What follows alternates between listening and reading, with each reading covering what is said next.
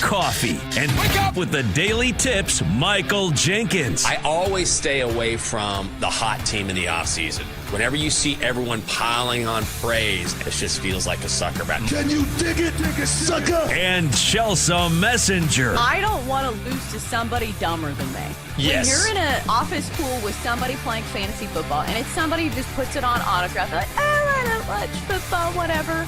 I don't want to lose to those people. The who? The her. For the best wagertainment here on the BetMGM Network. Hey, Dad, don't forget about me, the Dogster. Sponsored by BetMGM. Make it legend. Wait for it. Dairy. Download the app today. Please gamble responsibly. Here we go. It is the midweek edition of the Daily Tip on the BetMGM Network. Hope you're having a great morning. Coming up, we'll get started by telling you about our best bets from last night. And the Eagles all fired up about the tush push all over again. The story just will not go away. Then, if Philly makes the Super Bowl, who will play at the halftime show? The odds are out. We've got my streaming corner at 640. We're going to whine about it on this Wednesday, and we'll talk Big Ten football with Anthony Herron from Sirius XM Radio. I'm Michael Jenkins. She is Chelsea Messenger. Chelsea, it is a Wednesday. Good morning to you. It is a Wednesday, and that's my least favorite day of the week, especially during football season, because we got nothing to look forward to. We have daytime baseball, like maybe a couple games to follow. And listen, after last night's baseball debacle, I'm not looking forward to it. Like, come on, man. Paul Skeens was in the circle of trust. And what did the Pirates do? What did the Cubs do? They score all of the runs in the entire game in the first 5 innings. Of course, we had the first 5 under. And they're like, oh, no. Statistically, this bullpen is terrible, but tonight, it's going to be amazing. It's going to be Mariano Rivera out there. I don't know who these guys are, but they locked it up in the final few innings of that game, and it cost us our win. So I'm not feeling great about the slate today. Well, that's all right. We'll look at the slate earlier on in the show, but even though we lost that game, you got to win in the Brewers game, so that was nice. Yeah, that's true. Another 1-1 night, just middling on the middle of the week on a Wednesday. So here's the best bet. So we had the Cubs-Pirates first 5 under 3.5. As I just complained about, the Cubs led 4-1. Paul Skeens gave up runs, ? And then we did have the Brewers on the run line, which was an easy winner. Brewers topped the Angels 9-2. So that was a win, 1-1 for me. And Jenks, I was following your Yankees bet, and it looked like an easy winner. Like, I don't know what inning I checked it in, but I didn't check like the last 2 innings or something. I feel for you. That is a bad beat. Ooh, at least it was a push. Thank God. Correct. And normally in a game like that, I would go with Yankees run line, which is -1.5, obviously. But I've been working these -1s just out of curiosity. And I'm glad I did, because the Yankees jumped out to a massive lead. Then the Twins came back, and then the Yankees led 10-8 in the ninth. The Twins got 1.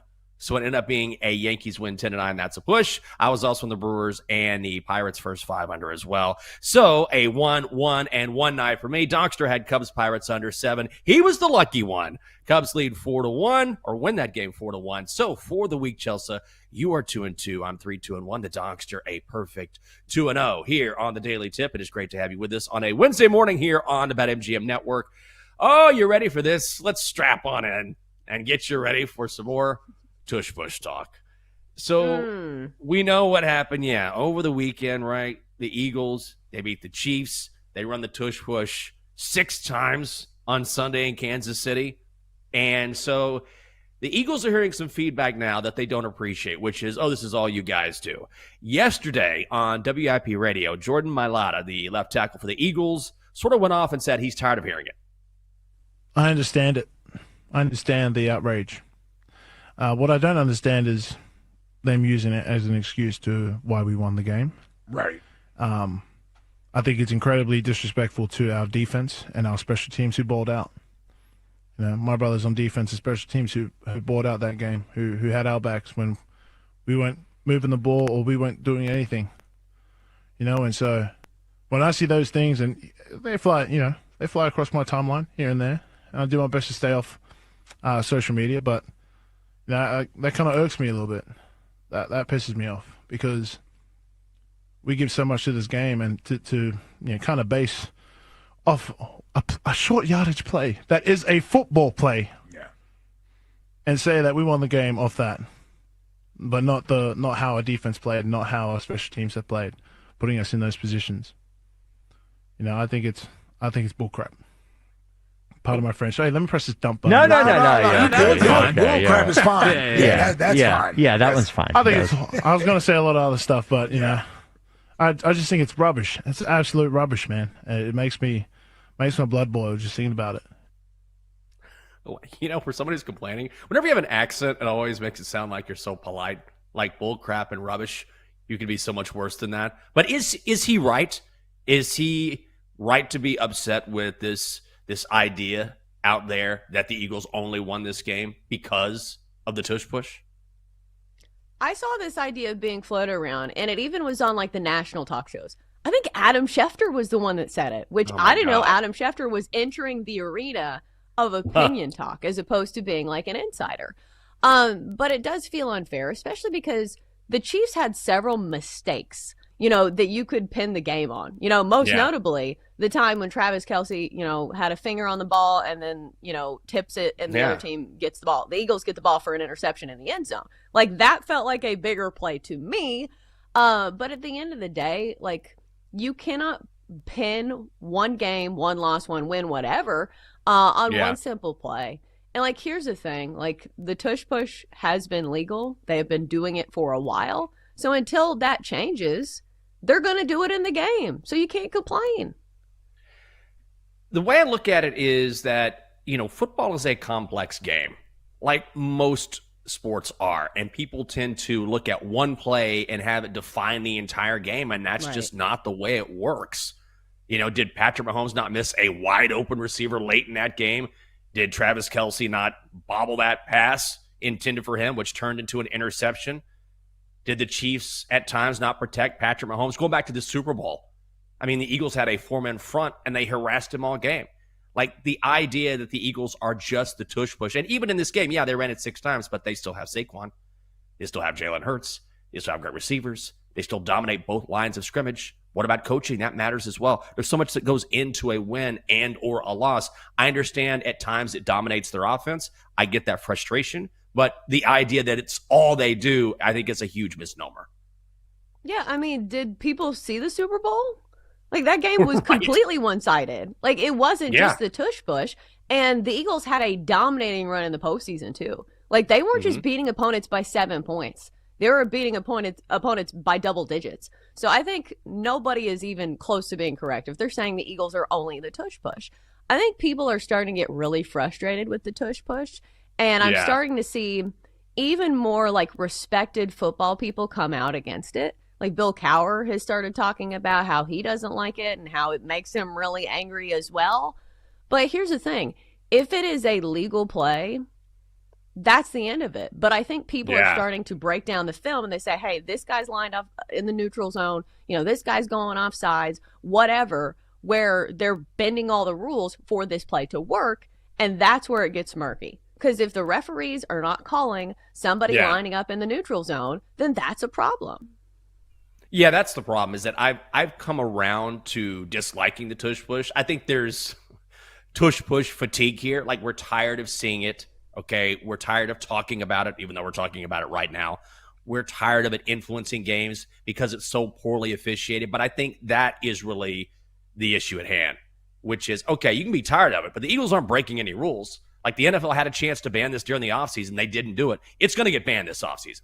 Like, everyone has sort of come on board with, the problem is not only is it maybe not a football play, it's more of a rugby play than anything else. It's not a true football play. But more than that, officials just don't know how to officiate it at all. Guys are jumping off sides, or you saw the Eagles guards, this video is going around, jumping ahead of the ball being snapped. And even when they try to spot the ball, they have to use that Hawkeye technology, which I know they do on 4th downs anyway, but the officials legitimately can't spot the ball. They don't know because it's this huge scrum. So if it's already kind of not a football play and you don't know how to officiate it any longer, then I think maybe it's worn out its usefulness in the NFL. Good on the Eagles for taking advantage of it, but I think it's time for it to come to a close, and that's going to happen after this season. Yeah, or you have to teach, referees how to officiate it. And, maybe you call a 15-yard penalty on the play, and maybe that'll stop them from doing it. But already we're seeing, like, conspiracy flags start to fly. Like, Warren Sharp put this out there yesterday, saying that the NFL filed a copyright claim on the broadcast video showing the Eagles and how they were false starting on multiple tush pushes. I don't know what that means. Like, I think they're trying to take the video down is, like, what I'm getting at. Is, like, when they file a copyright claim, they're like, hey, you can't post this video. So I don't know what the NFL has up their sleeve, but clearly they don't love it when somebody else is, like, in control and pointing out, hey, you guys are doing this wrong. So the NFL does not love that. So I would imagine they do something pretty quickly, especially when it's against the Chiefs. Because that's obviously one of the favorite children in the NFL of Roger Goodell. If it happened against another team, we probably wouldn't be having this discussion. But maybe since it's against the Chiefs, something will get done. You know what it is? It's the new version of the Chiefs get all the calls. That's what it is. It's almost like, God, you guys always get the calls. I'm tired of this. You always get the calls. I'm tired of this. Well, now the power has shifted to Philadelphia. So it's, you guys, you only win because of the tush push. You only win because of the tush push, when there's a lot more to it than that. But I think the NFL will end up banning this during the offseason. Like, you can sort of feel the rumbling of people saying, I'm over this play. It can't be officiated. Even during the broadcast, I mean, didn't Fox go to Gene Sarator or whoever it is, one of their experts, and he's like, I'm over it. I don't know what to tell you guys. Like, I don't know what to tell you about the tush push. Like, even the guys sitting there whose jobs it is to break down every play or say this is a penalty, it's not, are like throwing their hands up and saying, I don't know what to do here. Right. So, like, think of us, the layperson, trying to figure all of this out. So it's just really difficult.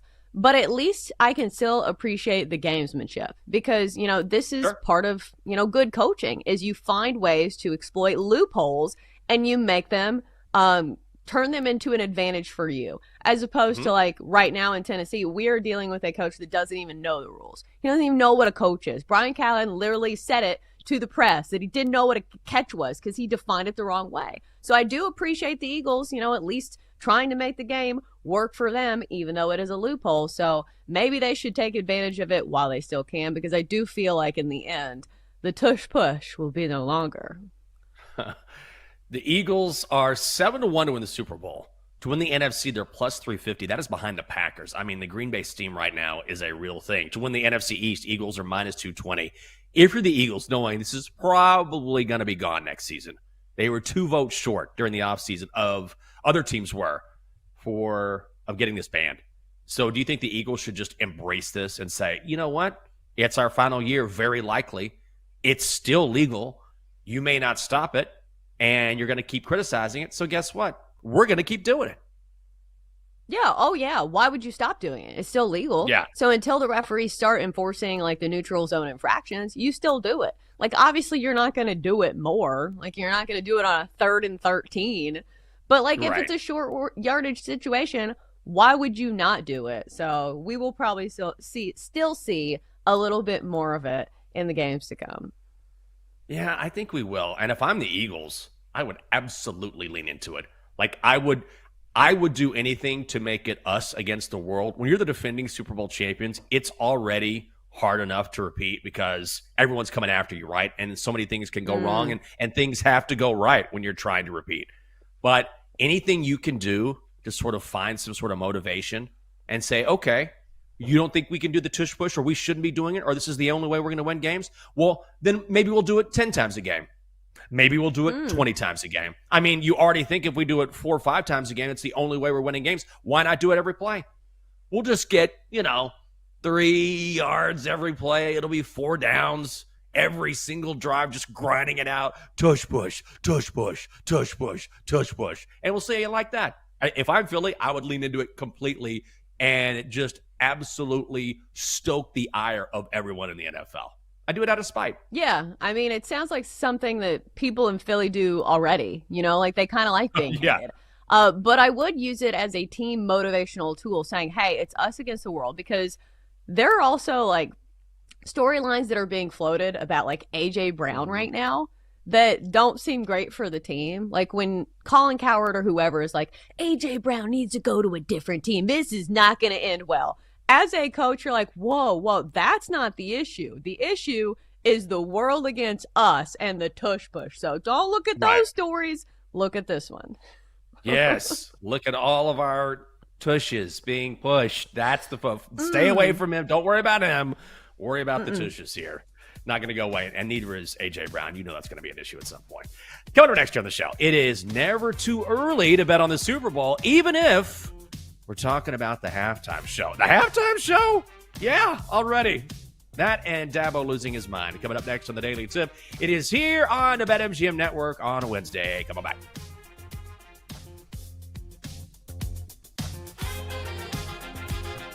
Chelsea and Jenks will be right back on the Daily Tip on the BetMGM Network. Make it legendary. Download the app today. Please gamble responsibly.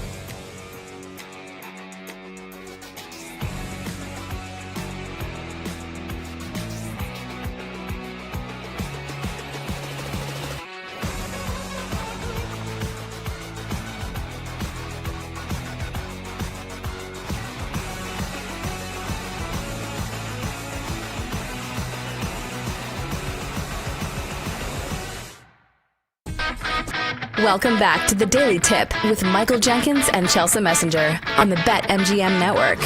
Make it legendary. Download the app today. Please gamble responsibly. Welcome back. Great to have you with us on a Wednesday. Thanks for being along as we sort of get closer to the weekend. We're trying. Always trying here on the show. I'm Michael Jenkins. She is Chelsea Messenger. Coming up, we predicted it, and it happened yesterday. Dabo Swinney speaking out after the loss at Georgia Tech. Yesterday, I talked to students at East Tennessee State University. Chelsea, with my friend Brad Bodie, who is now teaching that class. They're in Johnson City. Is that right, Tennessee? Am I getting that right? Probably not. But it was interesting. I think it's close. Yeah, around there. So it was good. I didn't know how big the class was going to be. I did it virtually, but there were probably, I was on a Zoom call. And at first I thought there were only 5 kids because I saw 5 little screens or, little boxes on my screen. And then I kept clicking and I was like, oh, wait a second. There's like 30, 35 kids here. So it was really interesting. I love discussing journalism and broadcasting, and I got a ton of questions, which was really great for me to sort of get that feedback, because you never know if people are genuinely interested in the craft or they're just taking a course just to get some hours in, whatever. But there was a lot of curiosity about, what route to take. How would you handle this? What should I do here? So it was very rewarding yesterday to talk to a bunch of young people who are truly interested in some things that we are lucky to do every day. So what were the best questions, or were there any questions that surprised you? I think the question that kind of surprised me is someone was already asking me about burnout. And, this is someone in their, early 20s, like, hey, I can see a situation where if you're doing so much, particularly when you're on all the time, when you can get burned out from doing that, which is a very fair question. How do you handle that? How would you handle that? So I had to think about it for a second and answer the question, but I thought it was very interesting for someone who is that young. I mean, you know how it is when you're younger, right? Like, you don't really think about burnout or taking a break. You're just like, work, figure this out. And someone was already saying, I can see how this might be a lot. How would you handle it? So that kind of caught me off guard, but it was a good question. I wonder if, and I'm sure this is a question that like all generations have had about like the younger generation is, I wonder if like the younger generation is going to have as much grit. And I'm not saying that like I had a ton of grit. I am just saying that like the news business was so difficult and challenging and brutal at times, where, they ask you to do all this work and you work all these hours for such little pay. Like, it's literally the poverty line. And I understand like things are getting better, but I just wonder if some of these kids have the grit, because now we live in an era of like instant gratification where like I feel like people can't even imagine living 5 years like that before like getting their big break, because people go viral all the time and they're, kids are used to like seeing the instant success, where most of the time it's not instant success. There was years of work in the making behind that moment. But I don't know. Like if somebody told me how hard I would have had to work in my 20s to get to where I am now, like I don't know if I would have done it. Do you get what I'm saying? It's a very tough business at the start. Oh, 1,000%. And the one thing I left them with was, look, you're going to get all sorts of advice, but the one thing that I will say that will hold you down and keep you going is that if you're going to get into this, you have to love the craft. Like if you're in it because you want to go viral or you want people to look at you, hey, some of that may come with the job, and that's great. There's nothing wrong with that. It feels good, all that. But the one thing that will keep you going is if you go into this with the right motivation, which is, no, I really love journalism. Like I love storytelling. I really have a passion for putting something together, be it off camera, on camera. If that's your true motivation, you're going to be fine. If it's not, then you might have a tougher time than you expected, which I think is pretty true. Yeah. I remember a lot of people tried to like dissuade me from being in the business. Like I remember the first internship I had, like the guy sat me down and was like, listen, this is a really tough business. You kind of have a Southern accent. So like, I don't know if this is for you, but like, that's the best thing to say to somebody who is very competitive. I was like, oh, really? Oh, yeah? You think I can't Is make that right? it? Watch and see. And here you are now. So you took it and you ran with it, and now we're rocking and rolling here on the show. Well, is anyone telling Dabo he shouldn't be a college football coach anymore? We predicted this over the weekend when Clemson lost to Georgia Tech. we were talking about different coaches, Brian Kelly kind of going off after the win against Florida. And we said, you know what, just wait until Dabo gets behind the microphone after this loss. Once he's had some time to sort of pontificate, think about it, get some feedback. So yesterday during his press conference at Clemson, he had a message for all of the haters. If they want me gone, if they tired of winning, they can send me on their way, because that's all we've done is win. So if they tired of winning, we've won this league 8 out of the last 10 years. Is that not good? I'm just asking, is that good? I don't know if that's good or not. To win your league 8 out of 10 years, to go to the playoffs 7 out of 10 years, to be in 4 national championships, win it twice. Yeah, we're a little down right now. Take your shots, but I got a long memory, in case y'all don't know. We'll be all right. We'll bounce back. This is a program built to last, always has been, always will be. And I would just say, if you give up on us if you don't believe in us because we've lost 2 games down to the last straight and you didn't believe in us anyway, so it don't matter. You wasn't all in anyway. If you're all in, you burn the ships, man. There ain't no exit strategy. Like, you're freaking all in. And hey, listen, I mean, if Clemson's tired of winning, they send me on my way, but I'm gonna go somewhere else and coach. I ain't going to the beach. Hell, I'm 55. I got a long way to go. Y'all gonna have to deal with me for a while. I got a long way to go. I'm just getting going. I'm just now good enough to be a head coach. He's just now good enough to be a head coach. I'm 55. I'm not going to the beach. I'm going to keep coaching. Is that good? I'm just curious. Is that good? Is that good? Oh, my God. I love this from Dabo. It's sort of ridiculous, but I felt like we knew it was coming. It feels very on brand, right? Because, we've seen crash outs from Dabo before, where he was, making that decree that if the players start to get paid, I'm going to quit. And then he didn't quit. So we have seen him make these false promises before. But this sounds like somebody who is trying to, when people say advice and you can tell it's for themselves. People do this on social media all the time, where somebody makes a post where it's all this motivational stuff. And you're like, is this for yourself? Are you yourself going through a hard time? Because that's what it sounds like. So I think this is him trying to manifest it to himself, because he is right. He does have a big resume.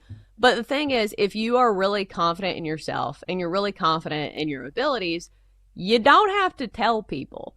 What's that joke about the people who make those really long posts about their relationships? Those are the worst relationships. If you have to spin zone everything and prove it to people that you guys are in love, you're probably not in love. So I think he's feeling a little insecure. I think this comes with, it's sort of the common denominator with this and Brian Kelly is do you not appreciate what I've done or what we're doing? Brian Kelly kind of had that same mentality, which is, we just beat Florida, an SEC game at night, okay? And your first question is about having trouble converting on 3rd down? Are you serious? And it's kind of the same mentality with Dabo, which is, okay, we lost to Georgia Tech. We've won the conference title, 8 out of 10 years? We've won national championships. Where's the appreciation? Do you think just anyone can do this? Do you think just anyone can show up here and win games? Yeah, we had a setback, but maybe appreciate what we've done. I think that's sort of the overarching thought here from both guys, and I know Brian Kelly apologized, but we've heard this from Dabo before, where he feels like, and I do understand to a point, that what he has done, what he has accomplished, has not been fully appreciated by Clemson fans. But at the same time, this is the job. This is why you get paid millions of dollars, because you're always going to deal with blowback. If you lose games you should not lose, particularly in what is supposed to be a national championship season. So that's also part of it. Well, and that's kind of the culture in college football. How many coaches have won a national championship and got fired within the next 5 years? There's been several. Yeah. Especially in the SEC and these big time schools, which I know Clemson's not the SEC, but it's a big time program. Look at LSU.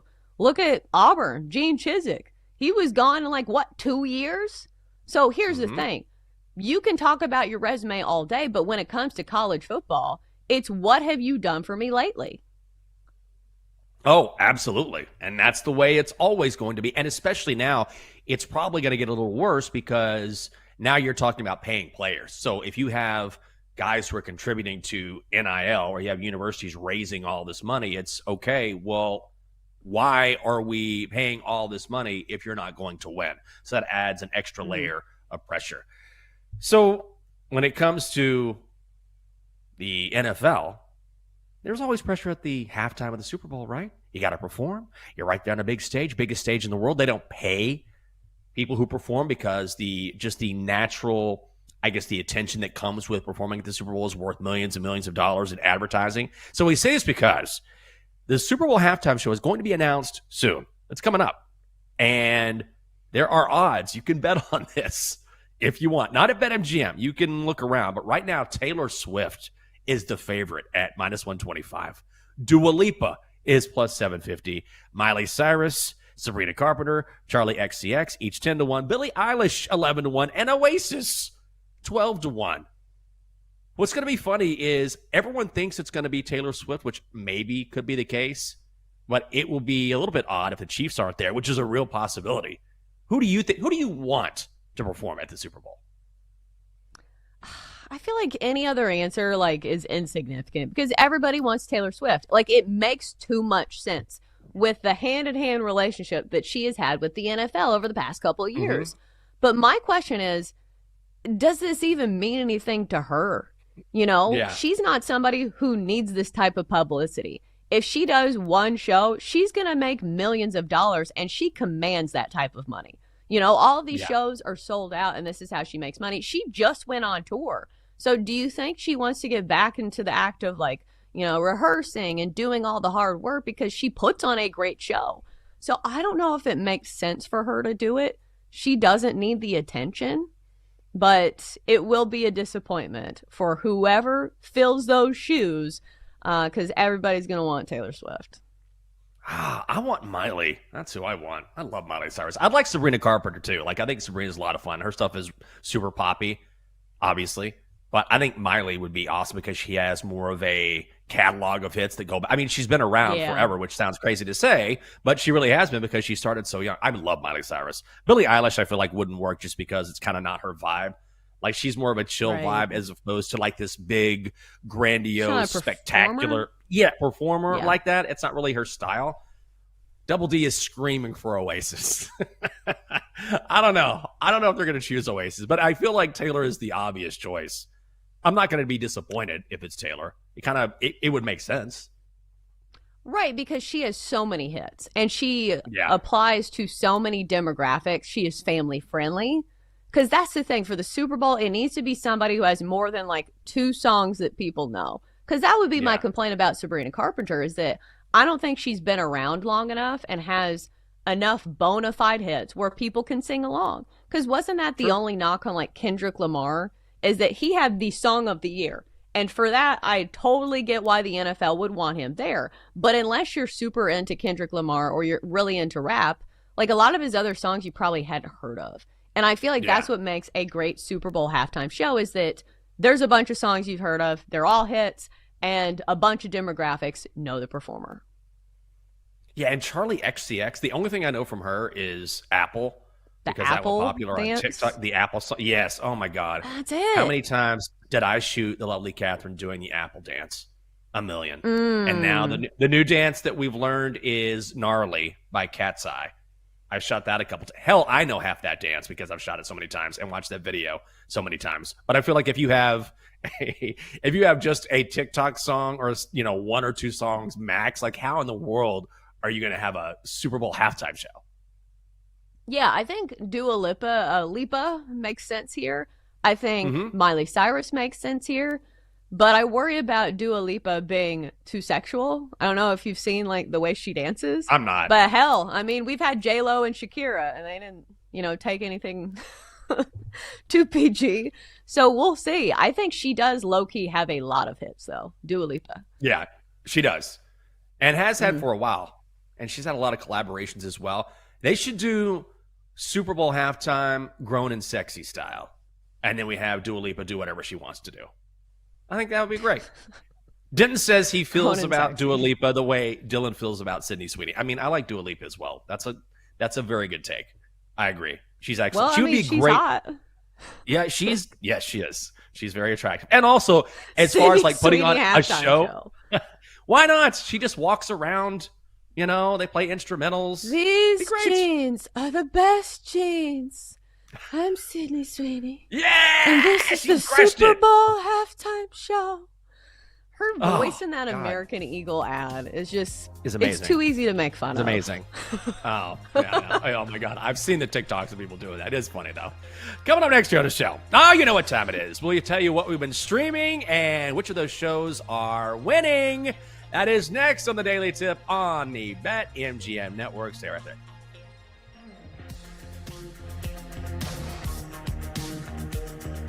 In 20 minutes, Chelsea and Jenks whine about what really has them bent out of shape in Whine About It Wednesday. Here on the Daily Tip, sponsored by BetMGM. Make it legendary.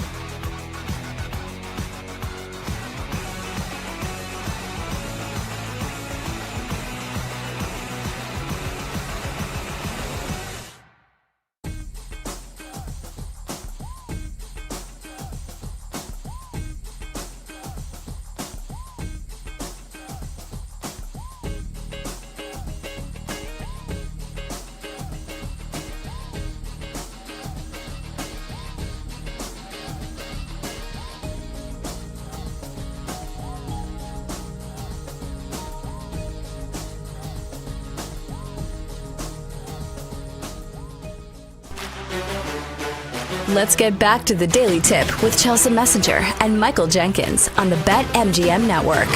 Make it legendary. Download the app today. Please gamble responsibly. Welcome back on a Wednesday. It is the Daily Tip on the BetMGM Network.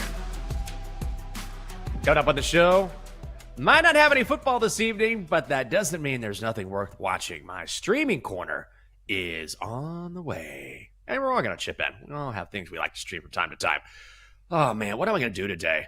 You know what I have to do? I have to, which is not, I don't know why I'm complaining about this, because it's a Whine About It Wednesday, but this is not a complaint. But I have some friends of mine, my friends Aaron and Laura, who are in town, used to live here, moved to Austin, now they're back. So I'm trying to figure out a time to see them today between an appointment and working on this show. But they're going to a Nats game at 4. So I think what I'm going to do is I might end up going to the game. I think if I can squeeze everything in, maybe I can go to the game for, the game will be over in like 2 hours. But I may do that. I don't know why I'm just talking through this, but I feel like it's a good problem to have. It's just, I kind of get overwhelmed. I want to make sure I see my friends, but I also want to get my stuff done. So I'll figure it out. I'll work through it, Chelsea. It's not the worst thing. Yeah, it sounds like a good problem to have, because I'm still trying to keep up with like the Game of Thrones tree of your friends, because it feels like you have a lot and you always mention them by name. So I'm always like, oh, I wonder if I've heard of these people.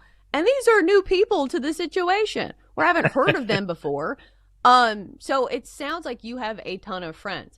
As for me, like, I think you can name my friends on one hand. Like, I essentially have like 3 friends, maybe 4, and 2 are in my family. Like, I'm going to count my husband as a friend. Can I do that? Okay, let's go 5. Let's go 5. Right. I got a starting 5 of friends, but that's it. But I think being a parent can be like a little isolating, because like my whole life is taking care of my daughter, you know, Well, so yeah, like I can't just like bop on over and get drinks. But it's a good problem to have that you are wanted in all of these circles and that all these people reach out to you. Yeah, it is very kind. It's just also, there's also like, I feel pressure, you know, like I got to make this happen. I want to make sure this person's taken care of. This person's taken care of. You know, I see them. So it's not a bad thing. It's just trying to squeezing it in during the week is what makes it tough. Do you know what I mean? Because we wake up so early. Yeah. And so trying to sort of, okay, I want to see you guys, but also I'm not going to stay out till God knows when tonight. But yeah, it's a good thing. And maybe we'll squeeze in some baseball as well. Some real great baseball with the Nationals. Nats baseball. Nats baseball. Catch the fever. All right. Oh, yeah. I'm sure they're going to pick that one up. Okay. It is a Wednesday, so we got Whine About It Wednesday coming up. But first, let's find out what's playing on the old streaming corner. What are you watching? Oh, we enter Jenks Streaming Corner, where Jenks and Chelsea tell you what should and should not be streaming here on the Daily Tip. What are you watching? So we watched this the other night. Actually, not true crime related. AKA Charlie Sheen on Netflix. So this is a 2-part documentary that runs about 3 hours. Like, it's long. And it chronicles his life in Hollywood, which is absolutely crazy. Like, going back to his early days when he was this Hollywood star and always has been a Hollywood star, but really chronicles how wild he's been and all of his drug addiction. And I got to tell you, these stories, remember when he was, even a few years ago, when it was winning and he's got tiger blood and he's just on this drug-fueled, like, rant, rage, just drug after drug after drug. It's amazing he's not dead. So he goes through all of this. He's very candid. At the end, he reveals some things that he's never talked about before on camera. But they talked to Denise Richards, his former wife. They talked to John Cryer, former co-star on 2.5 Men. And, I mean, he definitely agreed to this. He can be very charming. There's no question about it. But also, he's done some really bad things that result from his drug use. And I don't know how this guy is still with us after what he's done. But it is a very good watch if you're interested in what his journey has been during his Hollywood career, because he's been a star since he was a kid, essentially. Yeah, absolutely. And an A-lister. And he comes from an A-list family as well. Isn't his dad Martin Sheen? So, like, he's grown up in Hollywood. So like that's not shocking to me that he's done a bunch of like crazy things. I think we kind of knew that.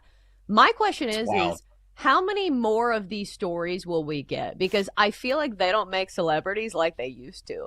Like, remember when VH1 Behind the Music was a thing, and it was about all these rock bands where like they would break up, the band broke up because somebody was sleeping with somebody's wife and they had a drug problem, and they just had all these wild issues. And I'm not saying that celebrities and rock stars don't have issues anymore, but number one, feels like we don't have rock stars anymore, and number two, I feel like mental health and like being a good person is more in style now.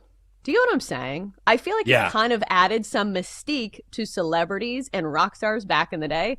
Now people want to cancel those type of people. So I'm trying to think like who's going to be the next celebrity that has that type of like biopic years and years after they're famous. Like the only person I can think of is like maybe Justin Bieber, because like he's had like an up and down road of, you know, like he was on top. He's had like some weird instances, and he has like connections to like Diddy. So I feel like maybe Justin Bieber fits the bill. But other than that, like who's going to be next on these biopics? Someone's got to step it up. Who's going to be the next drug-addled person?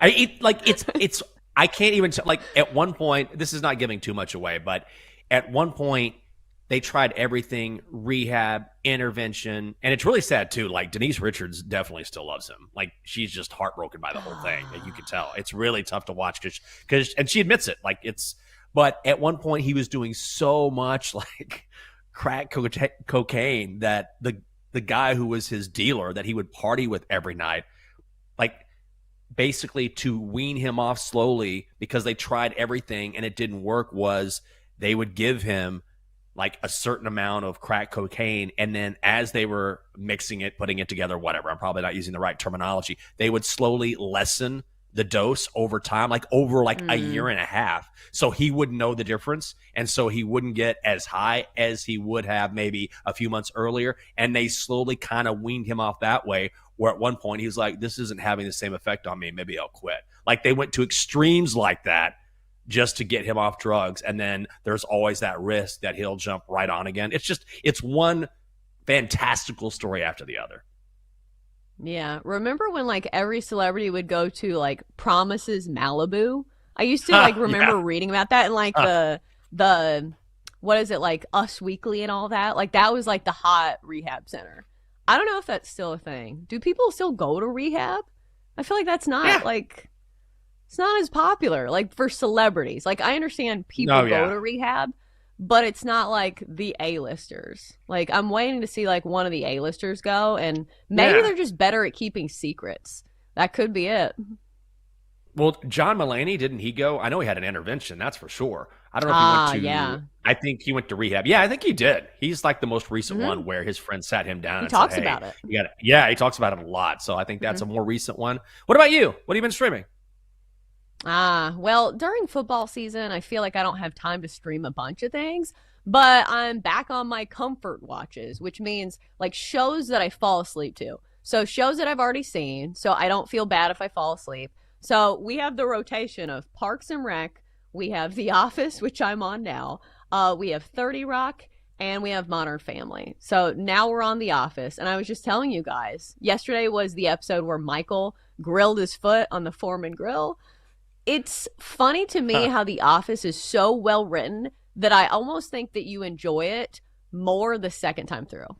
Like, do you know those type of shows that I'm talking about? Where it's like you miss little things, and the second time you're like, oh my God, that's genius. Because I remember watching The Office when it first came on and when it was on live on NBC, and I was like, show's stupid. Like, I haven't laughed out loud once, but it's very, like, I don't know, because sitcoms used to tell you when to laugh. It was like, there's a laugh track. It is very obvious when there is a joke, as opposed to like shows like The Office, and now most of those NBC shows where it's more nuanced. Oh, yeah. Well, it's more subtle too, right? Like you'll go back and watch it a second time and not notice it the first time and realize, like you were saying, the genius that it takes to sort of slide something in, or something that, and that's kind of the brilliance too, which is it's not supposed to be obvious. Like it's supposed to see if you can pick up on it. And it's much easier to go for the big laugh or to go for something that's obvious, like a laugh track or something that, okay, this is an obvious joke, as opposed to, we're going to see if you get this. It could be a throwaway line, could be a couple of words, it could be a reaction, and you're like, oh my God, that's so good. Yeah, it could be a look too. Absolutely. And I wonder what the directions are for the actors, because imagine being an actor and you're used to doing things a little bit bigger, because that's how I always thought stage actors were, is you do things a little bit bigger, and in the office they're probably you need to go smaller, just do a look, don't say anything, just simply look into the camera as Jim Halpert. Right. Right. Exactly. Well, so I mean, it's The Office is always a good watch. Yeah. And also, aren't you watching, what is it, not The Office, it's the new one, what's it called, The Paper? What's it called? Paper. The new one? I've already finished it. The Paper? Paper. Yeah. And it's good, right? It's very, very similar. It is almost a carbon copy. It's different characters, but it's the same premise and the same sense of humor. Okay. I can't decide if I want to fire up something else or not, because I've got about 4 different, we're in the middle of Yellow Jackets right now. We're in the middle of The Pit. We're about to finish Yellow Jackets. Thank you, Double D, for that, by the way, because I'm using his streaming service because he's a good man. Also, we got The Pit. Also, we've got a Dateline that we need to watch, which, whatever, we can watch that anytime. There's something else that we've been watching we kind of got into and got away from it. So I want to make sure we tie all the bows on those shows before we go into anything else, because my attention span can only handle so much. Didn't The Pit win a bunch of awards? Didn't they just have, what is it, the Emmys? And the lead actor who used to be on ER won Noah Wiley. I'm not in. What did he win? Best main actor? I don't even know the terminology. Best actor, and they were making I a big believe. deal because they were they were making a big deal because it's been 20 years since he was even in the discussion, since back when he was on ER. I mean, it's amazing, and a similar program, but he's so good in this role. Immediately when you watch it, you're like, oh my God, you were built for something like this that requires so much acting intelligence to be able to act like you know what you're talking about, especially when it comes to medicine or being a surgeon. He's just brilliant at it, so I'm glad he got the win. Coming up next year on the show, okay, it's time to whine about it. Our complaints are ready to be logged. We got some baseball coming up as well. It is next on the Daily Tip on the BetMGM Network. Chelsea and Jenks will be right back on the Daily Tip on the BetMGM Network. Make it legendary. Download the app today. Please gamble responsibly.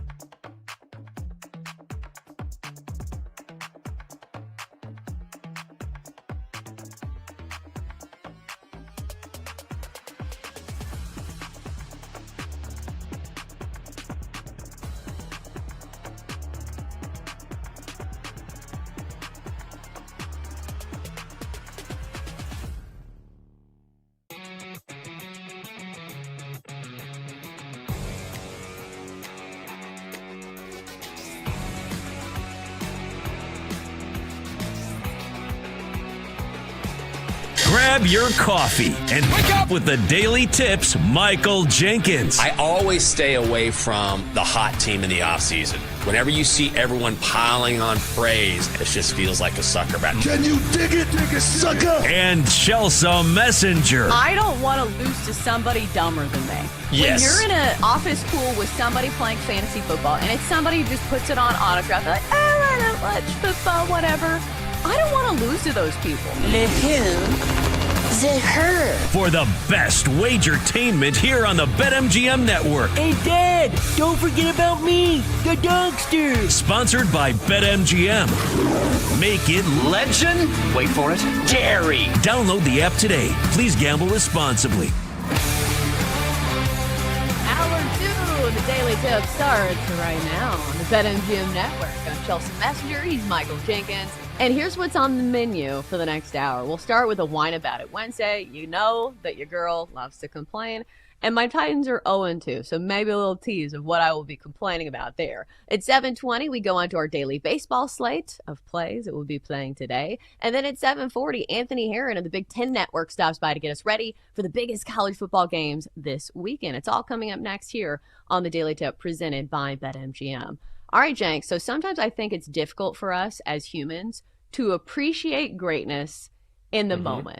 Sometimes I think it takes a few years of like looking back and like, wow, that was really amazing. And we see this in sports all the time where, the debate about Michael Jordan and LeBron. And I feel like in the moment of, when LeBron was really in his prime, and I even hesitate saying that because he's still putting up, massive numbers, is that I think people appreciate greatness more when it's already past. And so now when I see these like historic performances in baseball this year, I feel like, doing the Bart Simpson thing and like shaking people like, you need to appreciate what you're seeing. Because first it was Paul Skeens and people are like, oh, yeah, isn't that Livy Dunn's boyfriend? I'm like, he's one of the best pitchers of all time so far when it comes to his career numbers through 2 seasons in Major League Baseball. And I understand he had a little hiccup last night, but still, when your numbers are being posted next to like Dwight Gooden for like best seasons ever, you're doing something very, very right. And then next up, we have Cal Raleigh, who now is putting his name in the company of some of the best baseball players of all time, of Ken Griffey Jr., of, Mickey Mantle. Because last night he hit not 1, but 2 home runs, his 55th and his 56th home run of the season. And to add on to it, the Mariners have now won 10 straight. They are now leading the American League West by a half game. And they're even closing in on the Tigers for the best record in the American League, just 2 games back. The Mariners have 83 wins. The Tigers have 85. So for Cal Raleigh, like, this is a great season. And even him, when you hear his quotes after the game, he says, I feel like I shouldn't be mentioned in the same breath as Ken Griffey Jr. and Mickey Mantle, but like, this is the company that he's keeping. So it's just wild what he's doing, especially as a switch hitter and especially as a catcher. This is something that I think people do not realize if you're not like, baseball fans, is that there is a reason most catchers don't put up, massive numbers, because it is extremely exhausting and challenging to call a great game and sit behind the plate. And I don't know like how strong your legs are, but even just squatting for that long feels like it would be challenging to me. And that's why these guys have such massive quads, massive legs, and massive glutes, as we see on the Big Dumper. So I feel like Cal Raleigh is one of those players that people just don't appreciate enough. Yeah, I think part of it is, he hasn't really been a big name. I mean, people who know baseball have known Cal Raleigh, but not until this year has he really jumped into sort of the consciousness where even if you're sort of following baseball, you know who he is. And then also he plays out west, so you miss a lot of his games, I think, that aren't necessarily like easy to view, especially if you're here on the East Coast. But what he's done is so remarkable that last night, Dominique Canzone, his teammate, went 5 for 5 and hit 3 home runs in a game. Any other night of the week, you'd be talking about this kid who's, 28 years old, who plays for Seattle, who had a career night, and you haven't heard a whisper about it because of Cal Raleigh. Right, because the overall storyline for Cal Raleigh and the fact that he is challenging, the odds-on favorite entering the season to like lead the league in home runs, obviously, is Aaron Judge. And Aaron Judge is still a very good player, but also Aaron Judge is a brand name. He's one of the faces of Major League Baseball, and he plays for the Yankees. So I think a lot of people were still surprised, even like a month ago, and a lot of people wanted to discount it and say, oh, Cal Raleigh plays for the Mariners. Who is that? But I think he continues to prove the doubters wrong. And if you watch him on a nightly basis, man, is he fun to watch. A great swing, a great home run hitter, and a good overall player who's now playing, for a team that's very much in contention for the American League, which I don't know if I still trust the Mariners. We shall see. But it does appear that they're going to be making the playoffs. To win the AL West right now, minus 210, with only a few games left in the regular season. To win the American League, if you're interested, plus 425. And to win the World Series, they are 10-1. All right, Jenks. So I complain a lot, but in this segment, I actually am warranted to do so. It's a Wednesday, which means it's time to whine about it. Why talk about it when you can whine about it? Whine, whine, whine. Here on Whining Wednesday. Do you want to hear whining? On the Daily Tip. All right, so I feel like I have a plethora of complaints every single week on the show. Okay. So it's more about like which one do I choose for this segment. But Jenks, what are you whining about it on this Wednesday? Well, I debated. I don't have a ton of complaints, but I'm all over companies that I use that aren't meeting a certain standard, and that company is Zipcar. I don't have a car because it saves me a ton of money. I use Metro when I can. I'll use an Uber, a Lyft, and occasionally, especially when I have to go out to Northwest Stadium to cover the Commanders, I'll use a Zipcar because I need something for a few hours, and also getting picked up in a Lyft or an Uber at the stadium is kind of a nightmare. These Zip cars, I feel like, as someone who talks about smoking on the show all the time, I feel like Zip cars are magnets for smokers. You wouldn't believe the number of times that I will open up a Zip car and it's like somebody has come in here and they've been smoking the entire time. So, in fact, there's one car I use on a regular basis because these are located throughout the city, and there's a few that are close to my neighborhood. It's a quick walk. And it has a cigarette butt burn on the passenger seat. So I have to document this every single time I get in the car, like, hey, there's a burn in through the fabric because someone has put out their cigarette on the seat. It's gross. They need to be cleaned up. And they're super expensive. Like half a day is easily over $100. So if I'm going to pay this money, get the smoke out of your cars, take a vacuum to them, and clean them up. I feel like that smoke smell, though, is so difficult to get out. And this is why, I hate cigarette smoke, because it lingers on everything. Like, if you go to a bar and people are smoking, I have to take a shower and wash my hair because it just stays in your hair. And, like, that sucks. Washing your hair as somebody who has a lot of hair is an absolute process, and I don't want to do it. So do not smoke around me. I don't want that on me. All right, so my Whine About It Wednesday is going to be the Titans. And sports talk radio these days is downright depressing. Like, I listen to local radio all the time because I want to hear about my local teams.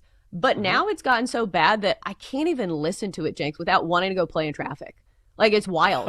Like, these former players who are so distraught about the current state of the Titans. Because, listen, like, we haven't been super relevant in, like, the past 5 years, even when Mike Vrabel was here.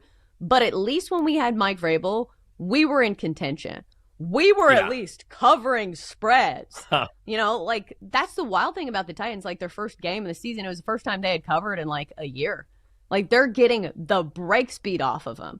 And this week we play the Colts, who haven't even punted yet. Can't wait for that one. And I absolutely hate the Colts. You know my feelings on Indianapolis. I hate the city. I hate the team. I hate that stupid building that looks like a Kroger where they play their games.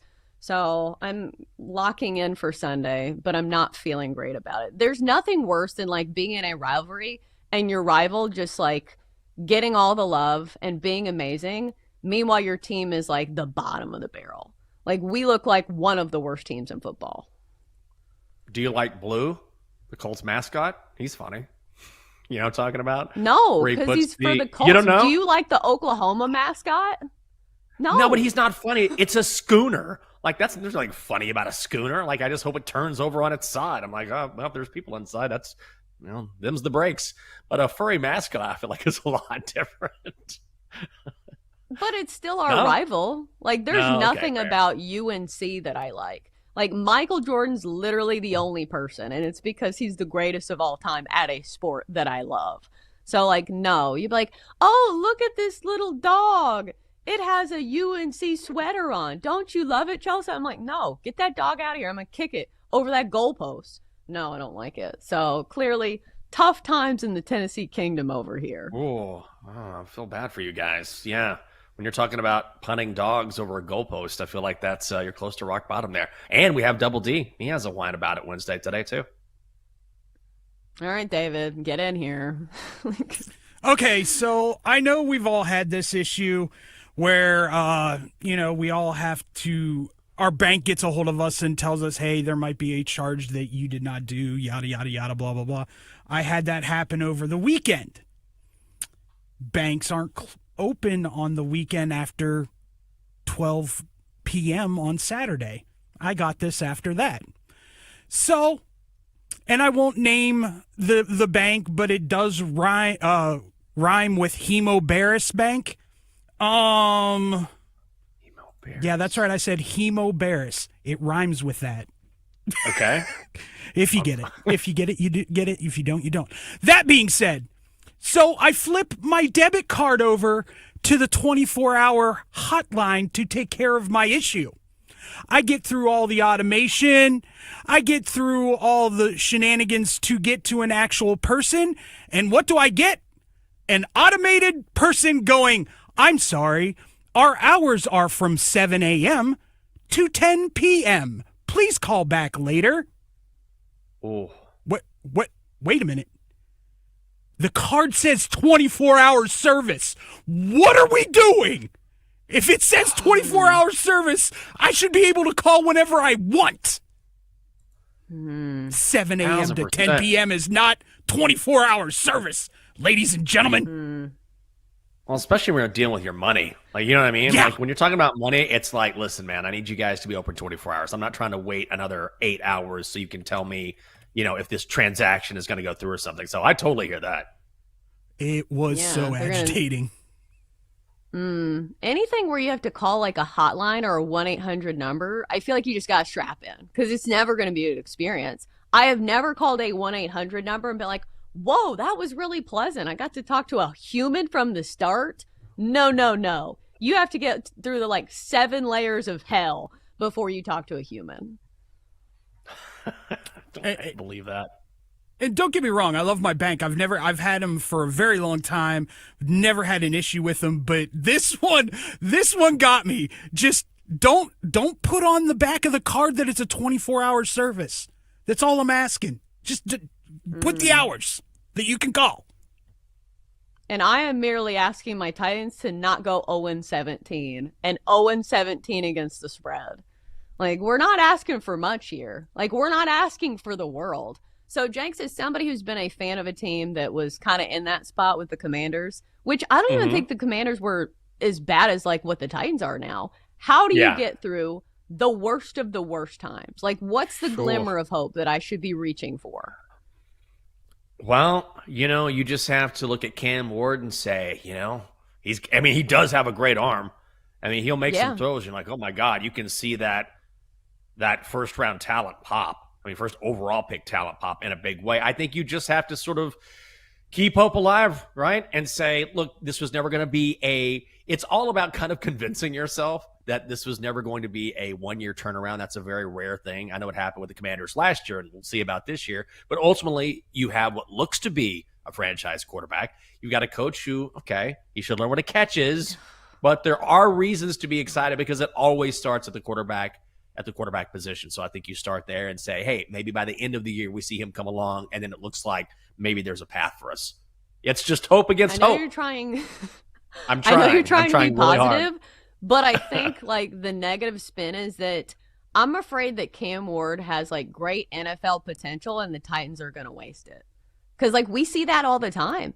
is that the physical tools are there for quarterbacks. And maybe there are people in Chicago who can commiserate with me, where sometimes the organization matters. And it's not enough to be just a good quarterback. You need an organization that'll bring you along and give you good coaching. Like Tom Brady had a great answer when I think Colin Cowherd asked him about this of like, is it because Colin Cowherd had like some random benchmark. He was like, I think you give him a year and a half. And Tom Brady was like, no, it's not a benchmark. It's definitely individualized depending on, the organization. And right now, Caleb Williams is not getting a whole lot of feedback. Like we've heard the stories about like nobody watching film with him. So maybe Ben Johnson can turn things around. But so far, it's not looking great in Chicago. So maybe we need a support group for Bears and Titans fans. All right, coming up next. We talk baseball. Daily baseball plays come your way next here on the Daily Tip.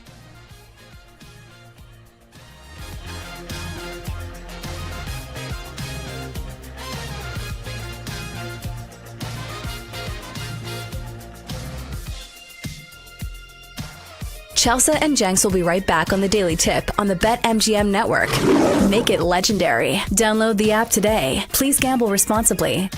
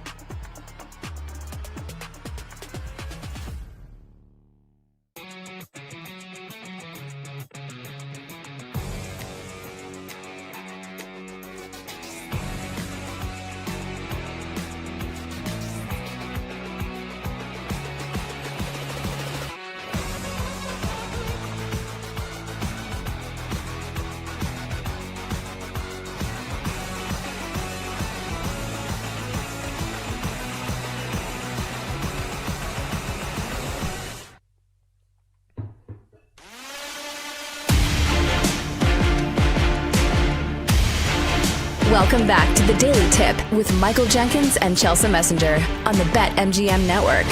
Make it legendary. Download the app today. Please gamble responsibly.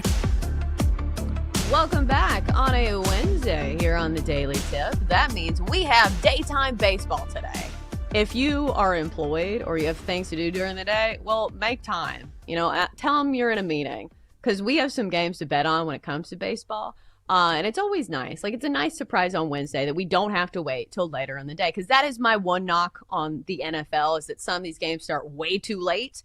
Like, I can't enjoy a game that starts at 10 Eastern. So at least baseball has in mind, like, the people who have to go to bed early. Because some of these games start well before our bedtime. And, Jenks, our bedtime is very early. Yes. Well, especially me. I mean, come on. These late games, forget about it. I will wake up in the middle of the night sometimes. I'm trying to resist this urge, and I'll, box score check. Box score check? Like I went, like I'll just get up, go to the bathroom or whatever. I wake up and I turn over and I'm like, should I grab my phone and see if the Yankees held on to win this game or what?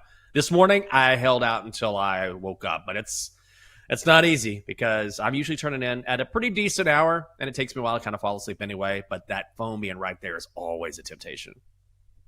Yeah, but it's one of those things where it's bad for you, but it's like still a fun feeling to have it because on the nights that we don't have football, I'm like, what am I supposed to do? Like I have on like some baseball games, but like I attempted to watch like Practical Magic because like I'm trying to get in the fall mood here, but it's like 90 degrees, so it's difficult. I don't know. Like it doesn't hit the same way it does for live sports because you like kind of know what's going to happen. And I feel like in sports, it is the ultimate reality show. So it's just not the adrenaline level that like sports give you. So at least we get that in the afternoon when it comes to baseball. And if you love the WNBA, well, the playoffs are starting as well. If you want a boost token for the WNBA, you can lock in for every basket with this WNBA same game parlay boost token. Use your token on any WNBA same game parlay and you'll score a bigger payout if your same game parlay wins. So you can bet on the WNBA, you can lock in some NFL bets already, or like I said, you can bet on baseball and get a payout by this afternoon. So Jenks, we have several games that start before the sun goes down.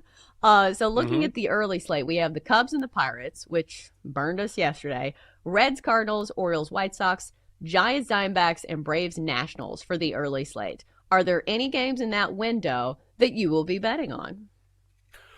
Well, I kind of want to go Cubs and Pirates again, but I don't know. I know. That's a tough one.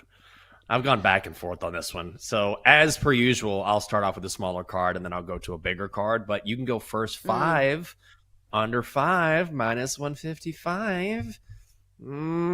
I don't know. This is a tough one. I will say that Johan Oviedo for the Pirates has been awesome. And I know he's facing these Cubs bats, and that's always, the risk, no matter who you are. If you're a very good pitcher, facing Chicago is never an easy task. But I'll tell you something.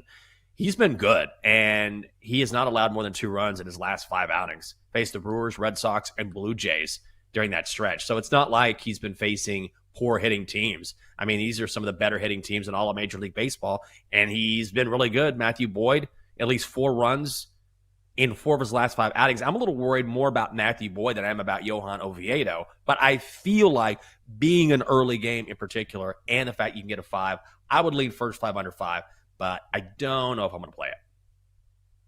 I feel like this will definitely hit just because of one of those things where it's like, okay, of course it's going to hit the day after we have like the pitching matchup that is like the best on the card where Paul Skeens can't even blank him, in 5 innings. Because sometimes baseball's funny like that.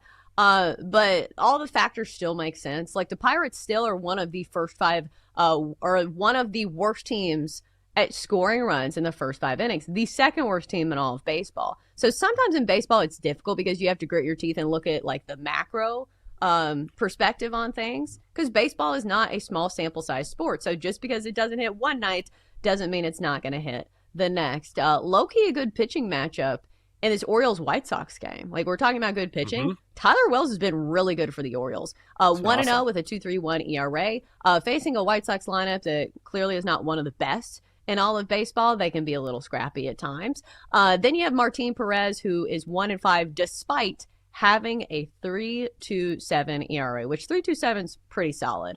He had one blow up over his last 3 where he gave up 6 runs to the Tigers, but that's one of the best lineups in all of baseball. Rebounded last time around against the Guardians, 6 2/3 with 3 earned runs. That is a quality start. Jenks, would you consider playing this game? Like, sometimes I don't like playing the bad teams just because I feel like they're kind of all over the place. But if there was ever, like, numbers that support another under or a first 5 under, I feel like this would be the case. Yeah, I mean, I kind of like the Orioles, though, honestly. Yeah, makes sense. I like the Orioles on the money line. I don't mind the first 5 under. Martin Perez has fallen off a little bit, but he's also been really good at home. But Tyler Wells, I think, here is just the better pitcher. He's been awesome, since he's come back. And not unhittable, but certainly one of the better pitchers in the game with a small sample size. And also, the Orioles have beaten the White Sox now like 11 out of their last 12 meetings. So sometimes, one squad just has another team's number. So with the Orioles playing as well as they have against the Pale Hose, and you've got Tyler Wells on the mound, I think if I'm going to play this game, I'd probably just take Baltimore on the money line. And it's minus 125, so it's palatable. I think I would do it in the first 5 innings, right? If you were simply backing Tyler Wells, Orioles first 5 money line is minus 125. That's a solid bet. The first 5 under number is 4.5, and you can get that under for minus 110. So I think both those are solid plays. Surprisingly so. Can't remember the last time I bet an Orioles or a White Sox game, but maybe today is the day. All right, looking towards the later portion of the card, it does feel like this is run line season. And we've talked about this on the show in previous years where, once they have September call-ups, once there, are divisional races that are kind of out of reach for some of these teams, this is when we see like some, big gaps start to form between the best teams and the worst teams in all of baseball. Because I was looking at this A's and Red Sox game. That kind of feels to be the case for me in this one, especially with Mason Barnett going for the A's today, 1-1, 8.53 ERA. Lucas Giolito has been solid on the season, 10-4 with a 3.31 ERA. Boston is minus 190 on the money line, but obviously you can get a much better price on the run line here if that's the play that you like. You can get them for plus 115 on the run line. So, Jenks, is it run line season for the Red Sox? Oh, I'm looking at this right now. It sure looks like it, right? Man, I think I might add this to the card. I like this a lot. Yeah, I mean, Mason Barnett has really struggled. Unless you get plus money too. Or you go first 5 as well, but ultimately, wouldn't you want those? I mean, I think you would want those Red Sox bats late in this game too, right? Like, I know they're at home, but ultimately against this A's relief staff, I think I'd probably want to take the full game run line, just kind of like we did with Milwaukee, right? Like, that's kind of the comp where you've got a team in the A's. They're not playing for anything, right? They've got a pitcher on the mound who's really struggled this season, at least 3 runs in 3 starts. One of those starts was against Boston. Last time out, gave up 3 runs in 3 2/3. Boston won that game 5-4, but ultimately in a game like this, when you can get plus money against a bad team, and you've got Giolito on the mound for Boston, by the way, who's been great this season. Yeah, I'm going to add this to the card. Plus money, because I've got some minus money picks on the card as well. Yeah, let's go Red Sox on the run line. You talked me into it. Yeah, I think you get a better price on this because the A's have been good in the recent sample size. 5 straight wins for the A's, but I think this is a get right spot for the Red Sox. Should be noted, Mason Barnett did start against the Red Sox not that long ago, but he only went 3 2/3. So again, I think this is a great get right spot for the Red Sox to play them on the run line for little plus money. So run line season, once again, can we apply this to any other team today? Like, are we back on the Brew Crew today? I know maybe you're a little hesitant to bet on the Yankees again. Yeah. Are we going with the Brewers? I mean, I had it yesterday. I had it. That was going to be a blowout win. I had Yankees -1 yesterday. It was absolutely going to be a blowout. And then, even when the Twins made that incredible comeback, they still lost the game, but where they were pushing the Yankees at the end, and still the Yankees were up 10-8 in the 9th, which would have meant my bet would have hit. Instead, the Twins get a run, and so my bet pushed. So at least it wasn't a loss, but I don't know if I want to go back to the well now. There'll be 3 straight days on the Yankees. They do have the pitching advantage here with Luis Hill going up against Taj Bradley. maybe I should do it because this would be the one. Maybe I'll just go big card today. Let's go Philly Mick card today because the one time that I did not bet them will be the one time that they get it done. 1,000%. For sure. Absolutely. If you don't make it an official play on the show, they're going to win like 10-2. Exactly. Let's go back to the Brewers for a second because I will say I don't love this matchup quite as much as we did yesterday for the Brewers because Jose Soriano has had some good starts despite a 4.13 ERA. But Brandon Woodruff's one of their best pitchers for the Brew Crew. 6-2, 3.32 ERA. Brewers have the much better lineup. And plus, again, I said this yesterday, you can make a solid case for the Brewers on the run line every single day of the week because they have the best run differential in all of baseball by a wide margin. Like theirs is like in the 170s. Everybody else, the second best team in baseball is in the 120s. So Brewers on the run line again, ? Jenks? I looked at this game. I think the thing that scared me off is that Jose Soriano. Look, I'm not gonna talk anyone off of betting the Brewers on the run line, right? Because the Angels are playing for nothing. The Brewers still have a lot to play for. They crushed it yesterday. They're the highest scoring team in baseball after the All-Star break. So there's a lot of reasons why you might like Milwaukee here, especially if you get them at plus money. I will say Jose Soriano has burned me a couple times, so I'm a little skittish there. Mm-hmm. Also, his home road splits are really interesting where he's so much better on the road. Like he's a completely different pitcher. Which is odd because there's one thing to have a difference in splits. You see that all the time. It's quite another to have a significant difference where the splits are just wildly different. And he's one of those pitchers where the splits are wildly different. So looking at his road splits, I decided I would sort of pump the brakes on this. And also the total is 7.5. So when I'm looking at a potential run line play, I'd like the total to be a little bit higher. Not always, but I think I'm going to pass on this one. Yeah, I think, again, like the situational spot was better yesterday for the Brewers. So it's like, I like this play today, but I loved it yesterday. So sometimes you got to know when to walk away and say, okay, maybe it's not my favorite play the day. All right, so we have a few other games that we haven't touched on quite yet. Mariners have won 10 in a row. You can get them for a pick 'em today against the Royals. At some point, they're probably going to lose a game. And I will say on paper, like this is not my favorite matchup with Bryce Miller, 4-5 with a 5.59 ERA, going against Cole Reagans, 2-3, 5.18 ERA. But Jenks, the much hotter team is obviously the Mariners. I mean, I think ultimately I might look at the over here. Maybe Cole Reagans is finally back. He looked really good in the minors, where he gave up a couple home runs, but also I think struck out 10 over his last 2 appearances. So he's definitely back at full strength. I will say this. The Royals bullpen is better than it was last year, but Reagans is not going to go long in this game because they will have him on a pitch count. They want to ease him back in because he had that rotator cuff injury, I believe it was. So he won't go long, and that means you get more of a longer outing for that Royals bullpen, and I think that benefits the Mariners here. So the Mariners at this price, with the way they've been playing, at some point, sure, this streak has to come to an end, but Seattle at minus 110 is going to be hard to pass up. Yeah, I feel like it's a team you definitely don't bet against, like with the momentum that they have, because baseball sometimes can be a very streaky sport. And right now the Mariners have all the momentum. Cal Raleigh just hit his 56th home run. And didn't you say there was another guy last night that had a massive day at the plate? So it just feels like everything is, connecting for the Mariners, who are still playing very meaningful games. Just a half game in the lead of the AL West and only 2 games behind the Tigers for the best record in the American League. So they still have something to play for. They've got all the momentum. So it does feel like a very cheap price on the Mariners. I consider playing the Rangers today with Jacob deGrom, 12-7, 2.82 ERA against Christian Javier of the Astros, 1-3, 4.78 ERA. Texas minus 125, Houston plus 105. But at the end of the day, like I kind of feel like this is a coin flip game. Like these two teams, I feel like it doesn't matter who's pitching. These two teams always play each other like pretty well. So I don't think it's going to make the card for me, but based on the numbers at hand, I do think I like the Rangers.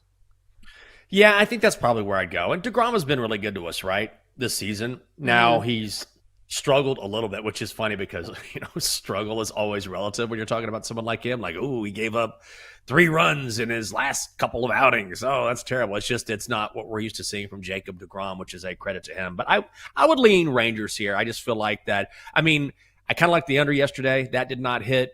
The Rangers made a late rally in that game, even though it fell short. But I would lean Rangers here. Yeah, I think so as well. Because by definition, like for people wondering, 7 innings and 3 earned runs by definition is a quality start. Like they have all these like classifications of like, you know, what a start is, like what a gem is. I think that's like 8 innings maybe, but still very good starts from Jacob deGrom. Even though the strikeouts are down, like that's a little bothersome because obviously Jacob deGrom used to be a strikeout machine. He only struck out 2 against the Mets last time around, even though I will say this, the Mets are one of the least strikeout prone teams in all of baseball. Coming up next, time to talk football. It's been a minute on the show. Time to get to the Big Ten and the biggest games on the card. We bring in Anthony Herron of the Big Ten Network next on the Daily Tip.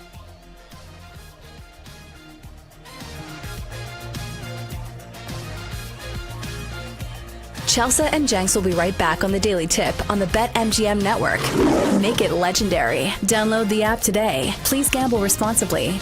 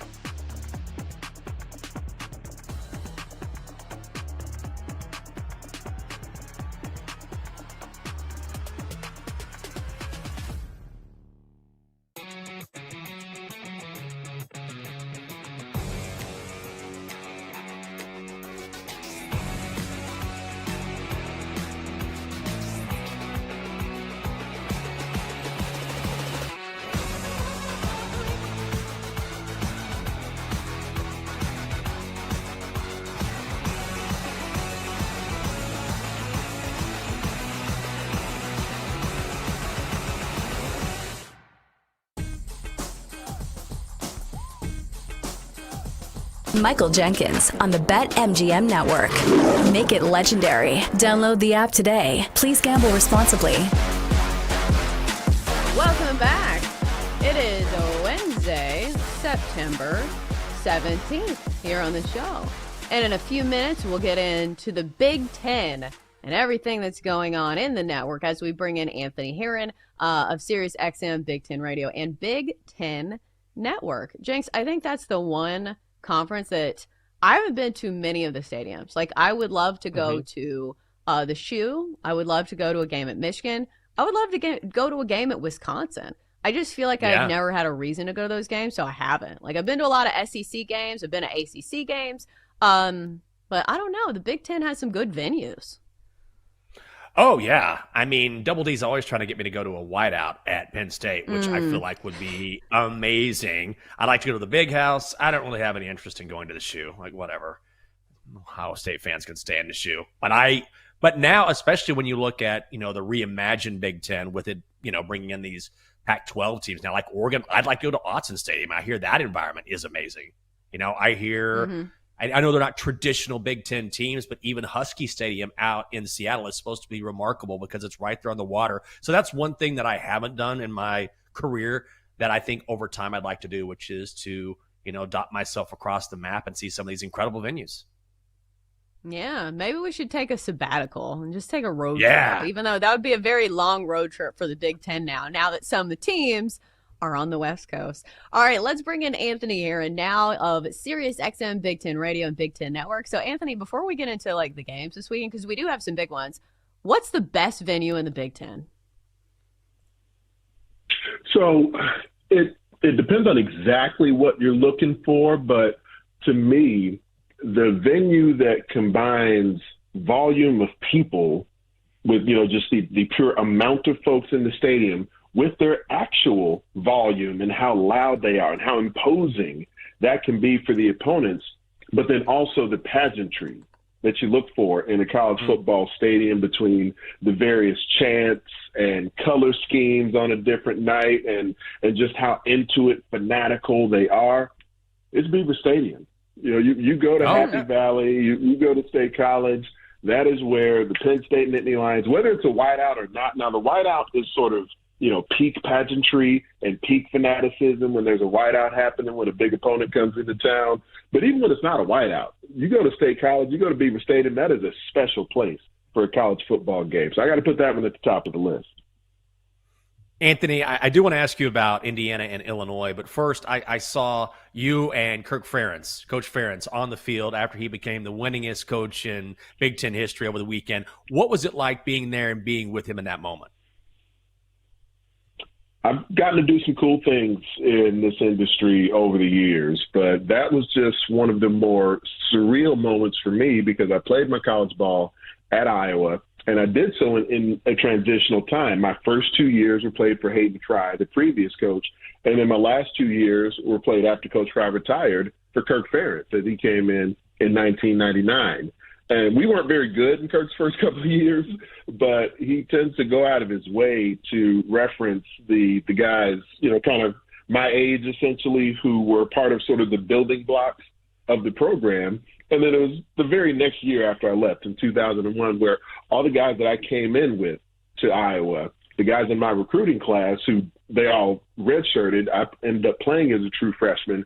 So I was gone. But in 2001 and then beyond, when he started making bowl games and winning Big Ten championships, is when the program really took off. So to be there for win number one as a player, and then to be back there where I called the game in the booth for the Big Ten Network, and Iowa had lost to the in-state rival Iowa State Cyclones the week before. Kirk would have broken the record in Ames if he did what he normally does and take down the Cyclones at Ames. But Iowa lost a close one, 54-yard field goal did him in. And so it was the least disappointed I've been about the Hawkeyes losing to the Cyclones because I knew that meant I was going to have the opportunity to call his record-breaking game. And the Big Ten Network was sensational about it, where they did want to personalize the broadcast since I had played for Kirk and that we've stayed close over the years. And it was a really, really cool night to just sort of see a bunch of things come together. I voiced the opening tease for the game that, ran on social media throughout the day, and that really kind of got folks going a little bit. And then the game itself was, of course, a blowout because UMass is just a really struggling football team right now. And then they snuck me down from the booth late in the fourth quarter.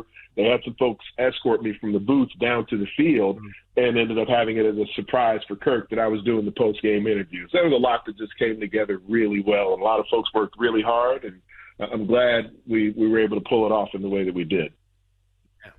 That's so awesome. What a cool moment. All right, so now let's ask about Illinois and Indiana. The big game of the week, it feels like, in the Big Ten, and a game with big implications for a team that could possibly go to the college football playoff.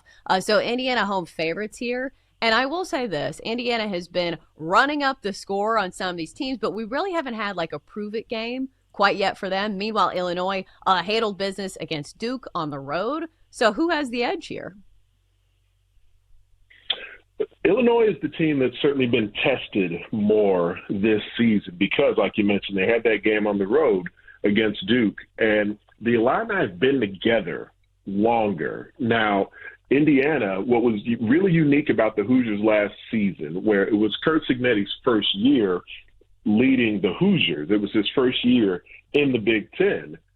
First year as a head coach at the major college football level.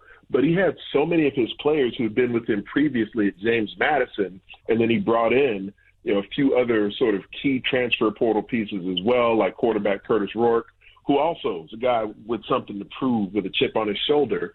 But that did provide a degree of continuity for Indiana last season that they just took off and ran with everything. That's not the case this year. They do have some pre-existing talent, but they've also got new quarterback in Fernando Mendoza, some new playmakers, especially on the line of scrimmage. On both lines of scrimmage where they were so good last year, they've got some new pieces. Illinois is now the older team, the veteran team, the team that's been through some things together, and that's really shown up a lot, especially in the second half of games where they've really hit another gear on some of their opponents. So I would say the intangible advantage certainly goes to the Illini. And a quarterback is Luke Altmaier, who's now a starter for his third year with this program. And when it gets into the red zone is where the Illini have been pretty special, where Luke Altmaier has been at his best. And it can be difficult. Once you get inside the 20, the confines of the field can make it tough for a quarterback to pass with precision or to even take off and run to find space. But they find a way to scheme Luke Altmaier, sort of an underrated athlete as a quarterback, but they get him on the move in the red zone, and they've been able to do some special things down there. And this is, in a top 20 class, it's certainly one of the top games of the weekend. And historically, with Illinois and Indiana both ranked, we haven't seen that since 1950, where both these teams have been ranked going into a game against each other. And I can't think of any time in my adult life where I would think there's championship implications when Illinois and Indiana are playing, not in hoops, but in football. Yeah. It's going to be a really fun one. Anthony, I know we got to get you out of here, but quickly, I just wanted your take on Penn State. We've heard all of the preseason hype. Haven't played anyone yet, but they get Oregon in a massive matchup next Saturday. Where do you stand on the Nittany Lions? The good thing with Penn State is that we see their defense continuing to be of championship caliber, and their run game is deep and talented, perhaps the best tandem of backs in the country in Nicholas Singleton and Kaytron Allen. And there does seem to be some bolstered weaponry at receiver, but as up to this point, the passing attack hasn't really taken off yet. And that's where, to have Drew Aller, a quarterback as physically gifted as him, he does need to continue to not only enhance his precision at the position, but look for those big play, those chunk play opportunities. And it is his second year having Andy Kotelnicki as his offensive coordinator. So I believe those will come, but that's probably the main aspect of the Nittany Lions. It's been a bit underwhelming so far. And by comparison to the Oregon Ducks, they're a team with a lot of potential, and they've got a first-year starting quarterback in Dante Moore. But we do see them showing the ability to attack opponents on each side of the ball, frankly, in a variety of ways. They can rush the quarterback. They can cover and take it away on the back end. their run game has become more and more explosive in the early weeks of the season here, and they can hit you with the chunk play in the passing game also. So this is a really complete-looking Oregon team that Penn State's going to have to face in a couple of weeks. So they got to figure out, how do we start to scheme up the vertical pass in a way that they haven't so far this season? And it's a little surprising because that was the main question coming out of last year, if they could pick up more chunks through the air. Yeah, it's always great when we have those prove-it games early in the season to see what type of talent we're truly working with on both sides of that coin. He is Anthony Herron. He does hosting duties for Big Ten Network. He's also on Sirius XM for Big Ten Radio. We know it's a busy time of year. Thank you so much for your time. I appreciate you both having me on. Let's do it again sometime. Yes, yeah, sir. Can't wait for more insider stories about the broadcast, about, the teams. That's really cool. I love hearing, like the peek behind the curtain when it comes to like the broadcast and like the little personal moments that like broadcasters get to have with the coaches. It's just one of those things that like humanizes the sport even more because, we work with numbers and betting, and that's fine. But like the human element and like the little anecdotes, like that's what makes things interesting. Oh man, a couple of my favorite moments ever in this industry are when you sort of make a connection with someone that was unexpected, right? Like I'm sure when Anthony started playing under Coach Ferentz, he would have never guessed, oh my God, here we are years later and we've remained close this entire time. And now I'm getting to interview you after our history about something you've accomplished now that no one else has ever done in the history of the conference. Like that's an amazing story. And those are the things, even though you'll have a lot of great moments, you have a lot of great games that you get to be a part of or you get to witness, it's those sort of touchstone moments that you sort of take with you throughout your career and mean the most. It also is nice to see that like a coach and a player still talk, because like we hear this all the time from coaches, is that we're leading young men. This is more than just football. And sometimes it just feels like, just coach speak, where they're just saying that. You're like, okay, how much money are you paying them? But it's like cool to see that they're still in touch and that there was like some type of connection there, that the coach was being good at a leadership role. All right, coming up next is hour 3 of the show. We'll talk the latest headlines in the NFL, including the tush push on the hot seat, next on the Daily Tip.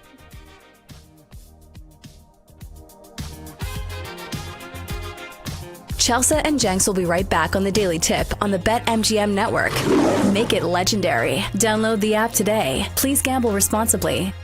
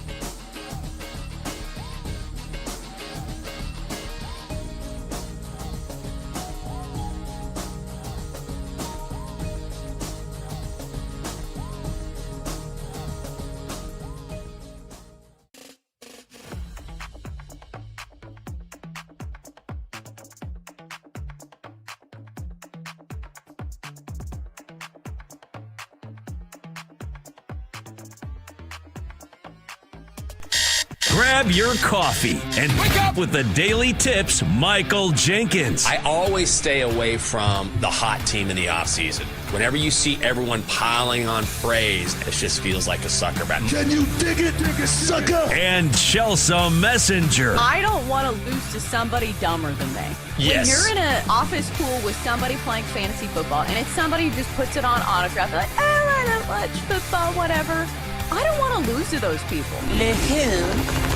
The her. For the best wagertainment here on the BetMGM Network. Hey, Dad, don't forget about me, the dogster. Sponsored by BetMGM. Make it Legend? Wait for it. Dairy. Download the app today. Please gamble responsibly. And we are off. Hour 3 of the Daily Tip on the BetMGM Network. Hope you're having a great morning. Thank you for waking up with us. Always great to be with you. I'm Michael Jenkins. She is Chelsea Messenger. Coming up in our final hour, the tush push is back in the headlines because, of course, it is. Hear why Eagles offensive lineman Jordan Mailata is over it. Then in 20 minutes, we'll stay in the NFL and buy or sell different teams after 2 weeks of action. Donkster best bets coming your way at 8:40. I'm working on a big card. Let's see how that goes. Also, welcome to our audience. Yeah, we're going to do it. Why not? Double D talked me into it. Doesn't take much. Also, welcome to our audience on Stadium. You can stream our final hour on BallySportsLive.com and the Bally Sports Live app. Oh, who doesn't want to talk about a tush push?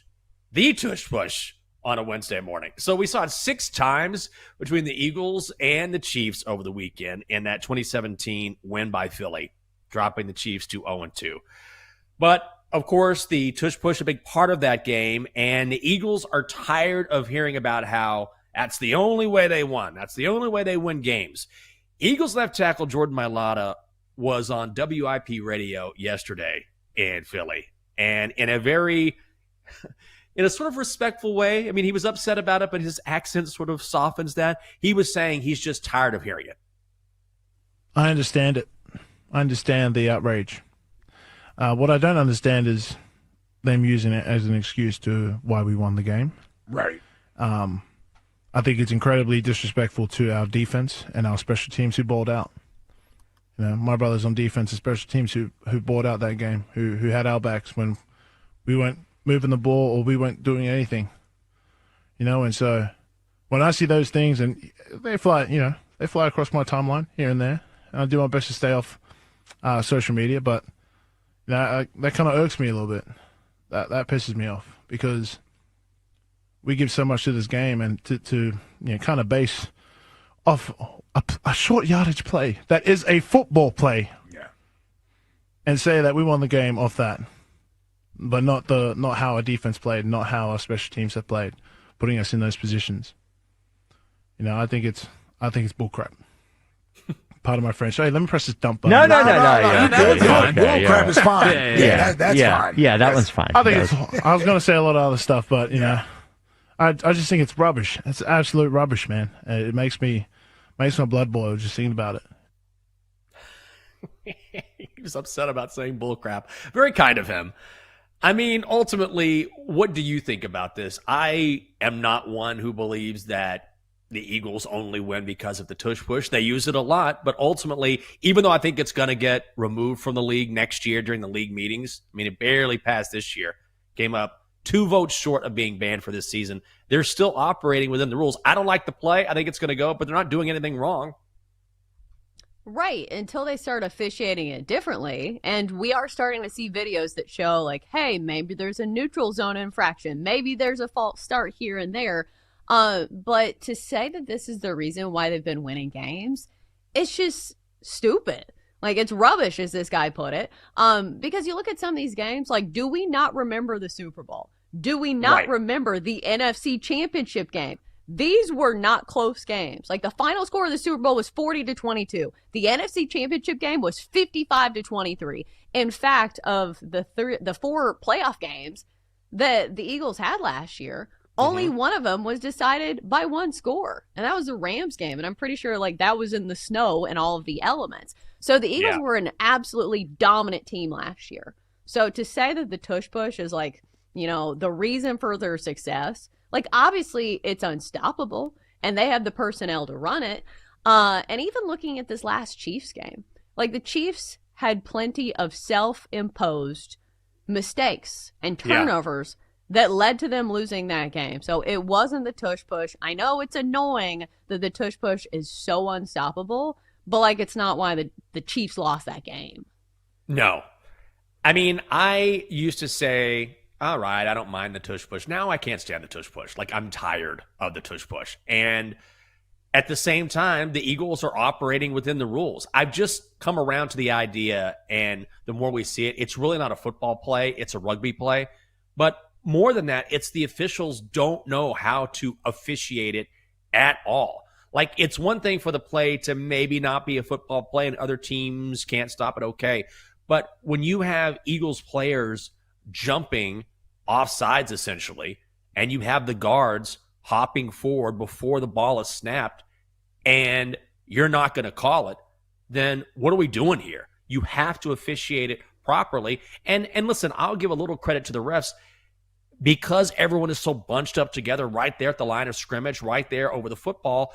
They have a hard time seeing it, and they can damn sure not spot the football correctly. They have to use that Hawkeye technology just to get it right. We saw that over the weekend as well, where the spot was a little off because you've got so many bodies right there on top. So I think this play needs to go.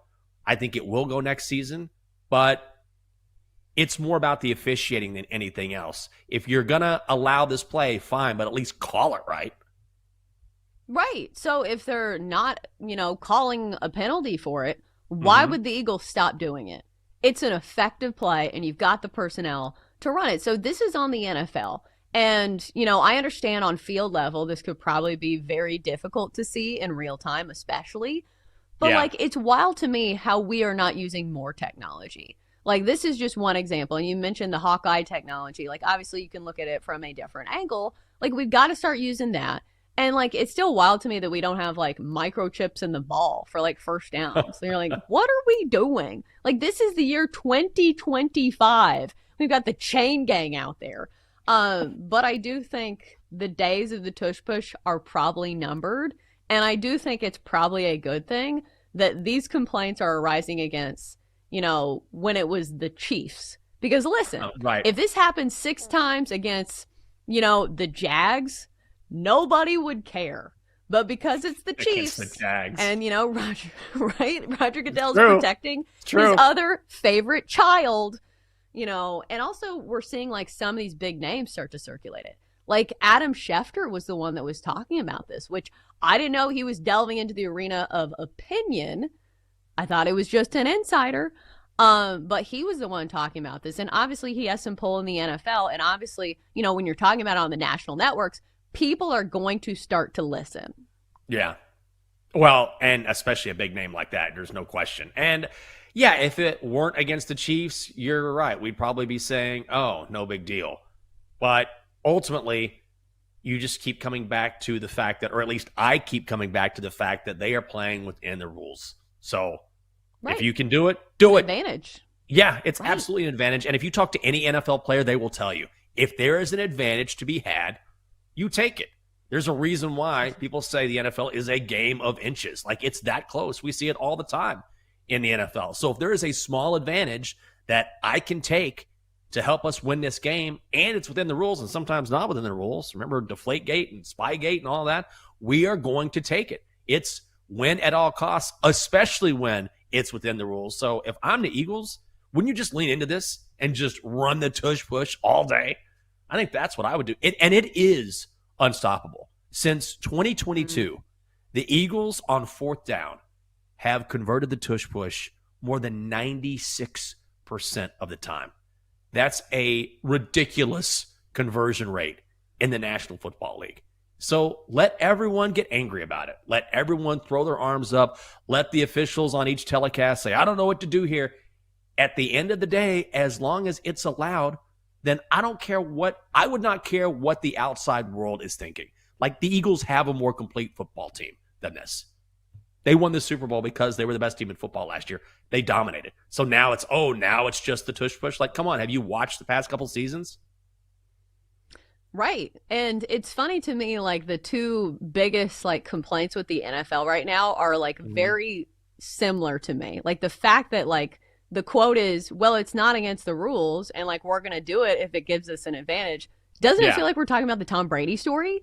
Like, because it's not against the rules and the NFL is letting him do all of these meetings against his opposition.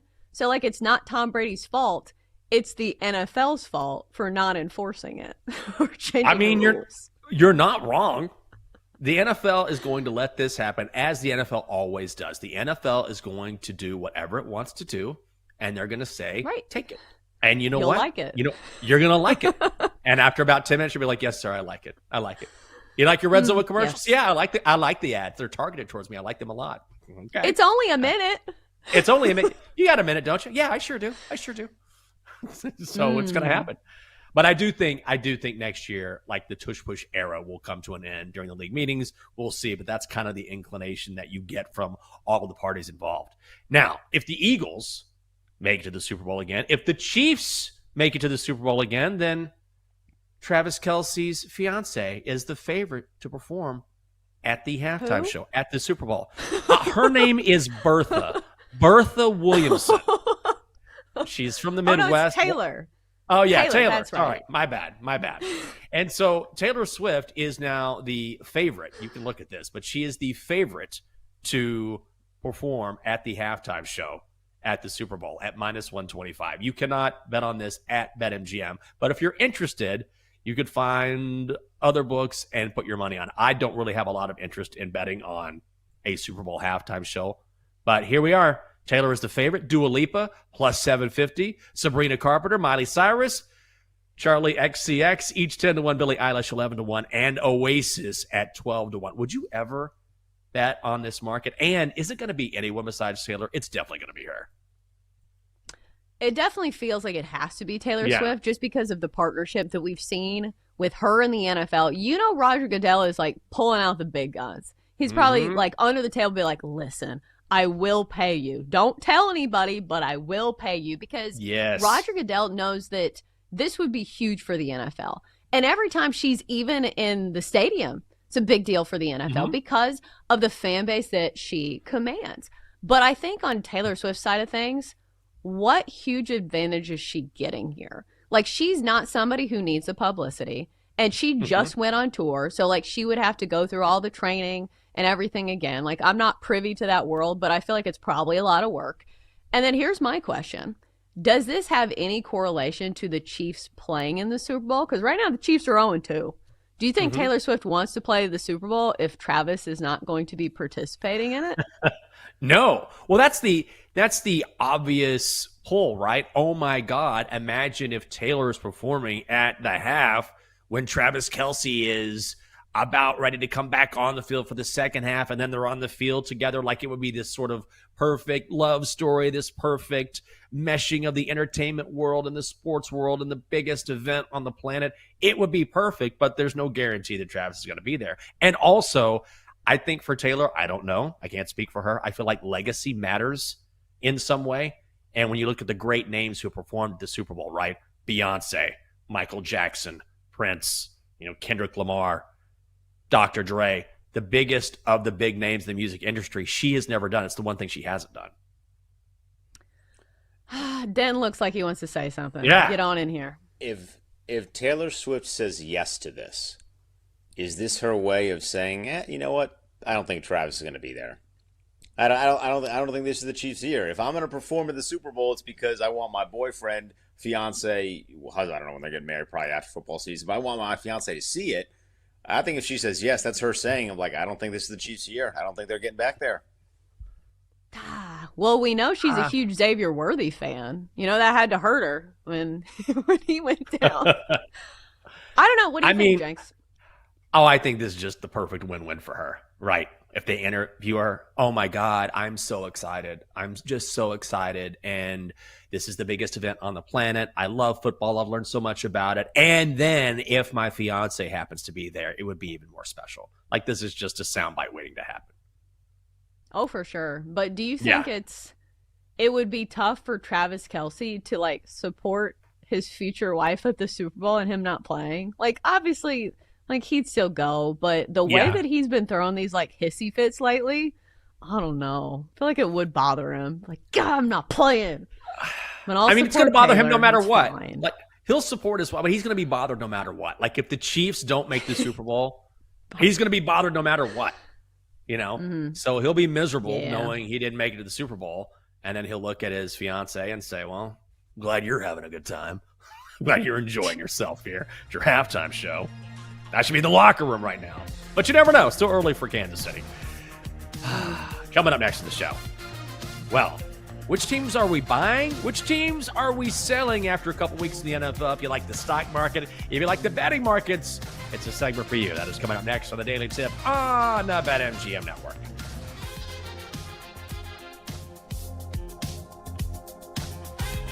Chelsea and Jenks will be right back on the Daily Tip on the BetMGM Network.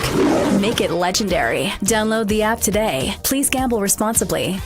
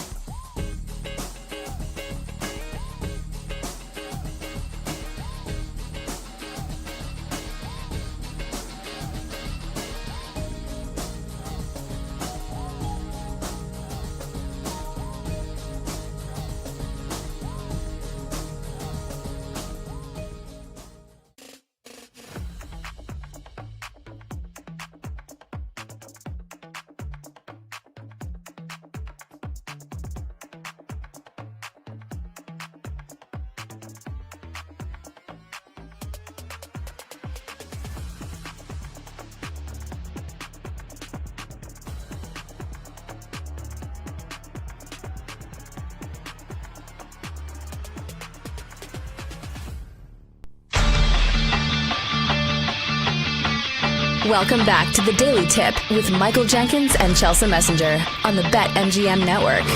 Make it legendary. Download the app today. Please gamble responsibly. Welcome back to the show. Daily Tip on the BetMGM Network. Coming up, the Chiefs are 0-2 to start the season. So are we buying or selling Kansas City to make the playoffs and then make a run? We'll bring in D-Day, and he will tee us up on those topics. How often are you on LinkedIn? I would guess never. Ooh. Chelsea. I don't would have guess one. never. 0% yes, you do. of the time. Really? I don't have one. Oh, okay. No. It's so interesting to me because it's such obviously it's almost like Facebook for business, right? It's just a bunch of business posts, and some of them are really good and very fascinating. I say this because I signed in because I had some kids from the East Tennessee State class yesterday want to friend me on LinkedIn, and I told them, hey, I'm here to help. If ever I can help in any way, I want to help you guys out. But then I had an old friend of mine pop up, and I'm amazed at some of my friends that I haven't seen in a while, which happens as you get older. And I'm like, oh my God, you're doing like big things. Like I got a friend of mine he worked in the Obama White House, started his own tech company, and he's giving some keynote speech next week. And I have a friend of mine, and she's the head of like corporate affairs for like General Motors. And I'm like, oh my God, this is amazing. I'm talking about sports and the Kansas City Chiefs. I mean, I'm very proud of them, but it kind of hits me in the face like, oh, wow, it's been a while and you guys are crushing it. Yeah, this is how like everybody in my grade of my swim team was. So I swam at NC State, and I feel like the demographic for swimmers is that like most of them are like type A, really hard workers, and like they come from good families because like swimming's a country club sport. Like most people don't get into swimming, because it's a difficult sport to kind of get into because like most summer leagues start with country clubs. So my point being is that like we have a group chat, and like some of the things it's like, oh, Marissa's getting ready to do the Ironman and she just had her 6th kid. And you're like, what? When does she have time for this? And then it's like people who are doctors and PhDs. So here I am like, well, we're going to talk about who covers the spread in Indiana and Illinois. Should be a big one. Life-changing work over here. So I totally get it. I feel like some idiot at Starbucks that like everybody's working on like really important stuff on their laptop. And I'm just like that meme of a cat just like typing away. I'm like, oh, look at these memes on Jameis Winston doing really serious work over here. Somebody has to do it. Somebody has to do the meme work, Chelsea. That's important meme work. And we're the people meme work. The meme work. That's real work. So we're going to do the meme work, and we're going to buy and sell some NFL teams and bring in D-Day to help us decide whether we are going to buy and sell. Good morning. All right, guys, how we doing? I hope that we are buying a lot of things and maybe selling some things to make some money to then buy some more things. That's usually how this works. Yes. So I'm going to start. Are you buying or selling the Kansas City Chiefs to make and win a playoff game? They started 0-2. Only 12% of teams that start 0-2 then proceed to make the playoffs. The Chiefs have done this before, but there's never been a team in NFL history coming off of a 14-plus win season to then start the next season 0-2 and win a playoff game that year. What do you think, Chelsea? I think that you really have to challenge your perspective when it comes to futures and betting, because it's very easy to look at the obvious and like, oh, the Chiefs are cooked. Why would you buy stock in the Chiefs? But listen, when it comes to futures, timing is everything. And the time you want to buy in on a stock is at its lowest. Doesn't it feel like the low point for the Chiefs right now? They started the season 0-2. But if you look at these games, it's not like they're getting blown out. Like, hell, they just played the reigning Super Bowl champs in the Eagles, a team that stomped them in the Super Bowl.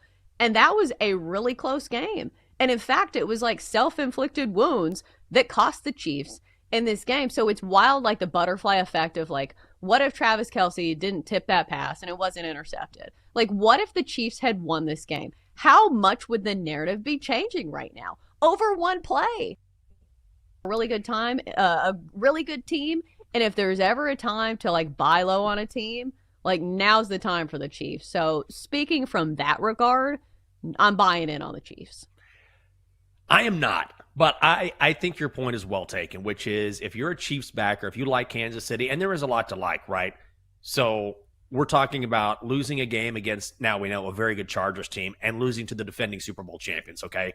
Anybody could go 0-2 against those two teams based on what we've seen thus far. But I ultimately think, going back to the Super Bowl last year, I wonder if this team has the horses to win a playoff game. I think maybe they could slide into the playoffs, but I just feel like they don't quite have the weaponry. They don't quite protect Patrick Mahomes like they should be able to protect him. We saw the Chargers get after him in game one. So I think they find a way to make it in, but I'm not really of the belief that they are going to make any sort of run or win a postseason game because the AFC is so strong. So I get the buy low spot on the Chiefs because of the Chiefs, but I'm out. I'm going to sell. I want to say one more thing about the Chiefs because I think it's important to note. I will say the defense at least looked very good against the Eagles. Because, if you can even slow down the Eagles just a little bit, your defense is doing something right. So I still think there are things to like about the Chiefs. And the problem is, just from a logic standpoint, is that we have seen this story before where they have had not much depth on the receiving core. You know, they say, oh, the Chiefs aren't dominating. And then those years, they've won Super Bowls. So it's just one of those things that, we've questioned the Chiefs before, and it has not turned out in our favor. So it's just really difficult to, write them off as completely dead. All right. So you guys mentioned the Los Angeles Chargers. They obviously beat the Chiefs in week number 1. They're looking for their first divisional title since 2009. I mean, think of how long ago that was. They're currently the favorite for the first time, and God knows when. They're minus 105. Are you buying that the Chargers are going to win the AFC West this year? I'm in. Just give me all the Kool-Aid on the Chargers. Play the San Diego Superchargers fight song that they used to play back in the day. We got to find out. That's old school. And let's just go on the Chargers not charging because they have a Jim Harbaugh in charge. I just love how physical they are. They are built in the image of teams he has built in the past, right? Like very well disciplined, complete teams, physical. And again, I know it's early, but now we're getting another year of this team under his tutelage. And if what we saw against the Chiefs and what we've seen early on is an indication, they're going to be a real force. And I think this is the year, based on Jim Harbaugh and his experience, that Justin Herbert takes that next step. And we're already starting to see it, which is crazy because he's already been a hell of a quarterback in the NFL. I'm all over the Chargers. I think you can make a very strong argument for them to win the AFC West and still feel like the Chiefs can be the more trustworthy team in the postseason, because think about it. Winning the AFC West is a regular season bet. And the most important part of this was that the Chargers already beat the Chiefs at a neutral site, which was their quote-unquote home game. So the fact that they already have one win against the Chiefs is a big deal. So it would not shock me. But again, when it comes to futures, you don't buy a stock when it's at its peak. Right now, the Chargers look amazing. So, maybe you wait a couple games and hope that they have a slip up, because it just feels like you've lost, the value when it comes to the Chargers. Maybe they lose to the Broncos this week. I don't think that it happens because the Broncos don't look as stout as I thought that they were going to be. But I think you kind of lost out on the time to buy on the Chargers. I think you only take this bet if you like the Chiefs. All right, what about Daniel Jones and the Indianapolis Colts? Are you buying that what we have seen in the first 2 weeks of the season are real? Oh, Chelsea, you hate the Colts. What do you think? God, I hate to admit it. I hate to give ammo to the haters of the Titans. But listen, the Colts look really good. And here's what I feel like people aren't talking about as much as maybe they should. It's very easy to look at the quarterback and be like, he's the reason for their success. But Jonathan Taylor ran for 165 yards against the Broncos. That is a very good defense. And I think people forget that Jonathan Taylor used to be one of the most dominant backs in the NFL. I remember the days where it was Jonathan Taylor v. Derrick Henry, for top spot and top billing as the top running back in the NFL. So I think, there are other things that go into it, but I do buy into the Colts. They're a good team. Daniel Jones is doing well enough, and the fact that he has the parachute of the run game, and Jonathan Taylor, I just think it makes it a more stable take to say that the Colts are the best team in the AFC South. I've gone back and forth on this one. I mean, it's been kind of fun. Well, I know it's not been fun for you, but it's been kind of fun from just a macro perspective to see the Colts actually win games with Daniel Jones at quarterback. And you mentioned Jonathan Taylor, how good he's been, and Shane Steichen and his plan. sort of coming together, maybe in Indianapolis, but I think I would still be on the Jags here. Although I wanted to get your take real quick, and Denton as well, on Brian Thomas Jr. Have you seen BTJ's highlights from last week where he's avoiding contact, he's dropping passes? Like, he just sort of lost his mind in that game, in a game that was absolutely winnable, and not playing like the guy that we saw last year. He was really underrated as a rookie. Did anyone see that but me? Yeah, those are lowlights. Those were not highlights. There was nothing high about crazy.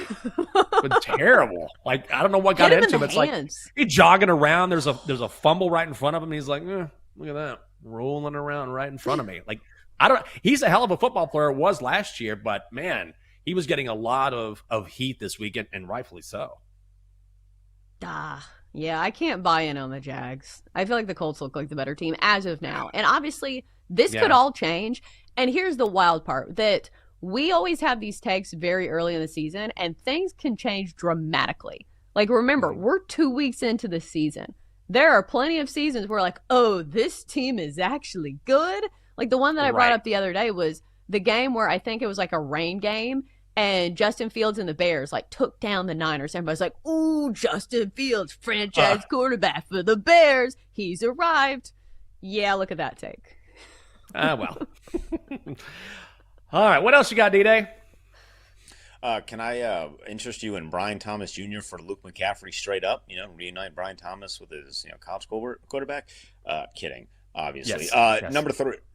Yeah, I would do it in a heartbeat. Are you kidding me? Yes. Are you buying or selling the Rams offense to be able to hang with Philadelphia? Played really well last week. Sorry, Chelsea. Against the Titans. Week number 1, they didn't look as impressive. Which version of the Rams is accurate? Ooh. I mean, did you see some of the tight window throws that Matt Stafford was making? Like, that's the thing. Like, no matter, what is holding together Matt Stafford, he is such a good quarterback. And Sean McVay, despite, I think he got hurt on the sideline. I think he's in a boot like you did. Yeah, he did.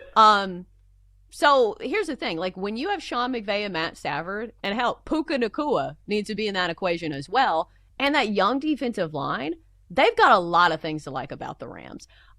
So I think Matt Stafford is just such a good quarterback. I don't know if they hang with the Eagles, but I think the Eagles can, like, stifle them to death to where maybe it's not a blowout. But maybe they play ball control here, because that's what I think they should do. Their run game is so good. I think they can hang with him, but, like, if I'm taking the 3, like, if you're asking if I'm taking the 3.5, I don't know about that. I think I would.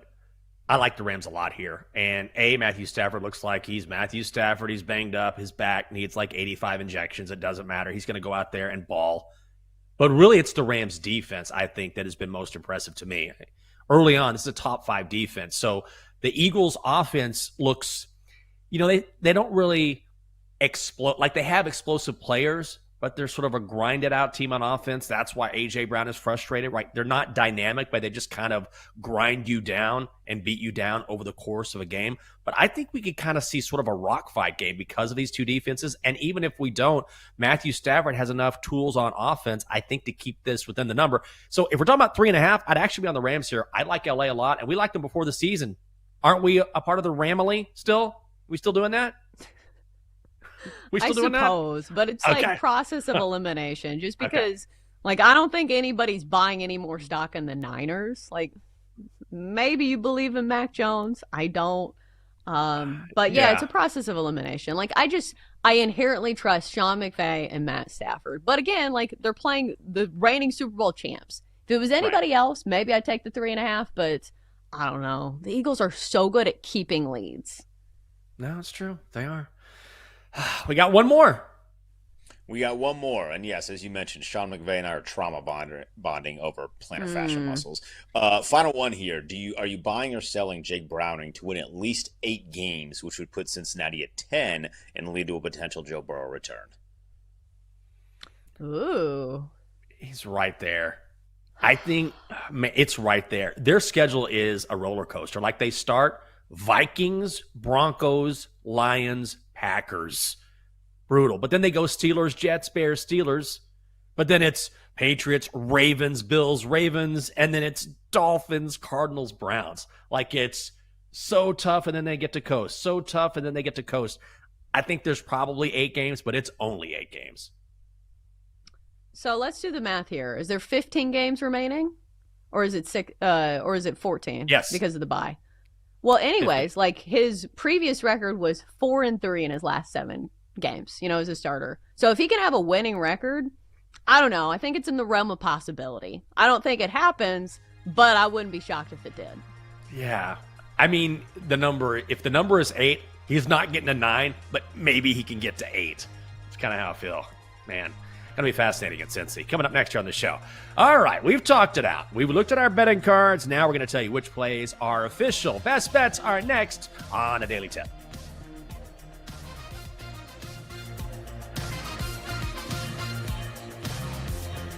Coming up, Jenks and Chelsea give out their best bets here on the BetMGM network. Make it legendary. Download the app today. Please gamble responsibly.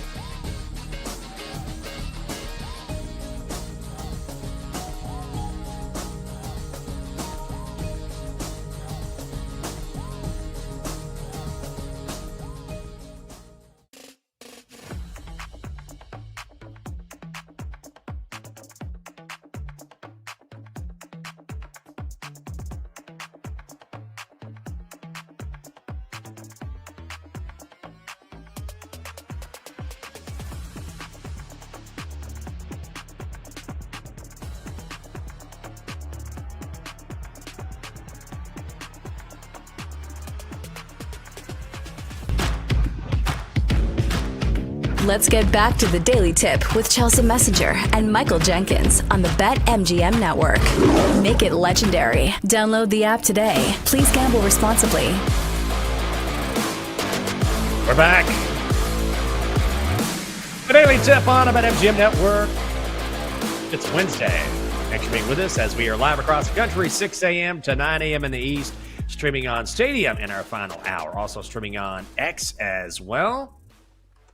Bet Sweat's on the way. God, I ran up during the break and I decided I would bring the lovely Catherine some coffee. And we have a brand new rug under our bed that we just bought like a week ago.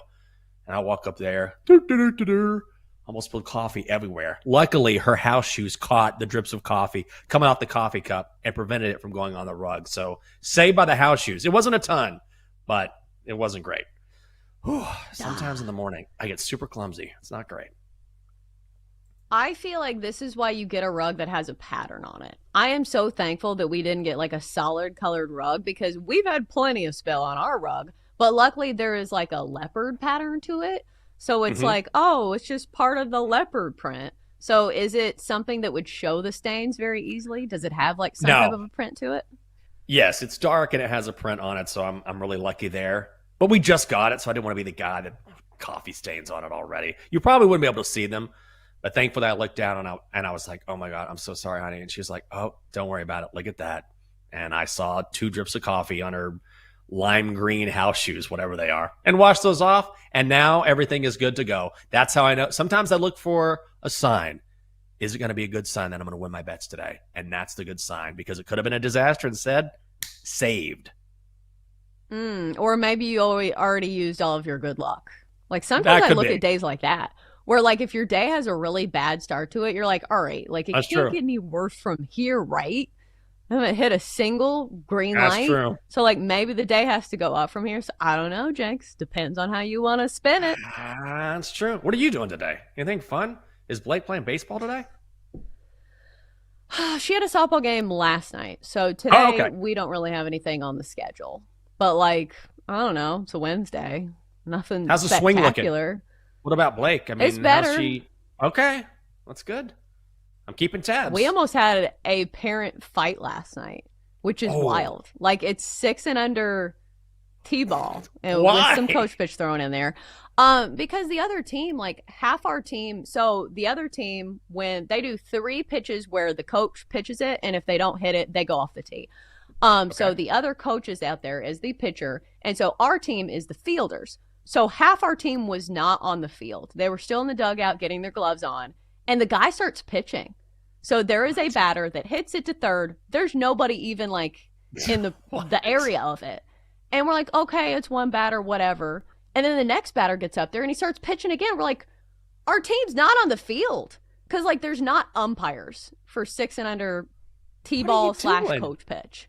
So I'm like, dude, like, we're just trying to learn the game. So can you wait till our players get out there?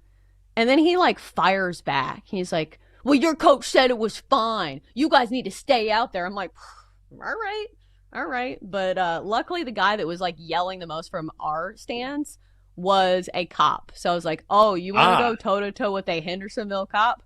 Good luck. Knock yourself out, buddy. Good luck with that. Well, looking for some good luck on Bet Sweats later on today. Actually, coming up in about 15 minutes here, top of the hour, Joe, Sammy P are going to look at college football playoff futures, give their weekly power rankings as well, and a slate of great guests coming your way. Nate Collins joins at 9:20. Corby B.O. from Better Odds joins at 10:20. And then Eric Kratz from Foul Territory TV is talking baseball at 11 o'clock. All right, let's get to it, and hopefully luck is on our side today. Time to place your bets. As per usual, looks like you have one winner on the card, and I'm just going to lose my mind here. Knock on wood. Hopefully it is a winner. All right, today I'm going with a couple teams that I normally don't bet on, but we'll try it today. First 5 under 4.5 runs between the White Sox and the Orioles. So I know most people are probably not paying attention to the Orioles these days, but Tyler Wells is having himself a nice little run here. 1-0 this year with a 2.31 ERA. He has been consistently good. I know it's a smaller sample size, but still the stuff has been playing.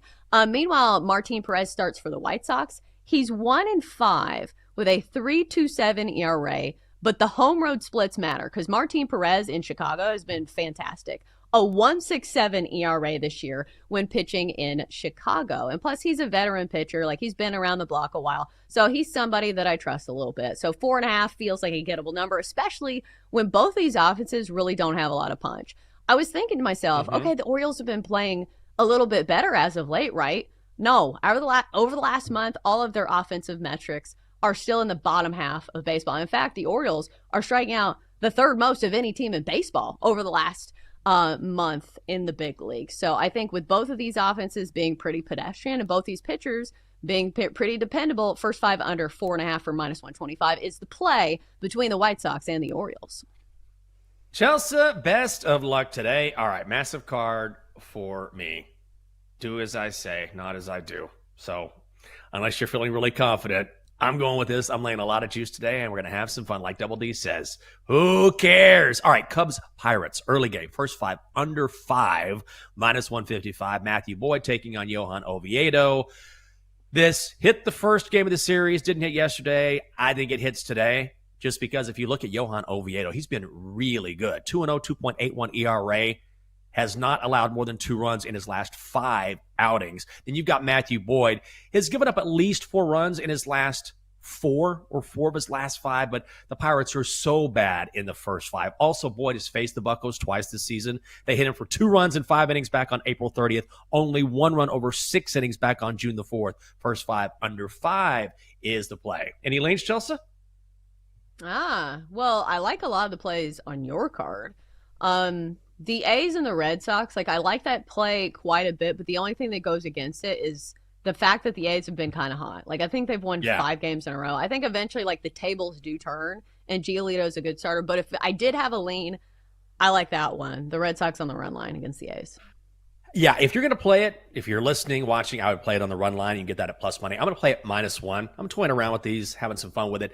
A's are going with Mason Barnett, and I'm really fading him. 12 runs in 12 2/3 innings. He also gave up 3 runs in 3 2/3 in his last start against the Red Sox. Also, Boston going with Lucas Giolito. A's have been hot. I think this is when the Red Sox get it done.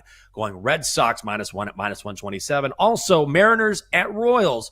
Over 8. I'm going to play it down from 8 in the hook and go over 8. If you want to play it over 8.5, I like that as well. Bryce Miller on the mound for Seattle. Away from home this season. 2-3, a 5.58 ERA. He's given up 4 or more runs in 4 of his last 6 starts. I initially liked Seattle. Now I think Royals are a live dog here. Cole Reagans is back from rehab in this game.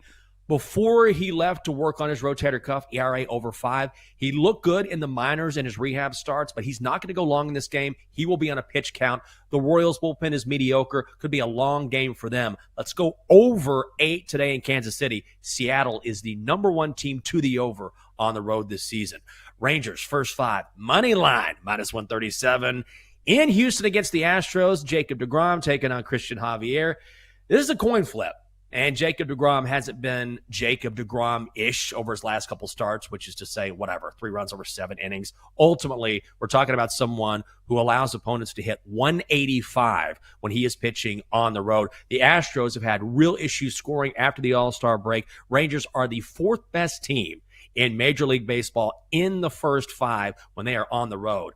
Rangers, first 5 money line, -137. And what would a show be if we didn't fade the Rocks? Oh, yeah. Marlins, money line, -160 in Colorado. Ryan Weathers going for Miami. McCade Brown going for the Rockies. McCade Brown is 0-4 with a 9.88 ERA. Small sample size doesn't matter. Gave up 3 runs in 4 innings to the Cubs, 6 runs in an inning in a third against the Padres. Will he get run support? I don't know. I doubt it. Rockies are the worst first 5 team in the sport. They have the worst bullpen in the sport, and you get to fade them at this price. This should be more punitive. It is not. Marlins on a money line, -160 in Denver, and that is the card. You got to put that in the group chat with all of your high-achieving friends. Be like, listen, I know you guys are doing meaningful work for NASA, right? But I just gave an A+ handicap on Marlins Rockies. Guys, I just faded the Rocks. Who's with me? Dead silence. We're furthering the society that we live in, and you're throwing your money down, fading Colorado, whatever. I like what I'm doing, so I'm going to keep doing it. Also, we got to find out what's coming up on Bet Sweat. So Joe O is here. Before we get to that, we got to find out what the Donkster is up to. Donkster, get on in here.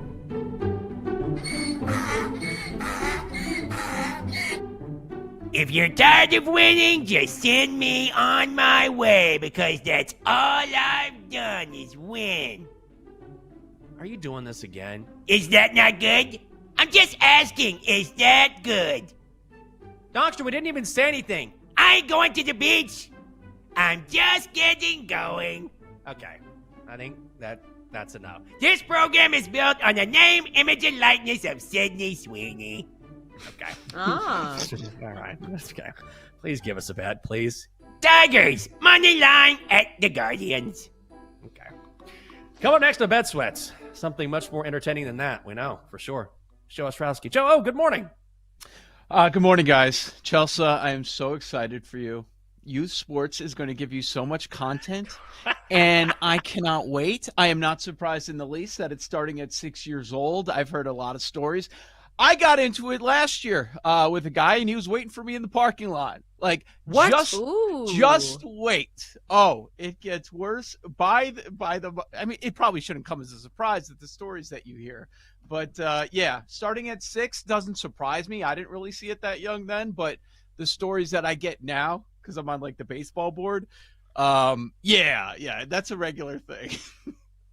Oh, I remember this growing up, and like you didn't see how crazy it was because you were young, you didn't know any better. Yes. But like I remember on one of my brother's all-star games, there was a coach of ours that pushed over an opposing coach that was in a wheelchair. Oh my God. What? It's remarkable. Hashtag sportsmanship. Yeah. Trying to relive through their children. One of these days, we have to get the full waiting for me in the parking lot story. That sounds incredible. Yeah. Joe, glad you're okay. Good to see you. Have a great show. We are out of time for this edition of the Daily Tip on the BetMGM Network. For Chelsea Messenger and Joe O's Parking Lot Stalker, I'm Michael Jenkins. Enjoy your Wednesday. We'll see you bright and early tomorrow. You've been listening to the Daily Tip on the BetMGM Network. Make it legendary. Download the app today. Please gamble responsibly. If you missed any of the show, listen back anytime on the new and improved Odyssey.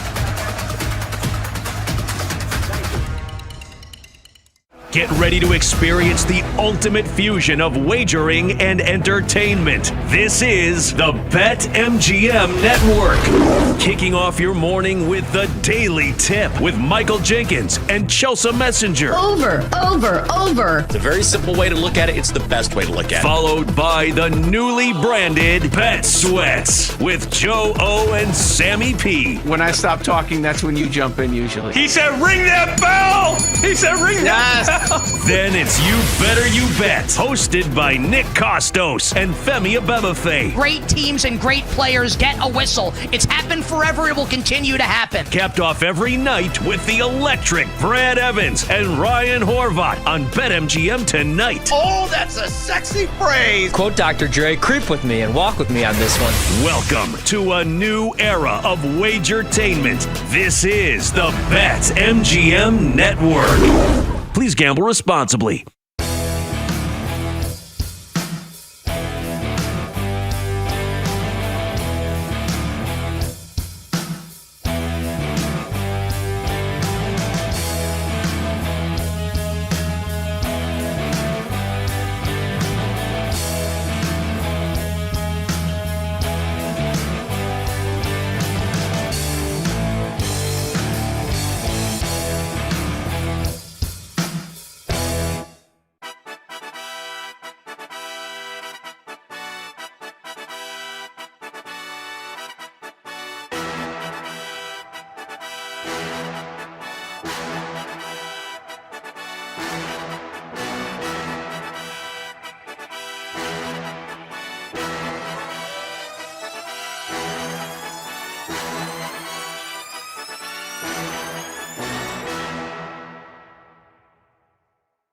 Get ready to experience the ultimate fusion of wagering and entertainment. This is the BetMGM Network. Kicking off your morning with the Daily Tip with Michael Jenkins and Chelsea Messenger. Over. It's a very simple way to look at it. It's the best way to look at it. Followed by the newly branded Bet Sweats with Joe O and Sammy P. When I stop talking, that's when you jump in usually. He said, ring that bell! He said, ring that bell! Then it's You Better You Bet, hosted by Nick Costos and Femi Abebefe. Great teams and great players get a whistle. It's happened forever. It will continue to happen. Capped off every night with the electric Brad Evans and Ryan Horvat on BetMGM tonight. Oh, that's a sexy phrase. Quote Dr. Dre, creep with me and walk with me on this one.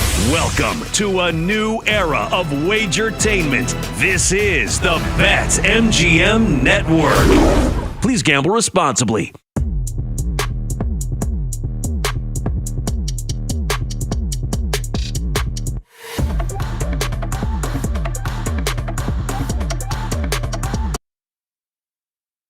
It's time to sweat with Joe O and Sammy P. Get ready to fire. This is Bet Sweats on the BetMGM Network.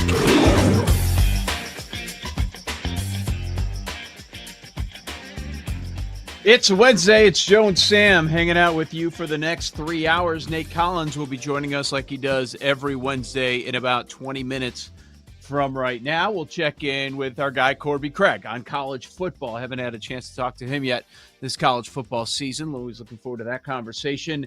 Eric Kratz, our guy from Foul Territory, to talk some Major League Baseball on this Wednesday. Each and every Wednesday, we have a regular guest here on Foul Territory, getting you set as we are inching closer and closer to the playoffs. Just a couple of weeks left in the regular season. Check us out on the Odyssey app, whether you're listening live or on demand. BetMGMNetwork.com takes you right to the Odyssey app, broadcasting live on YouTube and Twitch at the BetMGM Network. On X, bet_sweat. Sam at SB Shoot. I'm at Joe Ostrowski. Sam, how you feeling? You told people to bet Cade Horton to win Rookie of the Year at what, 20-1? Was that the number on Horton at the time? And typically, as usual, we were like frustrated because it had just been 40 and we had like one more start. Like, look, it's 20, and we felt that there was still value at that number.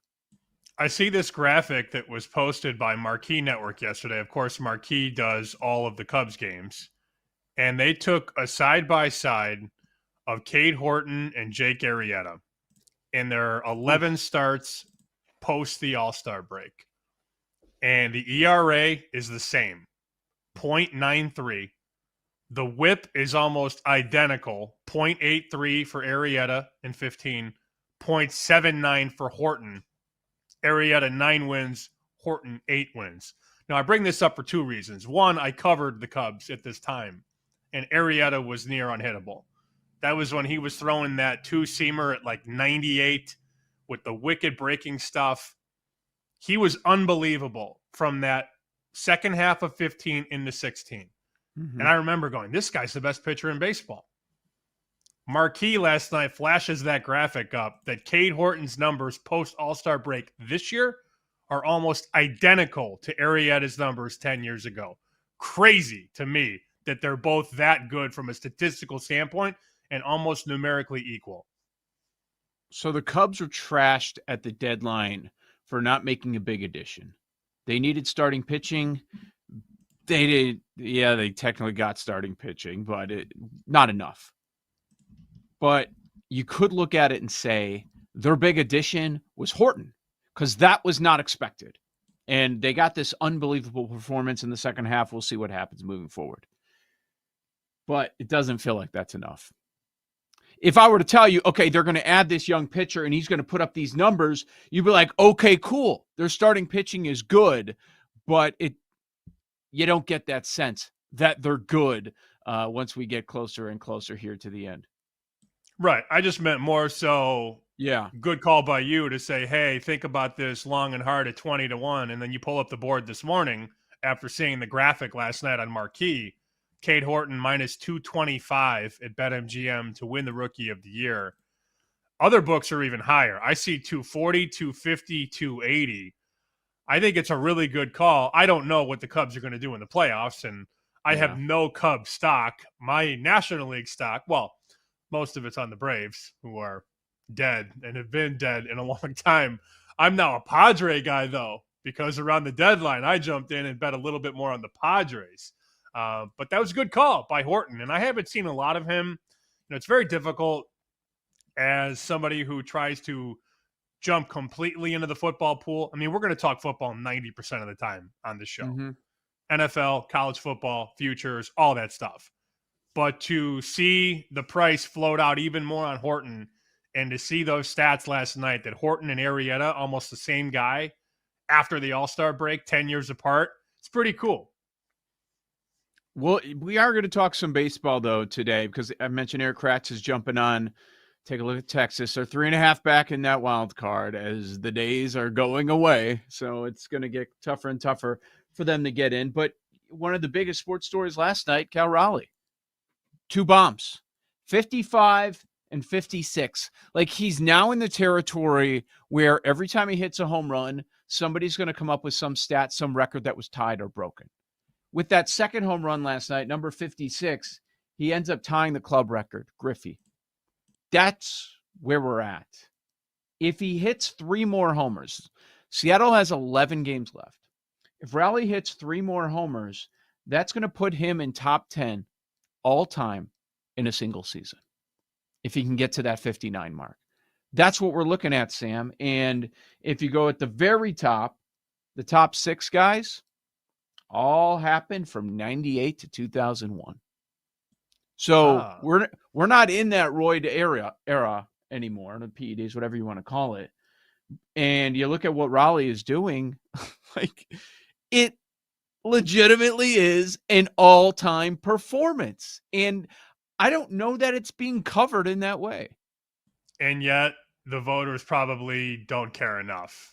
And right. The betting market certainly doesn't, because as great as Raleigh's been, and we thought, well, I'll speak for myself. I thought he hit 60. He's going to be very live to win this thing.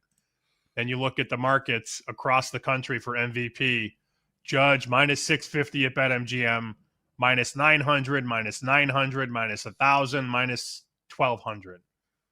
I talked to a voter 2 days ago who said, yeah, it's a cute story, Cal Raleigh. It's cute. It's not good enough. Judge is way better. I'm like, holy cow, man. Like, that was very dismissive. And then after you hear that comment, you go to the betting market and you see the math. And it's Judge's award. At least that's what the math says. Yep. You're right. Now, home run leader, that's a little bit different. He's 340. Schwarber, the second favorite. Nobody else really in that conversation. Schwarber at about plus 250. That's the best price that you can get. But, man, cute sounds so dismissive. But I understand. Like, if you look at Fangraphs WAR, they're about a half a win apart. Judge 8-8, Raleigh 8-4. But, I mean, that's how I take it. It is an all-time performance. And I get the idea that Judge, better all-around player, he's more valuable. I don't know. With the position that Raleigh plays, it's just that term cute, just it makes it sound like what you're saying is, oh, that's nice. Pat him on the head. Good job, Jimmy. You're never going to do this again. Like, this is the end of the line. That's what it sounds like to me. And then same thing on the National League side. Schwarber's had an amazing season. Right. And you pull up those odds at BetMGM, and he's 14-1. Oh, because Shohei Ohtani's minus 10,000. Cute season, Kyle. Cute. Yeah, I know. That's where and Ohtani great on the mound last night. He goes 5 innings, doesn't give up a hit. We stopped talking about Ohtani pitching because he's been great. Of late, he's been really strong, so we end up not, hey, did you see he gave up 4 runs? Oh, I don't know if he's going to be ready for the playoffs. Yeah, the last 3 outings, he's given up 1 total run. He's been awesome. So he'll be rearing to go for the playoffs. So there you have it. Yesterday on the show in the NFL world, we talked a little bit about the Brady thing coming off the double dip of Monday Night Football. You have those shots of Tom Brady, and people are like, hey, is this right? He's your lead broadcaster on Fox, and now he's in the coach's booth. He's got a headset on. Oh, there are reports about him talking to Chip Kelly all week. Is this right? And the NFL comes out yesterday. They make a statement. They said, Brady did not violate the rules being in that Raiders booth. He's prohibited from going into the team facility for practices or production meetings, but there's no rules that he can't wear a headset. He didn't break the rules. And the Fox CEO was at an event, and he was asked about it. It's like, I'm not answering that question. Like, if a conversation needs to be had, we're going to have that conversation. Bad optics, man. I don't care that technically he didn't break any rules. I guess that's how Brady was brought up in this football world. You can bend, but don't break the rules. He didn't technically break any rules, but it doesn't mean it's going to be okay moving forward. I thought Boomer Esiason was very good yesterday on The Fan. He was breaking this whole thing down, and he was just perplexed. And he sounded, the way that he delivered his take, he just sounded confused as to how this is possible. And then Boomer, in real time, is finding out from his producer that Brady will be in the booth for Bears-Cowboys. And he didn't even know the Raiders played the Bears the next week. So he's finding out in real time, and he's like, what? What? He's going to do the Bears game, and then the Raiders play the Bears the next week? How does that work? How's that fair? And his partner's like, you tell him, Boom. You tell him. Very funny. Very funny. I mean, but this is how people feel. And Boomer made it very, very clear. He chose his words very wisely. Mm-hmm. He said, I respect him a ton as a player. I'm like, oh. As a player, he respects him. Period. Didn't add anything else. And I thought, okay. That's an interesting choice of words. Yeah. I don't think this is going to continue. And plus the other part is, as you just alluded to with Boomer's comment, he's not good at it. And I don't see him getting better. I don't hear him getting better. And there are other people at his network that are better at the job, but they're not named Tom Brady. But yeah, that's fascinating. Think you brought that up, and there was a clip going on the Bet Sweats account, Bet_Sweats on X, and all the BetMGM network platforms about this very conversation. And you brought up that Bears-Raiders game coming up. Okay, he can't go in the building. All right, I get it. Nobody's going to say anything. Like, that's the difference. They sit down with Aikman and Buck. They're talking. They're letting their guard down a little bit. They're like, okay, don't say anything before this happens, but I'll give you this nugget. We're going to do this. And they'll never break that trust, because then they'll never get information from that player, that coach ever again. And that coach will talk to other coaches telling them to never give them any information, because they're going to give it out over the air and everybody's going to know. They're just not going to tell them anything. NFL coaches are really good at it. They do it with the media multiple times a week, nearly every day. They're just not going to say anything. So now we have Brady. He's not great at his job. He's in on these production meetings where you're supposed to get a bunch of intel, maybe some background, right? Which will help the broadcast. Now, any smart coach won't be giving Tom Brady anything moving forward. I wouldn't tell him a thing. No. What's the point? Now, the Bears are so dumb, they might show him all the secrets. I mean, that's how dumb the Bears organization is. Come on, Tom, let's take you into the vault. Oh, we'll leave you there. We'll be back in a half hour. That's how dumb the Bears are. But I would think any organization with a pulse or a brain would just kind of say, oh, welcome, Tom. Welcome. Water's warm. Have yourself a tomato juice or an avocado smoothie or whatever, and we'll leave you here in the waiting room. I wouldn't tell him anything. What's the point? Why would you? Why would you, man? All right, we got some more injury news out of Minnesota. This is not good for the Vikings. I don't know. It's a running back, so how much is it going to hurt you? We shall see. But now it's Aaron Jones going on IR.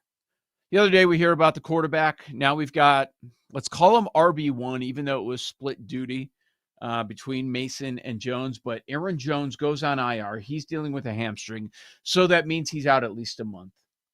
They are expected to re-sign Cam Akers. Not very productive, but he does know the offense. He was part of this team a year ago, and they signed Desmond Ridder because of the McCarthy injury, short term, at least. Not looking good on the injury front with the Vikings. Sam. And you were texting me about injuries on defense the other night when you were watching that game. Grenard got hurt. I thought he was going to be out for a while, but then they did their thing on the sideline and got him back out there. He had a big sack in that game, but he's going to need a lot more than that. The problem with Minnesota, last year they had the TOP in hand in most games. They had the ball more than you did. That has not been the case this year through 2 games. And now QB1 and RB1 are hurt, which is going to make life more difficult on the defense. Very unfortunate for anybody holding a Vikings playoff ticket like I am. McCarthy has not been good. Let's be real about it. He was great in 1 quarter. He was bad in 7 quarters. Charch actually said Jordan Mason most touchdowns in the league at 60-1. Yeah. Now, he doesn't have a touchdown yet, but you would think the opportunities would be there with Jones out of the way. A lot of injuries, man. And Paul put this in the rundown. Here are the likely backup quarterbacks that are going to start this week. Jake Browning, Carson Wentz, Marcus Mariota, Tyrod Taylor, Mac Jones. All right. It's week 3, dude. It's week 3. Yeah. Yep. Well, I'll say this in Minnesota's defense and why I would understand the idea of a bounce back. Against Chicago, we're like, okay, look at this tandem in the backfield that they have. It was Chicago, and it looked bad against Atlanta, but you got Cincinnati and Pittsburgh. I don't trust either defense right now. Pittsburgh giving up over 30 points in both games so far. We know about Cincinnati's issues long term. Joe O, Sammy P, let's continue the NFL conversation. Nate Collins is here next on the BetMGM Network.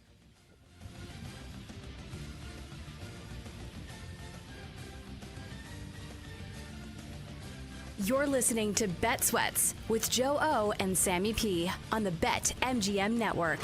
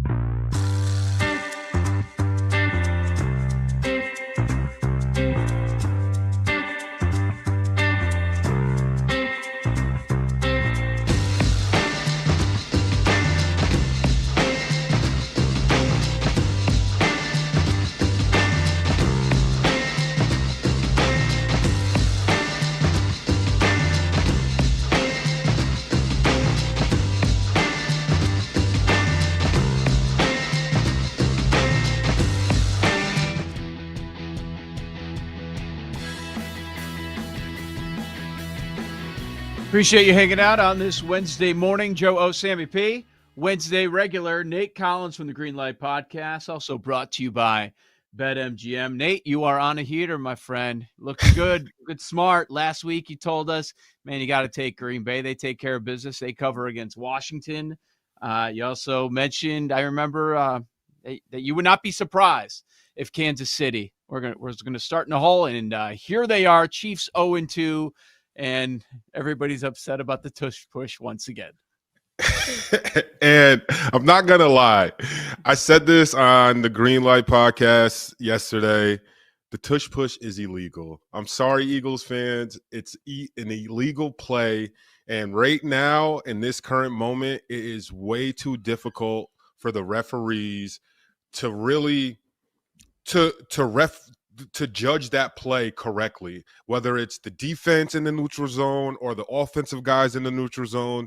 What the tush push has evolved into today, almost every single time they line up for it, it is not a legal play, and it's always going to benefit the Eagles. And if I'm an Eagles fan, I love the play, and it's F everyone else who has anything to say about it. I get it. I understand it. But I also hear other fans, and when you see it and it happening to your team, it's really, really hard for you to ever stop that play. And yes, they're offsides. Yes, we seen it in super slow motion this past game where they missed a call. And I just feel like, hey, if you're Eagles, you keep doing it until it gets banned out of the league. And that's what they're obviously doing. And it's going to be tough if you're not an Eagles fan for the rest of this year, honestly. But I think this is the last year. I think they'll throw it out after this year. So Eagles, use it while you can. You're not wrong about that slow motion reveal when they show the play. That was the game of the week. It's Eagles Chiefs, so everybody's watching it. Brady's on the call, and you see two offensive linemen literally jump forward. Yes. Clear as day, and then the Eagles score a touchdown. And Brady and Burkhardt are like, huh, that's interesting. As a defensive player, you played in the league. How do you even stop that, knowing full well that it's probably not going to be stopped anyway? And two, they're jumping off sides. Honestly, it's funny, but we talked about what Louvu was doing for the Commanders at one time when they were on the goal line, and he just kept jumping off sides because, it doesn't really matter in that situation where you can't move the ball up. But it's almost you have to have that mindset that, hey, I need to somehow jump this snap at the same time and kind of try to get an advantage so I can get off the ball first. But again, we're seeing that play in super slow motion. So it's everyone can easily be like, oh, look, how can you not see that? But you have to remember in real time for someone to try to judge that and see that and be able to call a flag. I think it's way too difficult for the refs, in the moment. Yeah, and it's not jealousy. I think a lot of Eagles fans or people that cover the team, people part of the team, they think it's jealousy. We came up with a play that nobody can stop, and that's why you're mad because you can't do it. And they do have all the pieces that make it perfect. It's just we saw it a couple times at the end of that game, and we've been seeing it for a couple of years now. It's become a non-competitive play. When they line up and do it, it's over. Oh, 4th and short, they're going to convert it. They're a foot out. They're going to get into the end zone, and there's nothing that anybody can do. So I think that's, I don't know, maybe I'm wrong, but it feels like that's the big argument for the NFL.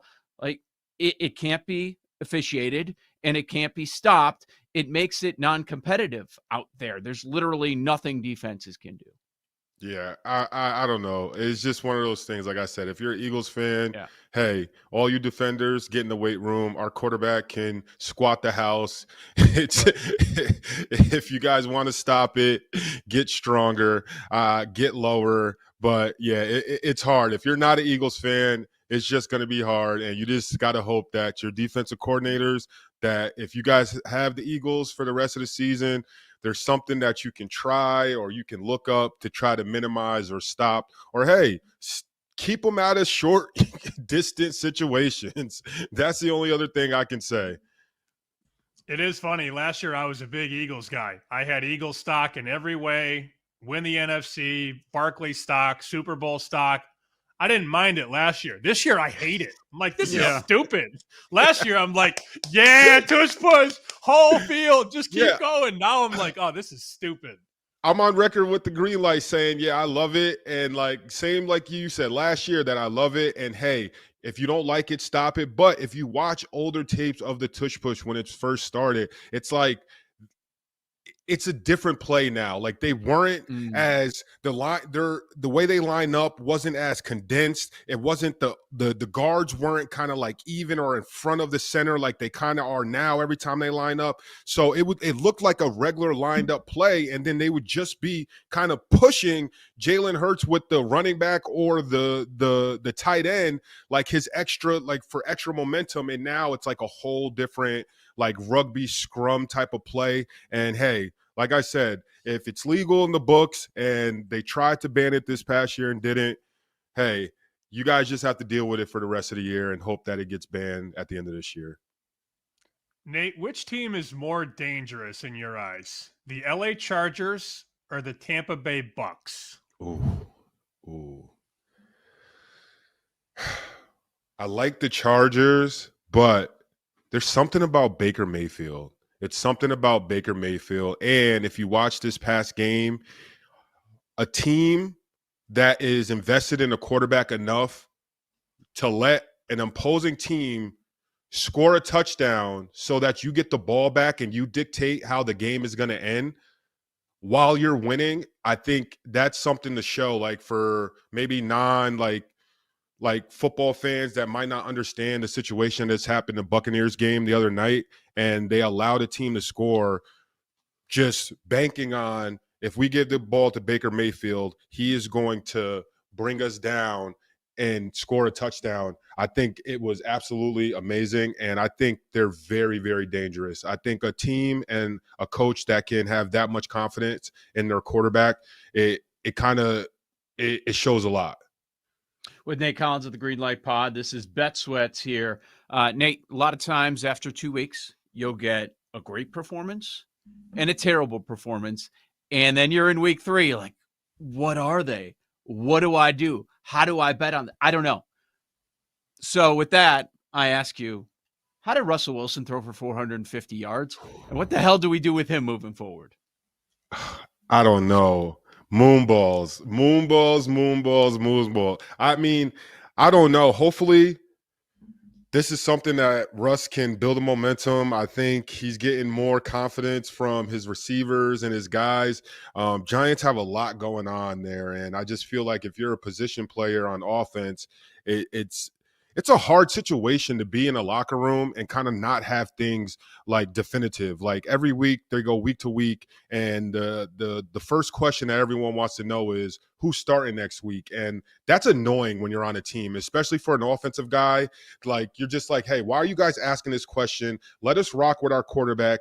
But they have all that going on. So it probably feels good for those guys in the offense. But overall, they just got to win. It sucks. Like when you lose, like there's always going to be questions, and they're always going to be looking at what ifs and, hey, why don't you play Jackson Dart? Hey, why don't you give Jameis Winston a shot? Hey, why are you always going to let Russell Wilson play if you guys aren't winning? So it's one of those things for the Giants. They just have to find a way to get a win. And on top of it, they have a coach who's on a very, very hot seat, and honestly, win or lose every single game for probably this entire season, it's a situation for him where he could be getting off the plane from an away game and management's waiting for him to be like, hey, you're done here, or a home game, and the same situation could happen. So the Giants, I feel like it feels good, but like some people feel like, hey, no moral victories, and that game is amazing, but to lose it still sucks, and the Giants have to find a way to win.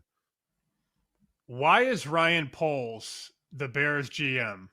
Why is he allergic to building a pass rush? I don't understand. They just cannot get to the quarterback. That defense is such a problem. And now Jalen Johnson's hurt. He's going to miss a long time with the groin. But they 4 years now, they can't get to the quarterback.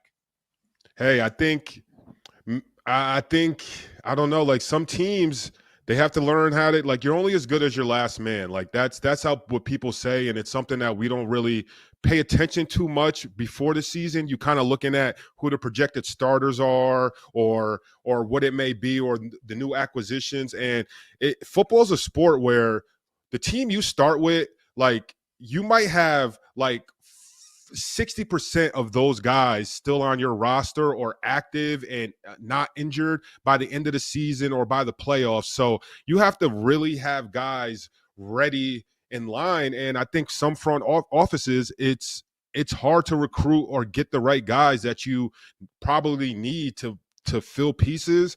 And it's something now, like, we praise and some guys, people get mad at the Eagles GM because what they just did with getting the O-lineman off of the waiver wires. But it's teams and GMs like that can do stuff for their team and thinking about the future and what ifs if guys get hurt, like, you see them excel. And it's one of those things. Hey, as a GM, you have to get smarter and figure it out. Like, guys are going to get hurt, and it's just part of it. It's part of the program with football.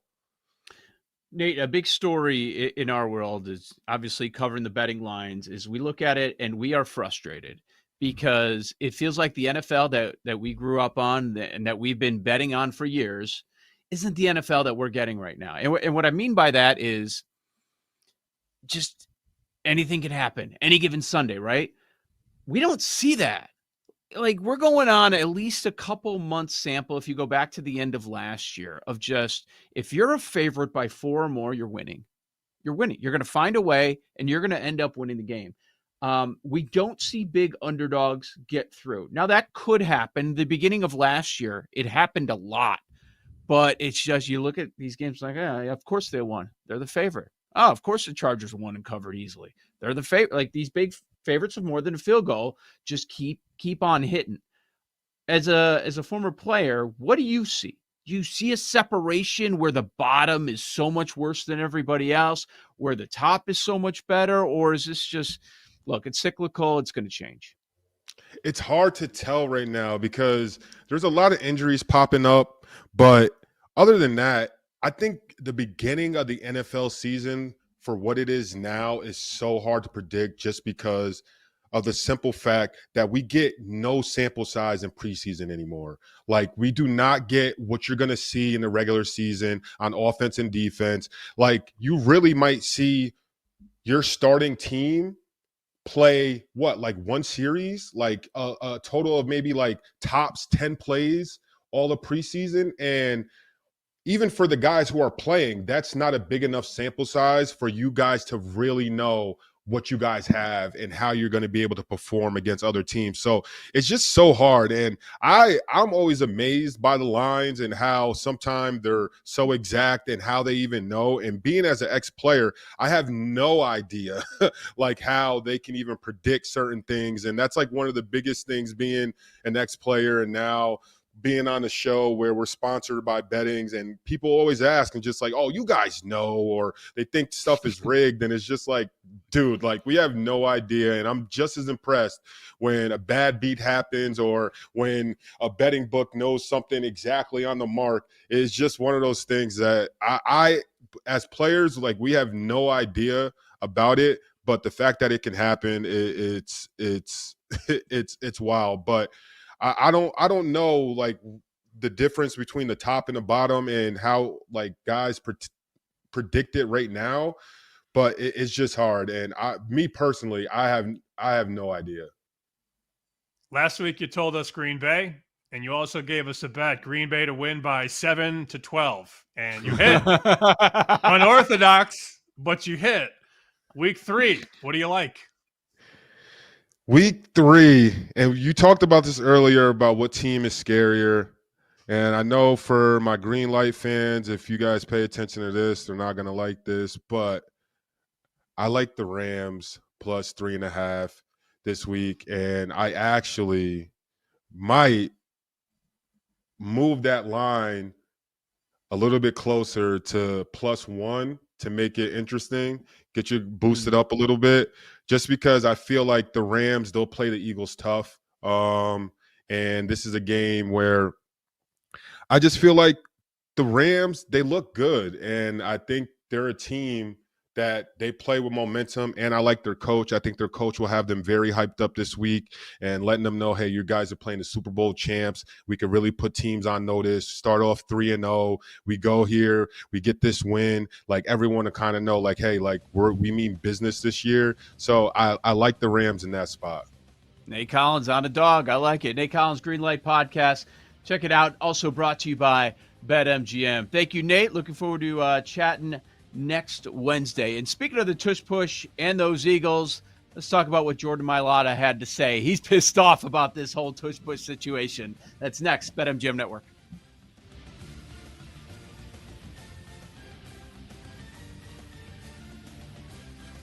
You're listening to Bet Sweats with Joe O and Sammy P on the BetMGM Network.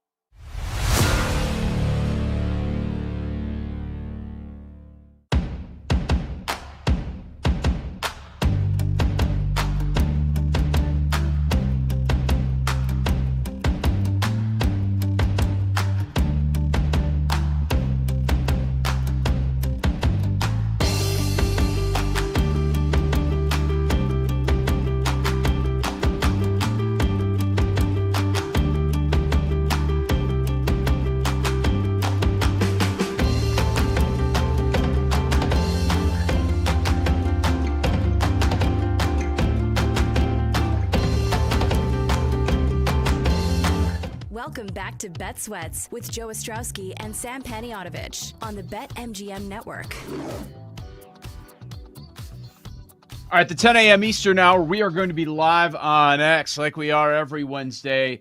Power rankings. We start with that. Looking forward to that conversation.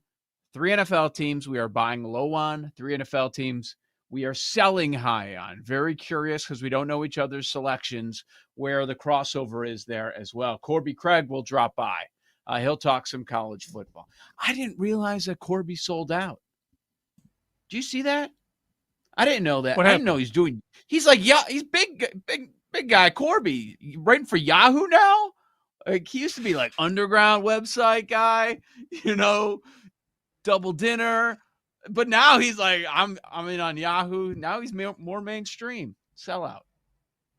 I wouldn't say sellout. I would say come up. Yes. No, why don't you tell him that he sold out? See what he says. I will. Come on. I thought you were a better odds guy. Now you're doing Yahoo. What's going on? Looking forward to that conversation with Corby. Always a lot of fun. I was surprised that Nate Collins was like flat out, that's an illegal play. Does a show with a former Eagle, high-profile former Eagle, and he's like, nope, needs to go away. That's where he's at. And as he was talking, of course, naturally, I was thinking, well, this is a defensive lineman. He's putting himself in that position. Of course he hates it. But all the reasons were legitimate. And I feel like people were saying a year ago, hey, enjoy it while you can. Get that Super Bowl ring. They did because it's going away. But it ended up not going away. Whether something changed last minute or not, some of the reporting was funky around it. It didn't go away. And that's in the back of my mind every time I hear somebody say, well, it's going away. It's definitely going away because we heard the same stuff a year ago. It's difficult to be objective with the tush push because it really is predicated on what you bet or what you like. That's the reality of it. And I thought about this morning. I knew we were going to talk about the tush push. And I feel that I've done a 180 on it because last year, as I just told Nate, I was happy for any Eagles success because we bought that dip on them to win the NFC and we had a lot of Eagles stock. I loved it last year. I'm like, yeah, stop it, bitch. Dare you, And now I don't have Eagles stock. Maybe you and I were on Chiefs in contests. I'm like, I hate this play. But it's different because I'm predicating it on what I need. When I like the Eagles or I'm pro Eagles in a week, in a season, whatever, I have no issue with it. But when you're on the other side, I don't really like this play anymore. So maybe I'm not one to weigh in on it because I'm going to feel the way that my wallet feels or what my futures want. Now that I'm a Niners guy and not an Eagles guy, I'm like, we should ban that play. Last year, I'm like, run it again. Keep doing it all the way down the field. So did we bet against the Eagles last year? Were we ever betting against the Eagles? Were we ever in the position that we were on Sunday? Close game. And then they're lining up knowing that it is ball game where we're on the other side. Because I feel like we were always backing the Eagles saying that there's still value on the number. We didn't understand why people were against them. Watch them go win the Super Bowl. Oh, they're going to take out this team. And every time there was chatter, oh, well, they're going to lose here. They're going to lose there. No, they're not. And they're going to kick the Chiefs' ass. And that's exactly what they ended up doing. It felt like we were always on the pro-Eagle side, to your point. Not only big picture, but week to week. And I don't recall many times we were saying that they were not going to cover the spread. They were, to me, the best team in the NFC from about week 4 on, and it was very difficult to step in front of them. I don't know that I bet against them. Maybe one time when they were laying a huge number, when they were a 9-point favorite or something like that, and I probably didn't like it. But every week I needed Barkley, and every week I wanted proper seeding in the NFC. So I was very pro-Philly in every way, and that includes the tush push. This year, I have no Eagles bets. I don't have a single dollar on the Philadelphia Eagles. And when I go against them in a pool and I take Kansas City +1, oh, I hate that play. Oh, he jumped off sides. Flag. Where's the flag? It's funny how that works. All right, let's take a listen to Jordan Mailata. He was on the afternoon show, WIP in Philadelphia, always creating news out there. Remember, it was a year ago at this time. Joe G said no playoffs. Our guy. They were 2 think and 2, so. I believe. They were 2 and 2, and the midday show said the Eagles weren't making the playoffs. How did I know that you would remember exactly what week in the season we were? Because I remember everything. I know. All right, let's listen to Jordan Mailata, obviously the starting tackle for the Eagles offensive line. And Nate Collins says it's all his fault. That's what we were talking about during the break. We'll get to that on the other side. Here's Mailata yesterday. I understand it. I understand the outrage. What I don't understand is them using it as an excuse to why we won the game. Right. I think it's incredibly disrespectful to our defense and our special teams who balled out. My brothers on defense and special teams who balled out that game, who had our backs when we weren't moving the ball or we weren't doing anything. And so when I see those things, and they fly across my timeline here and there, and I do my best to stay off social media, but that kind of irks me a little bit. That pisses me off because we give so much to this game, and to kind of base off a short yardage play that is a football play, and say that we won the game off that, but not how our defense played, not how our special teams have played, putting us in those positions. I think it's bullcrap. Pardon my French. Hey, let me press this dump button. No. Bullcrap is fine. That's fine. Yeah, that one's fine. I think I was going to say a lot of other stuff, but I just think it's rubbish. It's absolute rubbish, man. It makes my blood boil just thinking about it. You had to go to the end. You had. Thank you, Jake, for keeping the whole thing in there because you needed the rubbish. I needed rubbish. Mailata, not happy. What do you think? I'd like a Foster's, mate. That's what I think. If you walked up to that guy, would you ever think he was going to speak Australian? No. Never in a million years. Well, when I heard that clip, I was thrown off. Yeah. Oh, but then you hear him when the Eagles did that Christmas album. Jason Kelce, Mailata, Lane Johnson. He has the voice of an angel. And he doesn't sound – he's not singing in Australian when he sings, I assure you. But at 6'8", 365, that guy walks up to you in an alley and goes, "Oi!" What would you even do? I don't know. Does it make you more nervous or less nervous? Because it sounds like it's a friendly voice. That guy would be – I bet he would be so fun to drink with. I would love to drink with that guy. Oi! Very disrespectful. I mean, he calls it a football play in the clip. Mm-hmm. It's more of a rugby play, though. That's the definition of – they even line up in a scrum. So, look, of course, they're going to say it's a legal play and everything's cool and it's above board. I don't think other teams feel that way. And I agree with you. I think this is probably the last year of the tush push. I don't think it makes it through the next calendar year. Probably. It's probably the case. It does feel like it's over.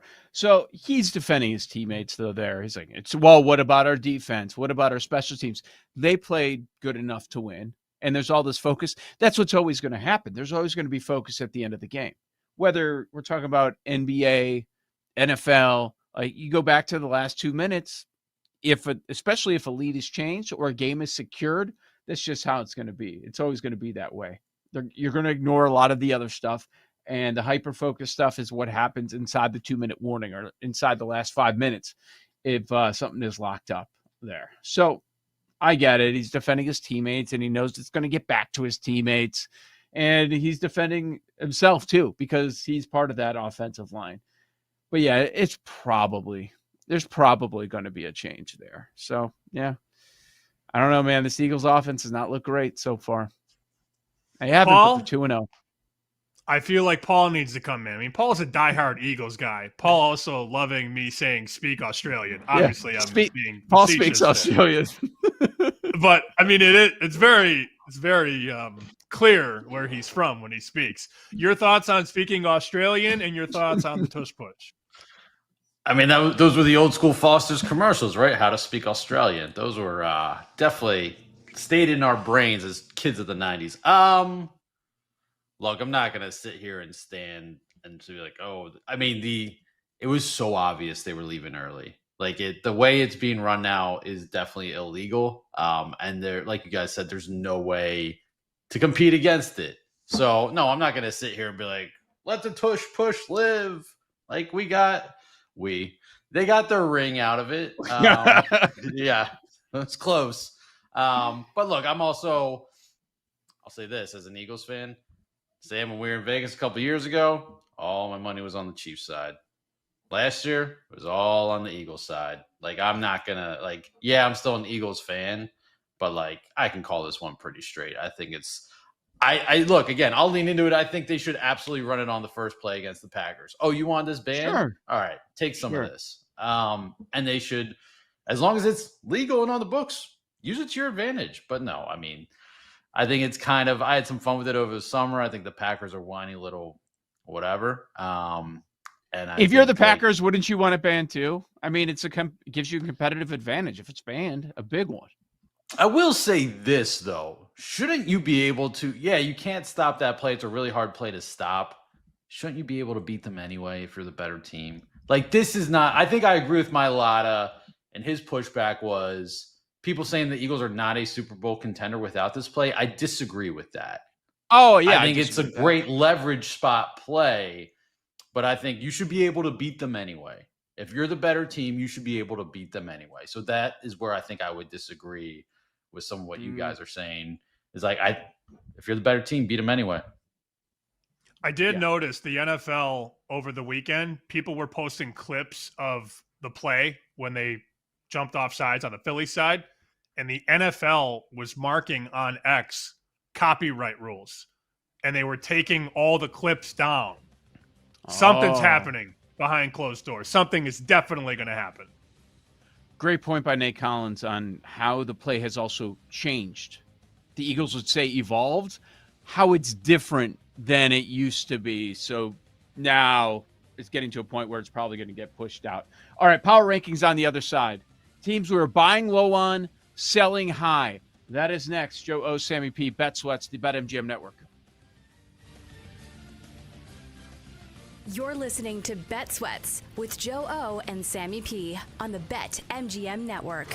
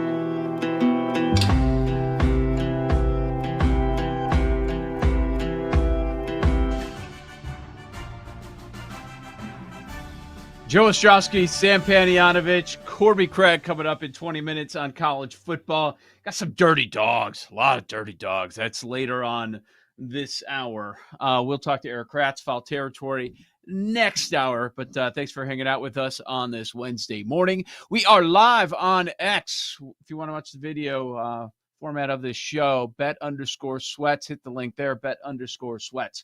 So every Wednesday, it's a different topic from week to week. We come up with our own power rankings. So we're 2 weeks in.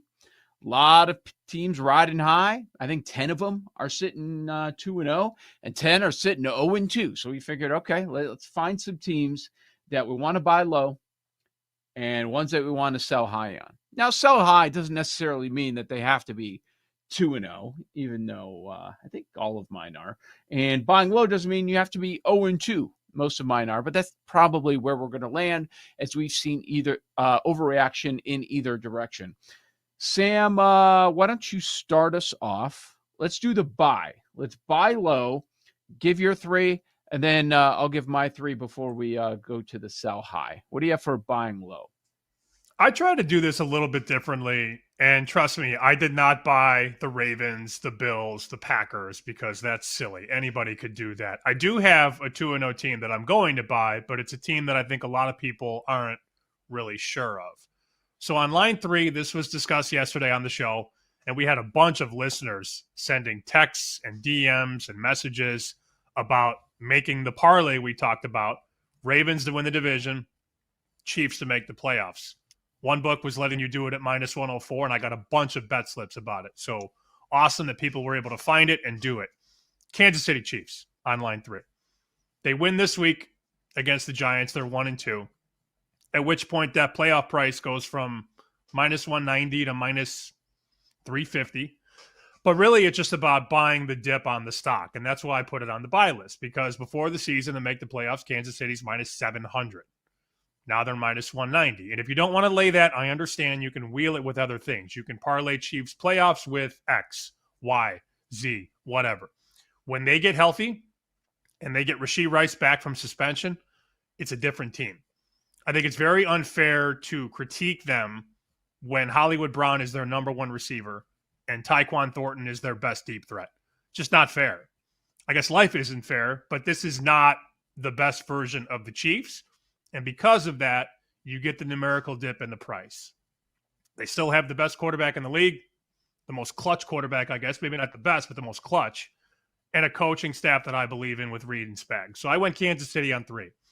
Number 2, yes, this is a 2-0 team, but if I hear one more person say that Daniel Jones can't take this team to the playoffs, I'm going to get really mad, because he can, because we've seen him take a lesser team to the playoffs.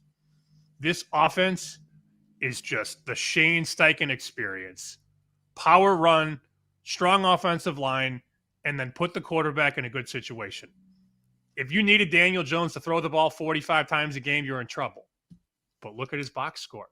He's only throwing when they have to, because this team is built to run the ball, control the TOP, and put the quarterback in very, very solid situations. He's completing 71% of his passes. And they just made a Denver Broncos defense that a lot of people feel like is one of the best in the league, made it look pedestrian, right? To score as many points as they did on the Broncos, that was eye-opening for me. And I didn't find myself on that Denver side. I also didn't bet the Colts. I wanted to. I ended up on the Dolphins instead on Sunday. Joy. But I thought the Broncos were in a very, very trappy spot, and the Colts capitalized on that. Indy has also not punted in 2 weeks. The first team in the history of the NFL to do that. The aggressiveness by the coach, the ability to have a quarterback that can hit an open target. I mean, last year they're banking on Anthony Richardson, who completed like 50% of his passes. Steichen said, that ain't going to work. Get me a vet that isn't going to be, scared by pressure, that can hit an open target, and we're going to be fine. And I believe they will be fine. They're going to win the AFC South. Number 1, I think a lot of people looked at the week 1 result and thought, ooh, they're in trouble. And then the very next week, they take the smelling salt and drop 50 on Joe O's Chicago Bears. That's right. Ben Johnson's not the biggest deal in the world. We're going to find that out, I think, over the next couple of years. They got smacked by the Packers. Packers team that many people believe is a top 3 team in the NFL now. But when you look at the week 1 result on an island, you go, oh, Detroit's in trouble. And then you watch them against an average, below average team, and you go, oh, they're just fine. So now they're 1-1. Minnesota's banged up. Chicago's awful. This is a 2-win division, or a 2-team division to make the playoffs. It always has been. Some people thought coming into the year, 3-team division. 3 teams will get into the playoffs. No, it's probably 2. And it's probably Green Bay and Detroit. Defensively, Hutch is back. They're going to be fine on that side of the ball. And it didn't really take long for them to get off the mat after playing a very good team week 1 and deliver the knockout punch in week 2. So I'm buying the Detroit Lions. They are going to be just fine. I had some question marks during week 1, but those questions are all gone. I mean, a lot of teams are going to struggle against the Packers this year because the Packers D is very, very good. The Lions are fine. So you think people are low on them? Yeah, I do. Because the Packers are too high. Everybody's too high on the Packers. So when Lions will be fine, I understand where you're coming from. What does that mean? Does that mean they win the division? Does that mean they're an NFC contender, like a top 3 contender? Like, what do you think? I think they can go to the Super Bowl. Okay. Yeah. Yeah. Maybe it doesn't mean they have to win the division, but they can go to the Super Bowl. They could have a home game to start, and then you move from there. I'm looking bigger picture there. I'm thinking that this is the time to buy them, not only to win the division, but to do some things that they haven't done. And, to win the NFC right now, you could find 7-1 on them and 3-1 on the Packers. The math ain't mathin'. So it's not a buy like, oh, they're going to make the playoffs. No kidding. Everybody knows that. Yeah. But I'm thinking win the NFC 7-1 or higher is a good bet. Okay. I went with 2 0-2 teams and a 1-1 team. Sam's plays there. Kansas City 3, Indy 2, Detroit 1. We have one crossover, which I'm sure you can all guess. All right. Number 3, buy low. This is all relative. It doesn't mean that they're going to even win the division or be in the playoffs. It means it could be a team that you might want to buy on a week-to-week when it comes to the point spread. You might want to. And it's 3 for a reason. This is tough. But Cam Ward was put in an awful position at Denver against the Rams. I think most people would agree that those are 2 top 5 defenses. That's how you're going to start your career. You have awful coach on your side, and you're going against 2 really tough defenses to start off. And they were beating one of those defenses in the Rams at halftime. Now they're getting 3.5 against Indy, which I find so interesting. That point spread is fascinating, which we're going to talk about it a lot this week. But when I say buy, I'm talking point spread value. I'm not saying they're going to make the playoffs because they're not. They're not. I don't even know that he's going to be the offensive rookie of the year. But I just look at it and say, okay, you competed against Denver. You covered the number. You competed against the Rams. You were leading at halftime. You end up not covering the number when it comes to the final score. But I want to see them moving forward against some softer defenses, see what Cam Ward can do then. So that's why I put the Tennessee Titans as a buy low option at number 3. Number 2, I have a squad that's 1-1.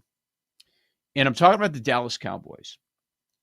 They faced 2 tough defenses in divisional matchups. Week 1 at Philly, tough spot. CeeDee Lamb's dropping the ball all over the place. They competed, they covered the number, right? This past week, Giants. They couldn't stop the Giants. That was a problem. But you look at it, in 2 games, they've scored 60 points. Is this the offense that we're going to see? Like, that's a Giants team that can pressure the opposing quarterback. That's an Eagles team that is viewed as a top at least 10, probably 5 defense after just winning the Super Bowl. On the schedule, I see Jets, Panthers, Raiders, Giants again. There's a lot of wins there. So relatively buying on the Cowboys, whether it be ATS, maybe them sneaking in the playoffs. I don't know. I mean, if they bring this sort of offense and the main cogs can stay healthy, I think the Cowboys are going to be just fine. And when they're dogs, they're probably a team that I'm going to be betting. So buying low on the Cowboys, even though we're post Micah Parsons. People freaked out. Okay, they're done. I'm going to buy low on them, and number one's the obvious. And you hit on a lot of the points. Let's talk Kansas City Chiefs. 3 straight losses. Is this going to continue? I'm going to say no. You get Rice back in week 7. Worthy, it sounds like he's going to come back pretty soon. No explosion on offense. Tough start. You get the Chargers and the Eagles, 2 probable playoff teams, maybe 2 Super Bowl contenders when we get there. But the Chiefs are going to be fine. They get the Giants this week. That's going to be a victory. They'll be 1-2, and everybody's going to calm down. So I got Titans 3, Cowboys 2, Chiefs 1 as far as buying low. Selling high. What you got, Sammy P? All right, so I just made an audible on the fly here, and I let Gertch know I wanted to change my number 2 team. I was between 2 teams, and I'm going to just go with this team at number 2. Number 3 is Cincinnati. I am not buying this team for 1 second. And you look up at the market on them to make the playoffs, and no is the big favorite. So this is sort of a cop-out, but at 2-0, you would think, oh, like Cincinnati's going to be just fine. Oh, they finally were able to win games early in season. And now your quarterback's hurt. Now your quarterback's in trouble. And he's going to miss, 3 months? Jake Browning's going to get you to the playoffs? I don't believe it. Neither does the market. How about BetMGM minus 210 on the Bengals to miss the playoffs? So this is a layup for me. I have no interest in them. I have no interest in their defense. And now I think their quarterback play is going to hold them back. Even though they're 2-0, I don't believe it for 1 second. Number 2, this team has been historically good on defense. You go back and look at the last 15 years, they've been defensive monsters for the most part. They've controlled the line of scrimmage. Secondary's been good. They keep you out of the end zone. What's going on in Pittsburgh right now? What the hell are they doing defensively? To let the Jets and the Seahawks go up and down the field? Problem. Big problem. Justin Fields, Sam Darnold carving you up. Now they've been unlucky, I think, with a couple big plays. But I don't think the quarterback's going to stay healthy. And I just don't know how you're 29th in points, 29th in yards with a Seattle team that couldn't even move the ball in week 1. And then Seattle takes care of business in your house, comes to your barn, and slaps you around. That's a problem there. So they're 1-1 right now. I think everybody is thinking that, oh, well, Mike Tomlin will figure this out. Mike Tomlin always finishes over 500. Which is true. Never been under 500 one time until now. Don't think it's going to happen this year. And defensively, the holes, the gaps, they are alarming. And I don't think you can just wave the wand and fix that. So number 2 for me, Pittsburgh Steelers. Number 1, I wasn't high on this team to begin with this year.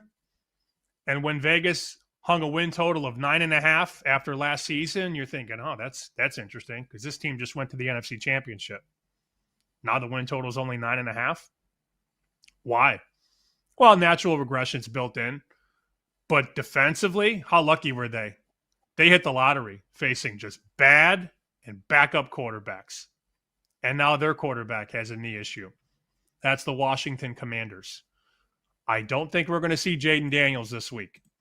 And the market says that. I mean, for crying out loud, Washington's only a 3.5-point favorite against Vegas.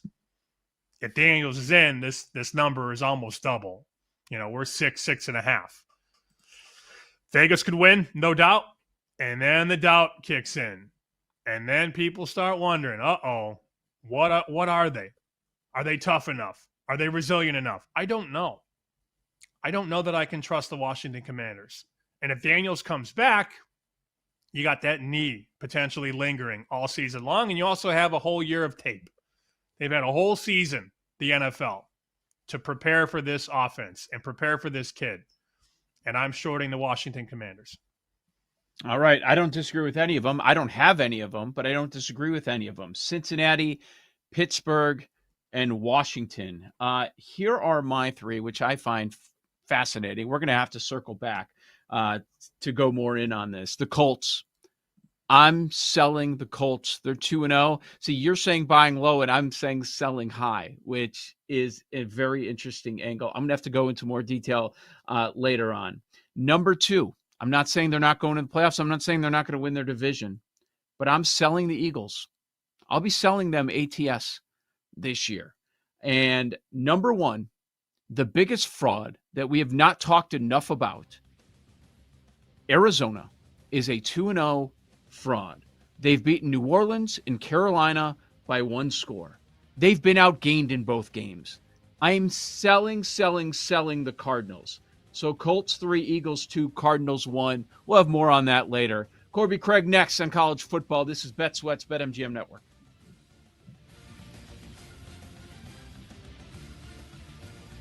You're listening to Bet Sweats with Joe O and Sammy P on the BetMGM Network.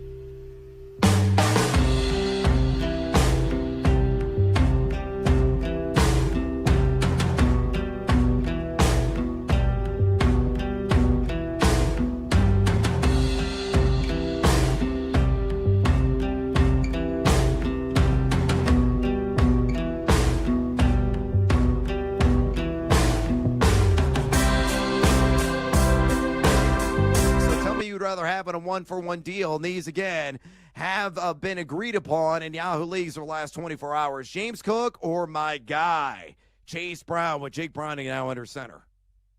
I still want Chase Brown. I can't believe I'm saying this, James Cook. I just think the touchdowns are going to be there. Browns is still going to have extraordinary value, but I think Cook's going to best him in the end. James Cook or Garrett Wilson? James Cook for me. Cook for me as well. Cook or Jaden Daniels, who's listed as day-to-day with that knee injury? Jaden Daniels for me. I'll go with Cook.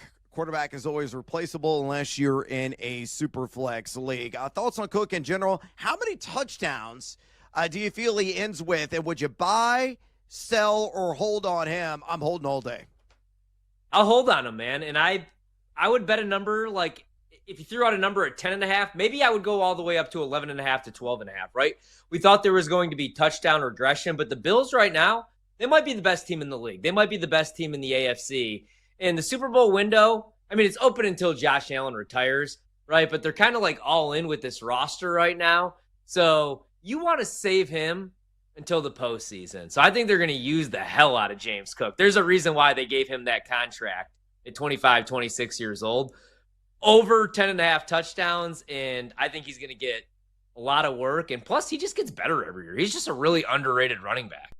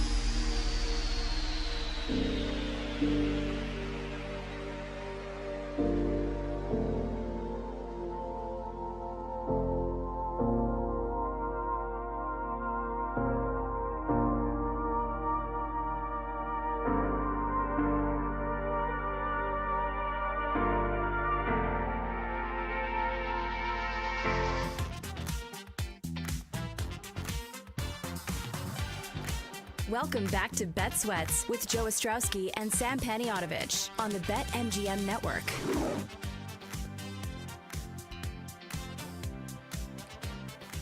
With you on a Wednesday. Just had some power rankings there. We'll revisit that because we didn't have time to give a full explanation, at least on the selling high teams. Got to break it down on buying low, but not selling high. We'll get back to that in the NFL. But let's talk some college football with our guy, Corby. Goes by one name. It's like Madonna. He's like Drake, it's just one name. That's it. He's everywhere now. Some would say he's a sellout because now he's got stuff for Yahoo Sports. I wouldn't say that. I've heard some in the streets are selling that. He's blowing up. It's not, under the radar stuff anymore. It's Corby at CorbyBO on X. What's up, Corby? Yeah, it's starting to get me into some trouble. I had some guys reach out and said, your name is very Googleable last night. So in the sports betting industry, that can be fun and it can be bad. So it's been nice. I enjoyed all the listen, this is what I love doing. So it's like you guys, I could talk about this all day. So it's an enjoyment to be able to do it. And have an occasional Yahoo article that Sammy roasts me on. But outside of that, like jumping on this is the most fun show. So I'm having a good time. You'll have good music in the prelude. I know you're here every day, so you probably don't get to just sit back and enjoy it. But that was the first time I've got to hear it, boys. And I was kind of vibing out in the behind the scenes. Shout out Paul. Shout out Gerch. I guess we could shout Jake out too. Why not? No, Jake. Joe did. Joe did call you a sellout. Joe said you were a sellout. I did hear that. But that's good. That's good though. It's okay. It's good. You're blowing up. You got money now for the double dinner, the pre-dinner, as you would call it. How many pre-dinners you got going on lately? Yeah, pre-dinner is an essential part of my day-to-day. Sam and Joe, listen, if you're not pre-dinnering, you're not living life right. So I am. Yahoo has blessed me the ability to pre-dinner anytime I want. So I'm excited about that. So let's look at this list of quarterbacks that you and I talk about every week. And last week we were having some fun with Austin Simmons. Lane Kiffin continues to be a liar and not tell the truth, which we kind of sniffed out early in the week. The big one for me this week is South Carolina, Lenora Sellers, who has a concussion, of course, and the market says he's not going to play. How difficult is it to price South Carolina? Actually, I look at the board now, and it's come in a little bit. I thought this was going to hit 14, and now we're 12.5. BetMGM has 11.5, so maybe there's been good news in the last hour. I haven't seen it, but how difficult is it to price Lenora Sellers, given we don't know a lot about the backup? Yeah, we do know one thing about the backup. He was recruited to play wide receiver, so that never leads you in the right direction. So no, it's tough. I ended up betting some South Carolina yesterday on the presser. I just thought it was kind of weird. Like the answers were weird. I know Missouri's coach said they're prepping as if Sellers is going to play, and we saw some buy down from 13.5 to 12.5 when he said that. And I don't take really any merit into what the other coach says in a press conference about the other team's player. But I do think that there's at least decent shot that Sellers plays in. Where does this market if Sellers doesn't play? I think it's 14, right? And where's this market if Sellers does play? I think it's probably closer to 10. So getting a 13, I felt plenty fine of betting some South Carolina yesterday. You can find some 13 stragglers around today, probably plenty fine. And if he plays, awesome. If he doesn't, look for a way to try to get out of this bet. Corby, we were just doing a buy low, sell high segment after a couple weeks in the NFL, and I'm looking at your plays that you put out there, and I see, well, you're definitely buying low on one team. Probably hard to get to the window on this specific squad, and I'm talking about the Clemson Tigers. A lot of hype in the offseason. Yep. They're sitting 1-2, and even in their one win against Troy, did not look impressive at all. The Club Nick Heisman, no, not anywhere close, and a lot of people bet that in the offseason. What is your angle on the Clemson Tigers this week, laying 17? Yeah, it's a disgusting bet, and usually the disgusting ones are the most fun ones, huh? And so this just feels like a spot where Kate Klubnik, a co-favorite for the Heisman, heading into the season, is now 100-1. No, I'm not going to buy it. No, it's just in an Avery Johnson spot, but I do think that he's better than 100-1. So it feels like a lot of market sentiment saying this team stinks. And two things. First off, let's remember, if anybody has watched Dabo Swinney in years past, like the spreads of 17, he's not stopping when it's 2 touchdowns. I've watched Dabo Swinney up 45 with 2 minutes left, put in the backups, act like they're going to take the rest of the game off. and proceed to throw 9 passes and score a touchdown. Like, this is what Dabo does. Now give him the market sentiment down. I saw people roasting Dabo for not being in the AP poll. He like had a presser about it. He's mad. And then the final stone is, who are they playing? Yes, you could buy low on anybody, but like, I also don't think Syracuse is anything. We watched them struggle versus UConn. A stat that I brought up was I was rewatching film of the Syracuse UConn game, and in the second quarter with 4 minutes left, I think maybe 4 or 5 minutes, they sacked the quarterback in what was like a pretty long play. Like, it wasn't just a pure sack. And the announcer went, "That's good for Syracuse's first sack of the season." 6 quarters of football, 1 sack. Half of those were against UConn. So they have no pressure on the defensive line. And if you've watched Cade Klubnik at all, like, that's the struggle. They just don't, like, Cade doesn't have time to go through his progressions because he's getting hit or having to chase out of the pocket instantly. So I think it's a miserable spot for Syracuse, a team who has no offensive line, no defensive line, and now has to face a talented Clemson team who, they've looked bad, but like, they also returned everybody. So like, this isn't like selling this thought that they had good talent in the offseason. We know the team, and they just haven't played good. So I'm still buying on Clemson here. Yeah, and then you play a physical LSU team week 1. That weighs on you the next week against Troy in a sleepy spot before you play Georgia Tech. I mean, it's been a very, very difficult schedule, and they've lost to 2 top 15 teams in my numbers. I don't know where you have Georgia Tech. I know the AP poll says they're 19th. Yeah, whatever. How dumb is the AP poll, by the way? It's one of the more stupid things there are. My dad calls me once a week to talk about college football, and he always references the AP poll, and I'm like, I honestly couldn't tell you a single number on the AP poll. I don't know where anybody is, and I really don't care. Yeah, fair enough. Not worth it. I saw one of the voters did vote Notre Dame week 1 unranked, and then week 2 somehow now Notre Dame in their poll was ranked 23rd. And it's like, they lost week 2, so that's an interesting upgrade. So it's always a fun time with the AP poll. How good do you feel about our Carson Beck ticket? Man, he looks good.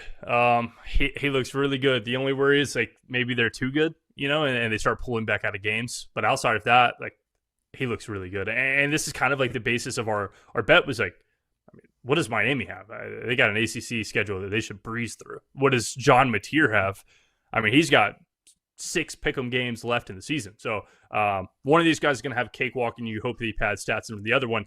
Listen, if Mateer makes it through that schedule, playing like he's playing, he wins the Heisman, and I think we would all agree he deserves it. The play is like, I don't think that he can, and honestly, like, none of us do if we have 27-1 tickets for Carson Beck. Yeah, I mean, we've talked about it. Sam gave up Beck. I'm on Mateer, and so we're both in good spots. But we know how this goes. Rarely do you see, one person run away with it, especially after just a few weeks of football. Like right now, that's what it looks like. But I'm wondering, it's probably going to be a quarterback, especially after a year when you had a non-quarterback win the award. If there's somebody that's going to enter the conversation, maybe coming in from the clouds, who is it? I mean, listen, my from the clouds opinions are pretty bad nowadays. So take this with a grain of salt. My favorite Heisman ticket is 400-1 currently. So I would say at 17-1, Julian's saying this is the Ohio State team who I still have number 1 in the polls. I see a lot of people have Penn State. I'm still Ohio State. You look at this wide receiver core, like, if he struggles, like, he isn't a starting quarterback. I mean, he's got everything he could possibly need. They have a schedule that is indicative of a lot of wins. I would say that he's probably pushed down by the fact that, like, he doesn't have the name recognition or they haven't done anything explosive with him yet. But, like, that time's coming. They're going to be 30-point favorites in a lot of games. So he has the ability to break out. Julian saying 17-1 would be where I go. But take that opinion with a grain of salt. Any plays or leans on those 2 games? We got, obviously, Carson Beck at Miami. You got Mateer at Oklahoma. OU takes on Auburn. Miami's got Florida. Anything that jumps out, whether it's a bet or at least a number that sticks out? Yeah, I ended up betting a little under in that Oklahoma game. Not a ton. It wasn't something I loved, but I'm still just anti-Jackson Arnold. I don't think that he's a legitimate P4 quarterback. Like, there's been times where he looks good, but I think that he can only. It reminds me a lot of Jalen Milroe. Like I think he can only go through 2 real progressions, and then he's just a pretty gifted athlete, so he'll run. And Oklahoma's defense looks awesome. So I don't think either of the first 2 reads are ever going to be there, and it wouldn't surprise me if you see a lot of running.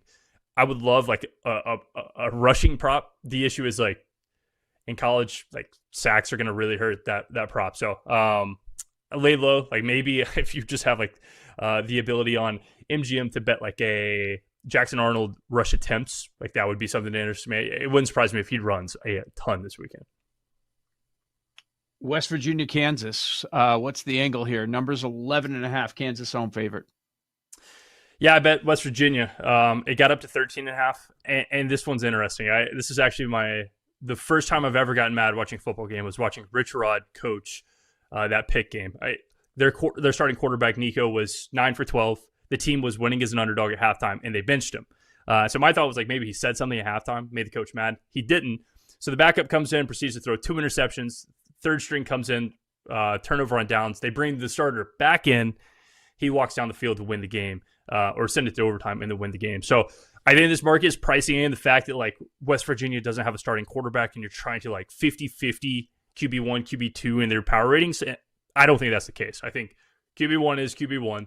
He played his way into assertion that he is QB1 without winning drive down the field. And I think he's a good quarterback. So I bet West Virginia 13.5. Feel pretty good there. I think I made it like 9. So feel good at all current numbers. Anything that you like that we haven't asked you about? I know there's a million games to talk about, and we always ask direct questions, but is there a game or two that you'd like to bring up? No, you guys are the best. You toss up some easy softballs. So every game you talked about, I've enjoyed. Let's look down the line. You want a stinker or you want a good game? Let's go good game. Let's make it respectable for a TV network. We're not going to give you the Western Kentuckys. We'll go Wisconsin. I believe you can get a 9.5 right now. Billy Edwards looks like he's probable. I would argue that is playing. I saw a game time decision. He's not missing this game. He's playing his old team. Wisconsin has every power rating of playing with a quarterback who doesn't know how to play quarterback. Like he has looked miserable and he is really, really, really bad. So when you put QB1 back, and let's say that you're calling it like an 80% chance he plays, like you're still not even pricing in how bad this QB2 was, I think. So I made this closer to like 12.5. I think Wisconsin kind of rolls. And Maryland, frankly, like they've looked okay. I'm not buying any of that. I don't think this team has much talent at all. Couple more minutes here with Corby Craig. This is Bet Switch, Joe O, Sammy P. When you mentioned the Heisman, you kind of just threw out there that your favorite bet is 400-1, but you didn't mention it. So like I know everybody's like, what the hell? Who is he talking about at 400? So quickly mention that. And do you have an opinion or at this juncture early on before we really get into conference play on title odds? Like even maybe not a play. It doesn't have to be a play, just what you're seeing and where there could be some value. Yeah, so I wouldn't say it's my favorite now, but I did like the Avery Johnson angle at the preseason. He has looked miserable. So at 400-1, I would not be buying it on Avery Johnson. But I will say I have gotten roasted on the internet for this recently, and I still don't care. I think it's a great bet. You can find this at MGM along with basically every single book. There's a weird contingency in schedules right now that's happening, and odds makers just aren't pricing it in. It's like Kansas State, Arizona was not a conference game. And I've tried to explain this to people. It does not go on the conference record. They joined conferences after it was put in the schedule. So if you Google it, it wasn't a conference game. So Kansas State is 0-1 in conference.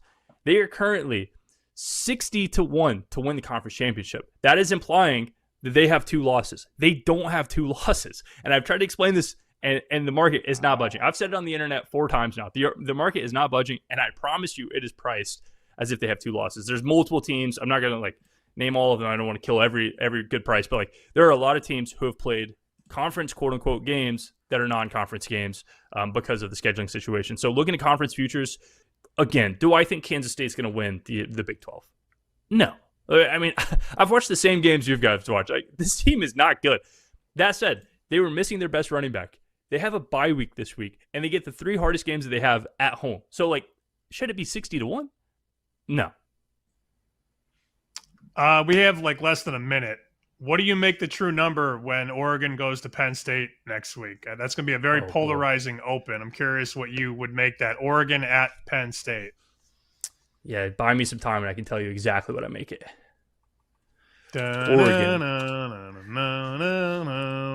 Oregon, Penn State. I make Penn State 3.5, total 46.5.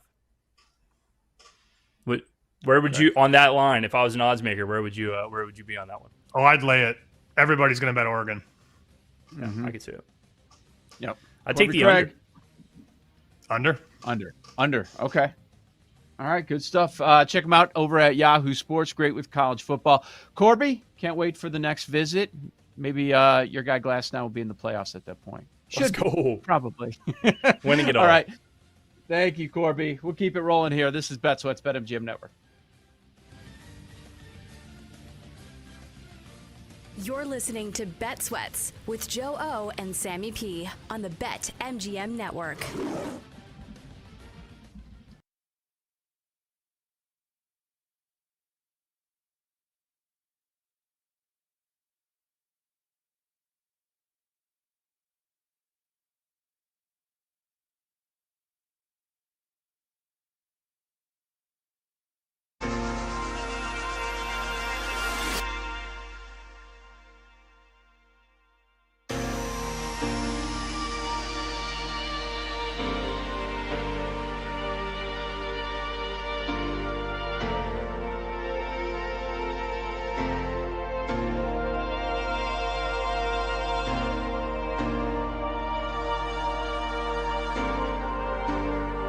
Is Ohio State still going to be the number one team in the country for me? They did struggle with Ohio, but that win over Texas, how good the defenses look. Julian Sayin has looked very good. I will still put them in the number one spot, and they are the favorites to win the national championship at BetMGM at plus 550. LSU right now has the best resume in college football with the road win at Clemson, home win against Florida. Their defenses looked fantastic. Offense isn't quite as great as I thought it would be up to this point, with how good their defenses looked and the 2 wins that they have. I'll put LSU at number 2. Folks, Miami's a top 3 team in college football. And if you just don't believe that, you're not watching the Canes closely enough. Both lines of scrimmage, they are elite. O-line, D-line, terrific. Carson Beck's look very good. Playmakers all over the field, man. Their running backs, wide receiver core is very, very good. I just worry about Mario Cristobal. It's why I would never bet Miami to win the national championship because of him and what he does in-game management type things, but his team is loaded, and they are good enough to beat any team in college football on any given day. I'll put Georgia at number 4 at plus 600. We all wanted to see what Georgia would look like finally against a good team, and their offense and Gunnar Stockton answered the bell. He was really, really good. I would expect Georgia's defense throughout the season, because they're coached by Kirby Smart, to continue to get better and better. But offense was their big question mark. I thought Gunnar Stockton played great. I'll put Georgia at number 4. Penn State has played absolutely nobody to start the season, and they have been very underwhelming. I've kept them at number 2 the last couple weeks, but now I got to drop them to number 5. They're on a bye this week, and then they get Oregon in 2 weeks. Obviously, we'll reevaluate and what they see, what they look like in that game.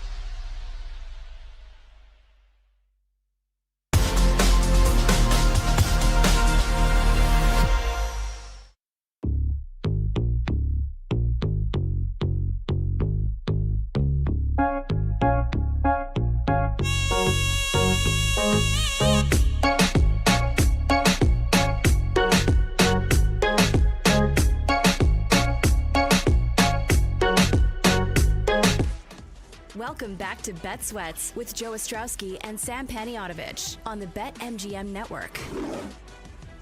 Live on X for the rest of the hour. Appreciate Corby talking some college football here on the show. It's Joe Ostrowski, Sam Paniotovich on XBet_Sweat. Sam at SB Shoot. I'm at Joe Ostrowski. And you can catch the full show, as always, YouTube and Twitch, and also the audio version over on the Odyssey app. Just search up the BetMGM Network. Go to BetMGMNetwork.com. All right, we were kind of rushed through the selling high portion of power rankings earlier on this hour before Corby jumped on. And Sam, you mentioned your three, which I don't disagree with any of them. You have Washington 1, Pittsburgh 2, bad defense, Cincinnati 3, another bad defense. All three of them, I don't trust their defenses. So I agree with that. I kind of rushed through mine.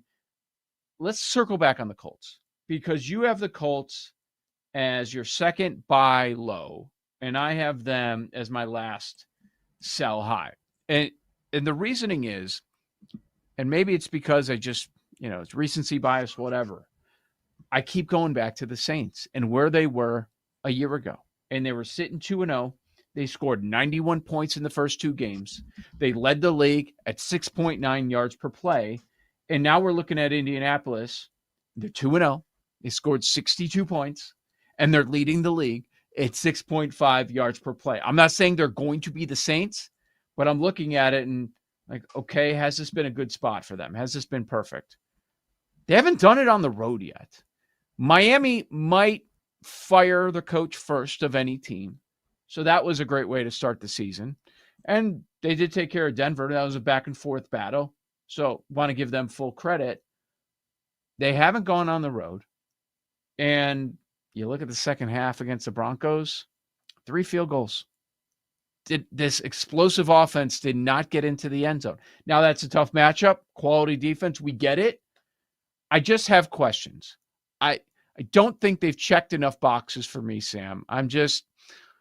Maybe it's my priors. Maybe it's, look, I was looking at the Jaguars in that division. We were not buying the Texans. The challenge was, okay, if it's not the Texans, which team is it going to be? And I think we ended up talking more about the Jaguars in that division.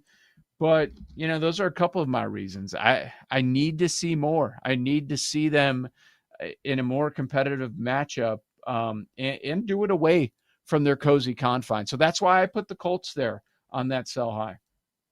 I think they're a playoff team. Maybe not buying low, but I viewed this as sort of overvalued and undervalued. And I think that price on them at minus 130 BetMGM to make the playoffs is a joke.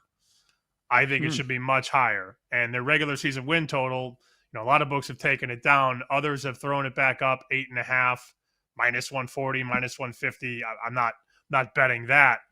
But I look at their defense more than their offense. And I think they have really gotten better on that side of the ball, because this has been a team over the last few years. I got their defense in front of me right now.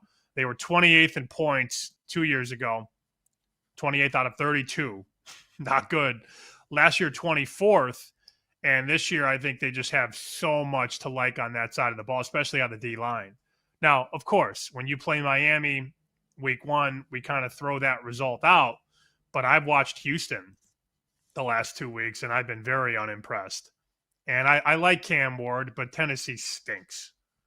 So, look, I'm not saying like back up the truck and lay 3.5 against Tennessee in week 3, but over the course of 17 regular season games, I think they're one of the best teams in that conference.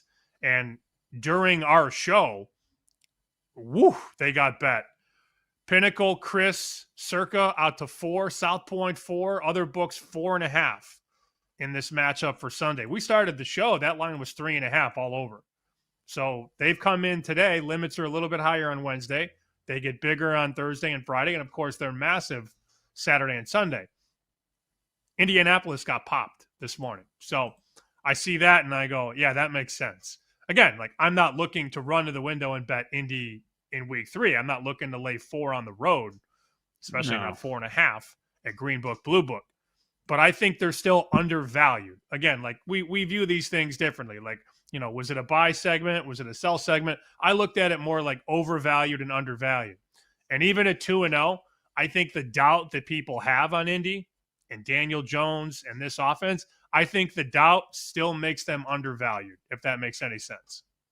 Yeah, it's a conversation we have all the time. Okay, you're saying they're undervalued because people aren't moving enough, but also when you move numbers early in the season, you don't want to overreact. Like we could give examples of both sides. So I could say Saints, great start, terrible team a year ago. But there are also examples like Vikings, like Commanders. Like you need to make proper adjustments. And I'm being a little careful with the Colts, and you're being more aggressive. That's basically another way to break it down. You're like, okay, let's make this move. That doesn't make sense that they're an odds-on favorite to make the playoffs, and the win total's 8.5, though. Like if they're a favorite to make the playoffs, the win total should be more than 8.5. It should at least be 9.5. In the AFC, to make the playoffs, you need 10 wins. Yeah, I agree. So the Colts 8.5 at BetMGM minus 135. I'd rather and then bet the that playoff than the market, the playoff market and the division market are a lot different. I think it's clear the market doesn't know how to price the Colts. And if the market isn't sure, then you should jump in either way if you feel some type of way. So they're minus 135 to make the playoffs, and they're plus 135 to win the division. I think they're winning the division. I've always liked Steichen. I felt that they never had anything at quarterback. I mean, they were trotting up. You go back and look at the 2024 Colts. They started Anthony Richardson, I believe, 11 games. He's horrible. He's horrible. So last year, Anthony Richardson in 11 starts was completing 47.7% of his passes. 8 touchdowns, 12 picks. An absolute clown at quarterback. No idea where the ball is going. All he did was throw the deep ball and pray. This year, they are a run-the-ball, play-action team. And I think from a coaching standpoint, they're in a great spot. I've always liked Steichen. And this is year 3 now for Shane Steichen in Indy. This is his team. This is how he wants to play. And he has a quarterback he believes in terms of getting the ball to open targets. I'm not betting them to win the conference, win the Super Bowl. That's insanity. Yeah. But at plus 135 to win the South, that's still a good bet, and I still think there's value there.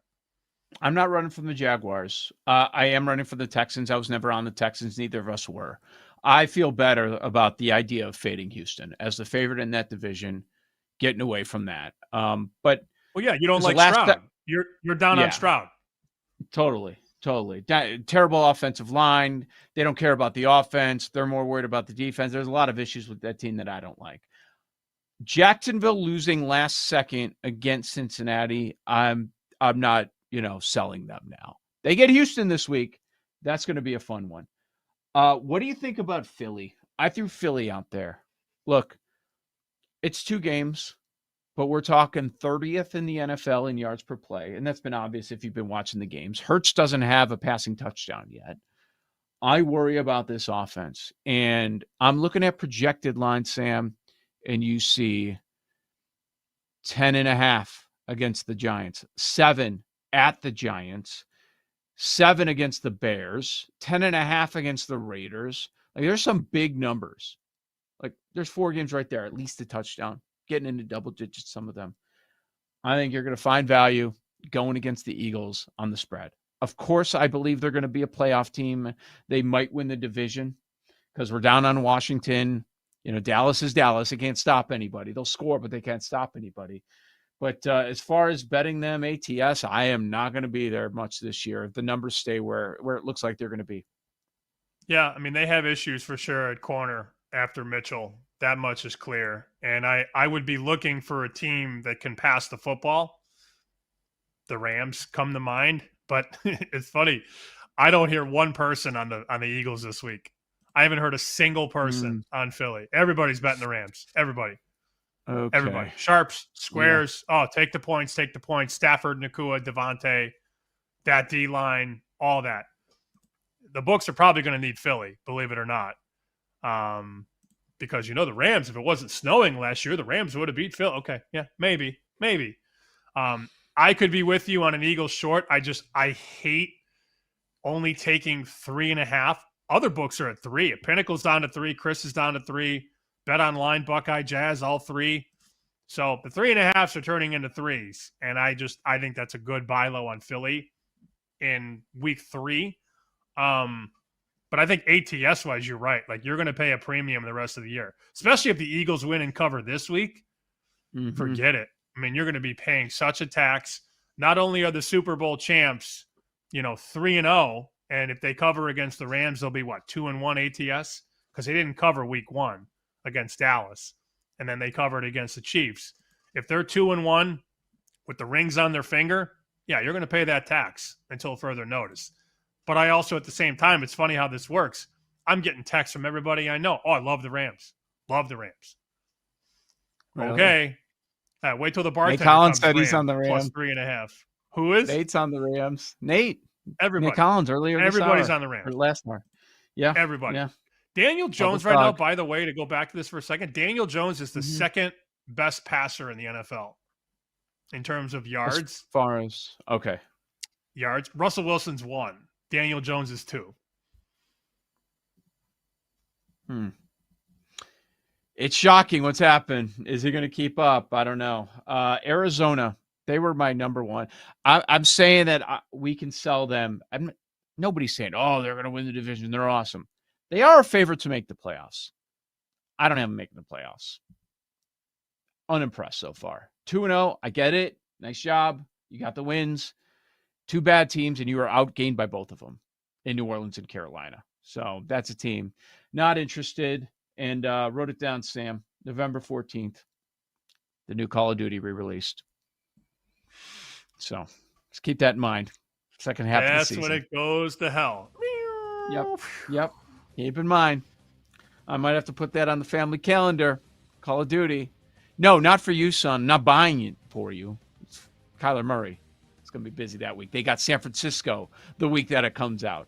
Okay? So just keep in mind there. We'll talk some baseball on the other side. Eric Kratz from Foul Territory will join us. Joe Ostrowski, Sam Panayotovich. If you are watching on X, check us out on YouTube or go to BetMGMNetwork.com. You're listening to Bet Sweats with Joe O and Sammy P on the BetMGM Network.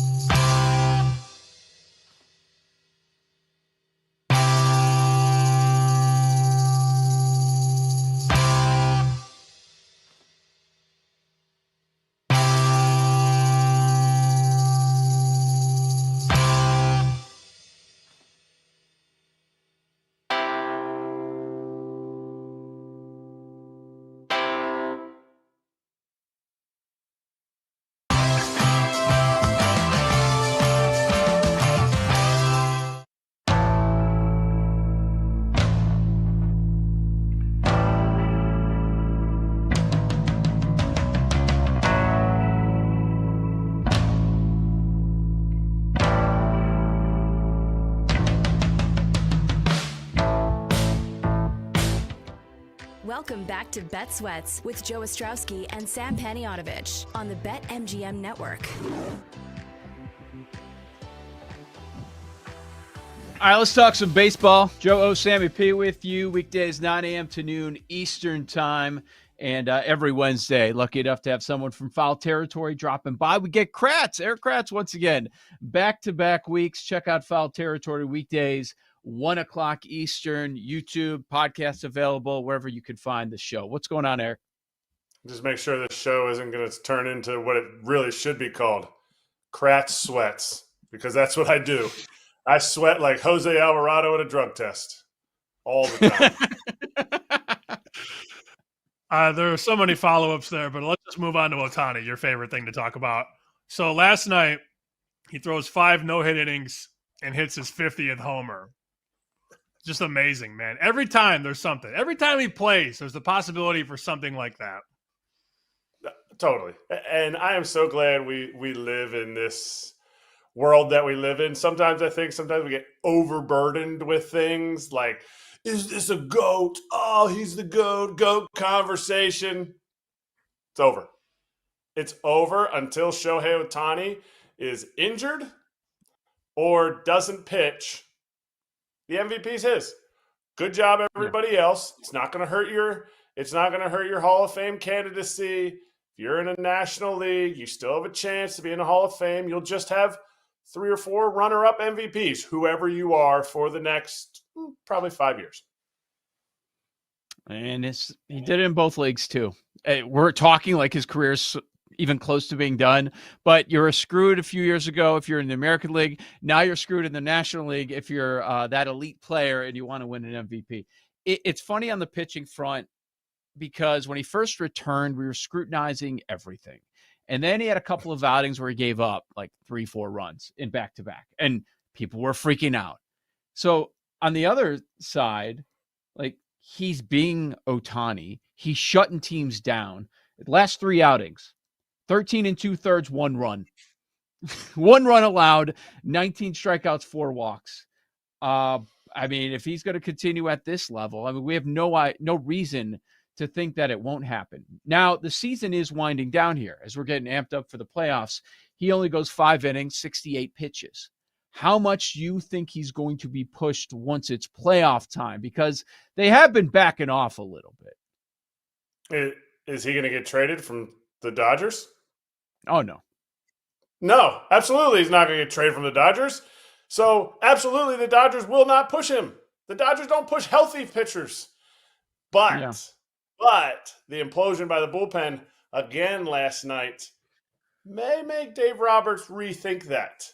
I mean, normally it is in the playoffs, once you get to the 3rd time through, Dave Roberts is like, he's got his hand on the panic button and he's like, go to the bullpen. And then the bullpen would just come in and shut everything down. I don't know that the Dodgers are built that way this year. And I think Dave Roberts is smart enough to say, yeah, that works 90% of the time, but we might need a situation where we got to push Shohei. So it'll be interesting to see if his next start, they'll let him go into the 6th. If he doesn't go into the 6th inning, I don't see him going over 5 in the playoffs. I don't see him pushing it. I think they'll know what they got, and they'll kind of figure it out in advance. Like, hey, we know we're only getting 5 innings out of him, and we're going to have Kershaw piggyback with him. We're going to have, Rovelski piggyback with him because the team's going to have a lot of lefties in the lineup, that type of thing. Mariners, 10 straight, buddy. 10 straight wins. Just an eyelash above the Astros right now. Who do you like down the stretch to win the division? So I'm supposed to say the Mariners, but history will tell me the Astros. So the Rangers are going to make it in, and both teams are going to. No, I'm going to go with the Mariners, and I'm saying that a little trepidatiously because they're on the road right now, and AJ Przinsky on our show always says the Mariners can't win east of Spokane, and that was the case. The issue was they were going all the way east on 2 9-game, 10-day road trips that just at the end of the season, Major League Baseball should get a slap on the wrist for scheduling that team that way. Back-to-back 10-day, 9-game road trips to the East Coast. Like, that's brutal for any team.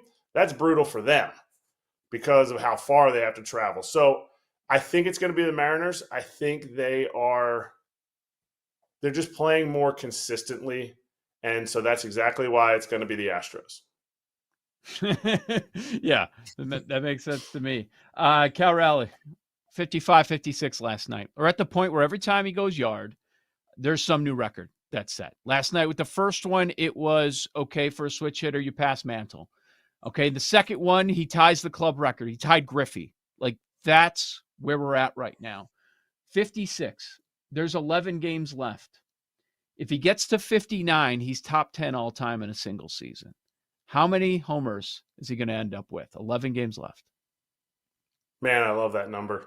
I love the number 59. And I would have said this is going to be a tough series. If he can come out of KC with that pitching staff, they don't give up a lot of homers. They're not a great pitching staff, but they play good defense, big park. So I figured if he comes out of that series with 2 dingers, he'd be good. And he'd still have a shot at 59 or 60. I think he gets there. I want to see 60. I want to see that number. Obviously, the top 10 is an amazing number for a catcher to get in the top 10. For anybody to get in the top 10 is ridiculous. It's historic. It's not top 10 in the last 20 years. It's top 10 ever. So to me, I would love to see 60, but if he only gets to 59, still a pretty cool number. And yet he could hit more than Judge, break the American League single season record, and still lose the MVP to Judge.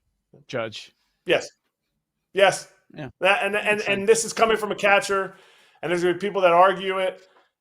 It's unfair to both of them to not talk about what the other guy is doing. And when you compare the two, Judge has had the better year.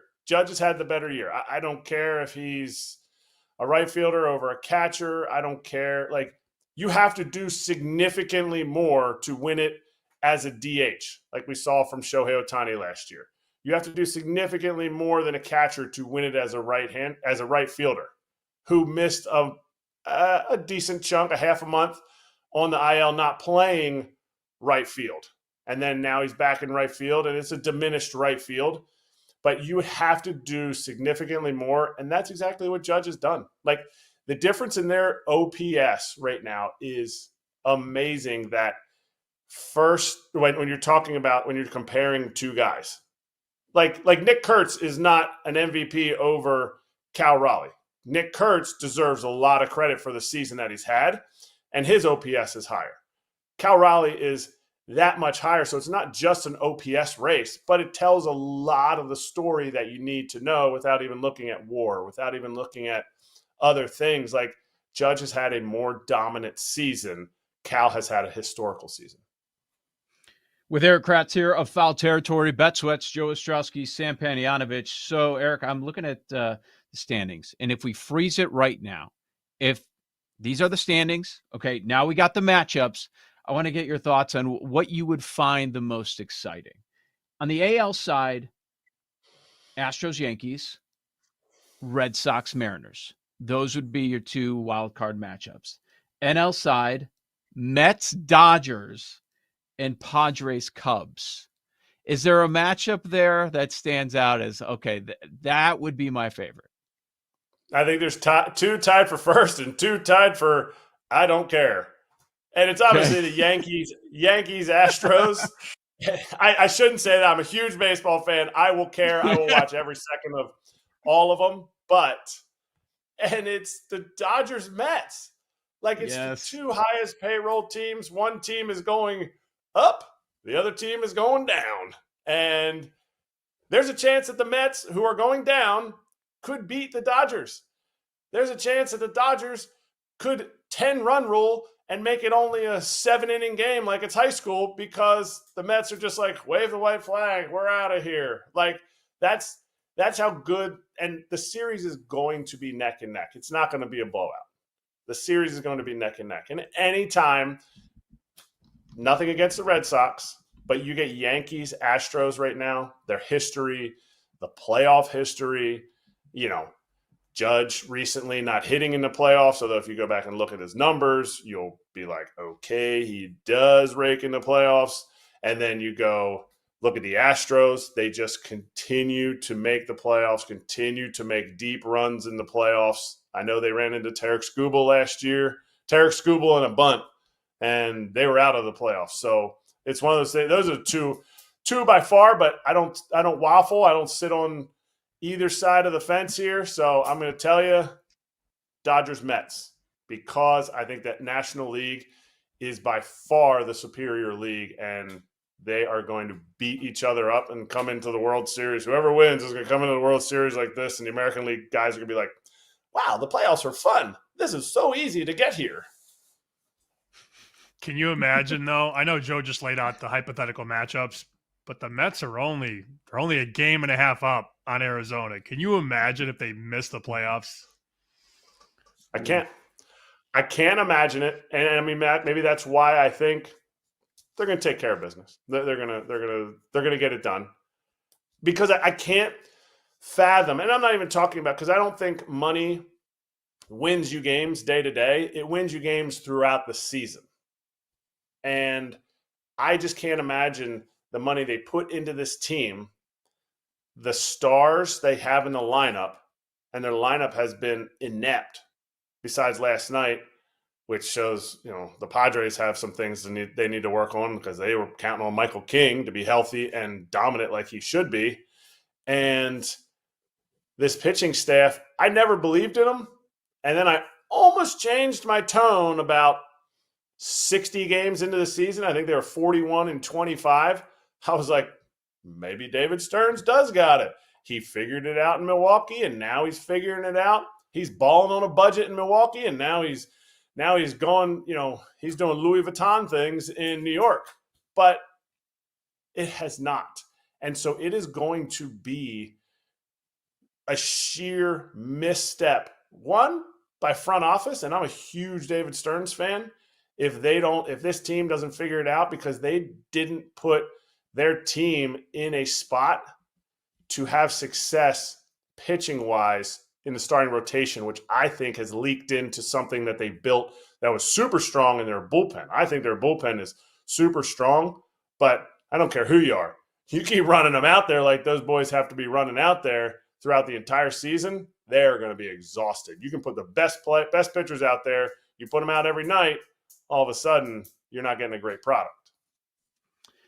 There are a lot of people that watch and listen to this show that are betting baseball on a daily basis. Take us inside the locker room. If you're not one of these playoff teams that we're talking about, and that's clear, and you've got a couple weeks left, what's it like in there? Is it more, there are guys that are, okay, this is my chance? And then, what are the veterans doing? I'm just asking from a bettor's perspective. Are you just fading those teams that are just completely out of it? Or maybe you get little fire from the young guys that are up? There's always fire in the big leagues. And there's a lot of things in baseball I can speak to experience on, more in the minor leagues than in the big leagues. But I never really played in September on bad teams. And it was because I was older. And so if that team was losing, they were like, beat it, nerd. We're going to go get a young guy. And in the big leagues, it's a lot about, especially when you're playing good teams, the scouting report. You know what's going to happen, because this lineup has been there for 400, 500, 600 at-bats each guy. So you know how to build a scouting report, how to attack these hitters. Look at what's happened with the Rangers. The Rangers have said, you know what? We got 3, some nights 4 young guys in our lineup, not rookies, but young guys. Some of them are rookies. And teams have had a tough time combating it. Some people say, well, it's because they scratch and claw and they do little things. Yeah, you're right. They do. Why? Because the big leagues is freaking awesome and everybody wants to stay. You're not going to get any letdown from a team just because they're out of it. What you will get is where I like to start making some serious cash this time of year is live betting with teams that just are not that good at late games. Look at some of these that are just not built, that are not winning. They're not great late in games. The Nats got rid of their closer. Big, close game. Give me money. Give me money against the Nats. Rockies can't hold a lead. Diamondbacks, overs. Give me a low over partway through a Diamondbacks game because that lineup doesn't quit, and they're still a good lineup even without Naylor and Eugenio Suarez, but their bullpen cannot hold a lead. So to me, that's where I start looking betting-wise at the end of the season, teams that can't hold a lead, because the one year in 2015 I was on the Phillies, and it was like happy-go-lucky, we are going to win this game, and as soon as the game got close, there wasn't a lot of experience on the team, and guys started, everything gets tight, and you lose by 2. Where the good teams, like the Phillies last night, they figure out a way to win. So that's tough to, in my opinion, it's tough to bet against. Good stuff from Eric Kratz. Check them out. Foul Territory, weekdays, 1 o'clock Eastern. Joe O, Sammy P. We'll talk some college football playoff on the other side. This is the BetMGM Network. You're listening to Bet Sweats with Joe O and Sammy P on the BetMGM Network.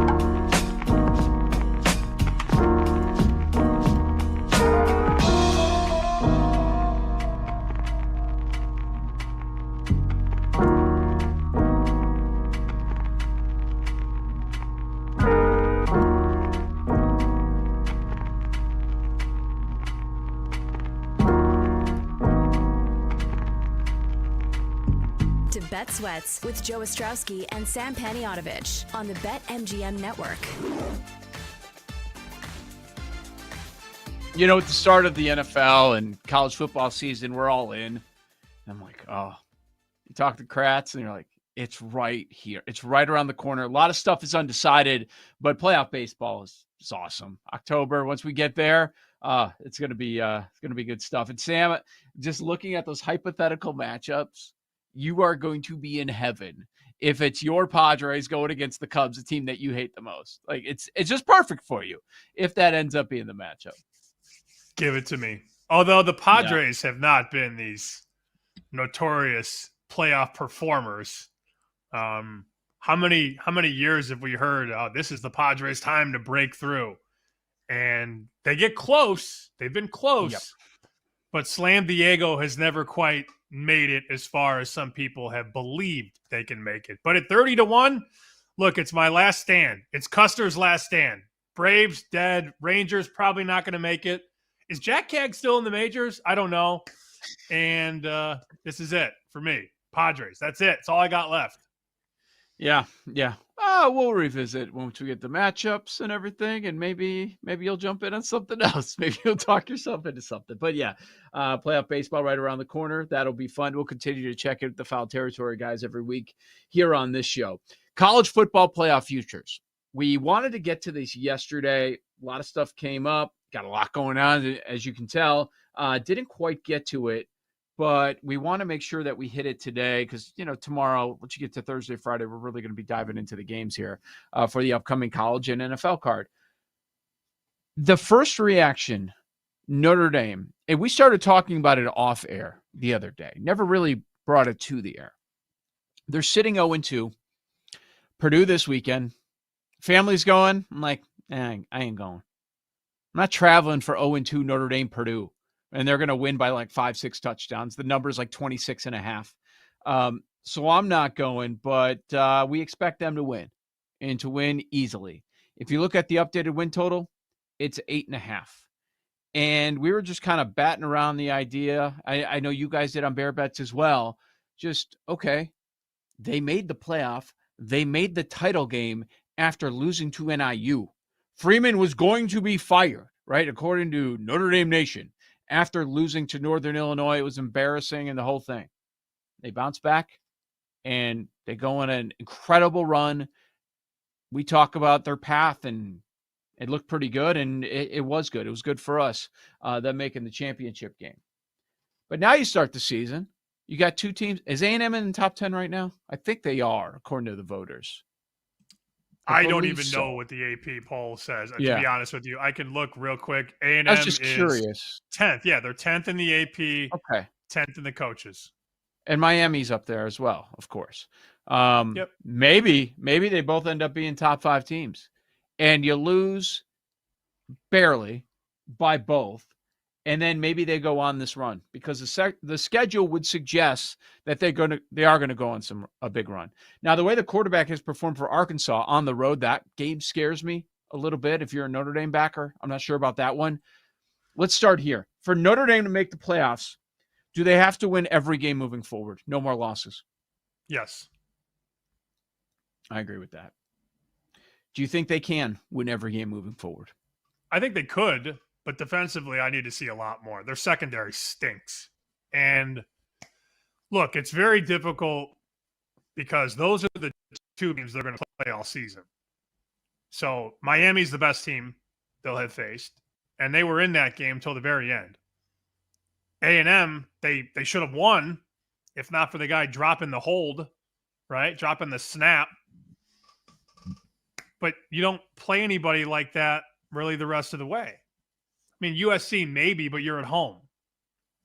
Then again, you were at home against A&M. So that's the only other team that's probably going to beat you from a numbers standpoint. Now, do things come crumbling down? Could they slip up again? Could they lose to some of these other teams? I just don't see it because the talent is so much better. I mean, could they lose at Arkansas? Yes. That's not going to be an easy game in a couple of weeks. But where else are you going to lose? At Boston College, at Pitt? I doubt it. Not at Stanford. unless you completely waved the white flag. But your schedule was incredibly tough out of the gate, and now it's cakewalk. That's the question. Arkansas, what do they do there on September 27th? They lose that game. Man, fire it up. Fire the cannons. People are going to be calling for Freeman's job. Won't be fair, but it'll happen. They start 1-3. 1-3 after going to the national championship game. Mm-hmm. They're going to start showing up with pitchforks. They also have a very young quarterback in CJ Carr. I'm just so perplexed by them because they could be 2-0, but they're not. It's a very tough team to assess. I think Notre Dame fans would say D-. How are we 0-2? But then you look up and they're still top 10 in power ratings. They're right there. You just have to win out, and that's a lot of pressure on a defense that may not be as good. Well, it's definitely not as good as it was last year with a quarterback who's never done it before. That's a very tall mountain to climb. Of course they could go 10-2. But you look at the win total, BetMGM has an adjusted win total of 8.5. Not 9.5, 8.5. Make the playoff plus 185. Not interested. I don't think they run the table. And USC might be a challenge as well, even though that game's in South Bend. It always is when they play each other. I think the quarterback could give them some issues. Any opponent that can pass with any efficiency, they're in trouble. That's how bad the secondary is. You mentioned the defense. Secondary is a big problem. And it put one quarterback in the Heisman conversation on Saturday. So I don't think they're running the table. Less than 2-1 to make the playoff. I would not be interested in betting that number. Any, whether it be playoff odds or anything, like Corby threw out that angle with Kansas State, which I found to be interesting because they are only 0-1, as bad as things are for them right now. Is there something that stands out to you? I think Corby's drinking the purple Kool-Aid a little too much. The scissor. Well, he's saying long the shot. imitation cough syrup. Yeah. No, I'm good. I'm good on Kansas State. I'm just reading a story, not to go back, but apparently Marcus Freeman is going to eye a larger role with the defense. That's always good after 2 games. Oh boy. I don't know that he's going to be like calling plays. According to the story, Adam Rittenberg says Freeman is not considering a play caller switch. Chris Ash will continue to do so, but Freeman will spend more time if necessary with the defense. So not exactly great. Look, from a power rating standpoint, Miami's right around top 5 now.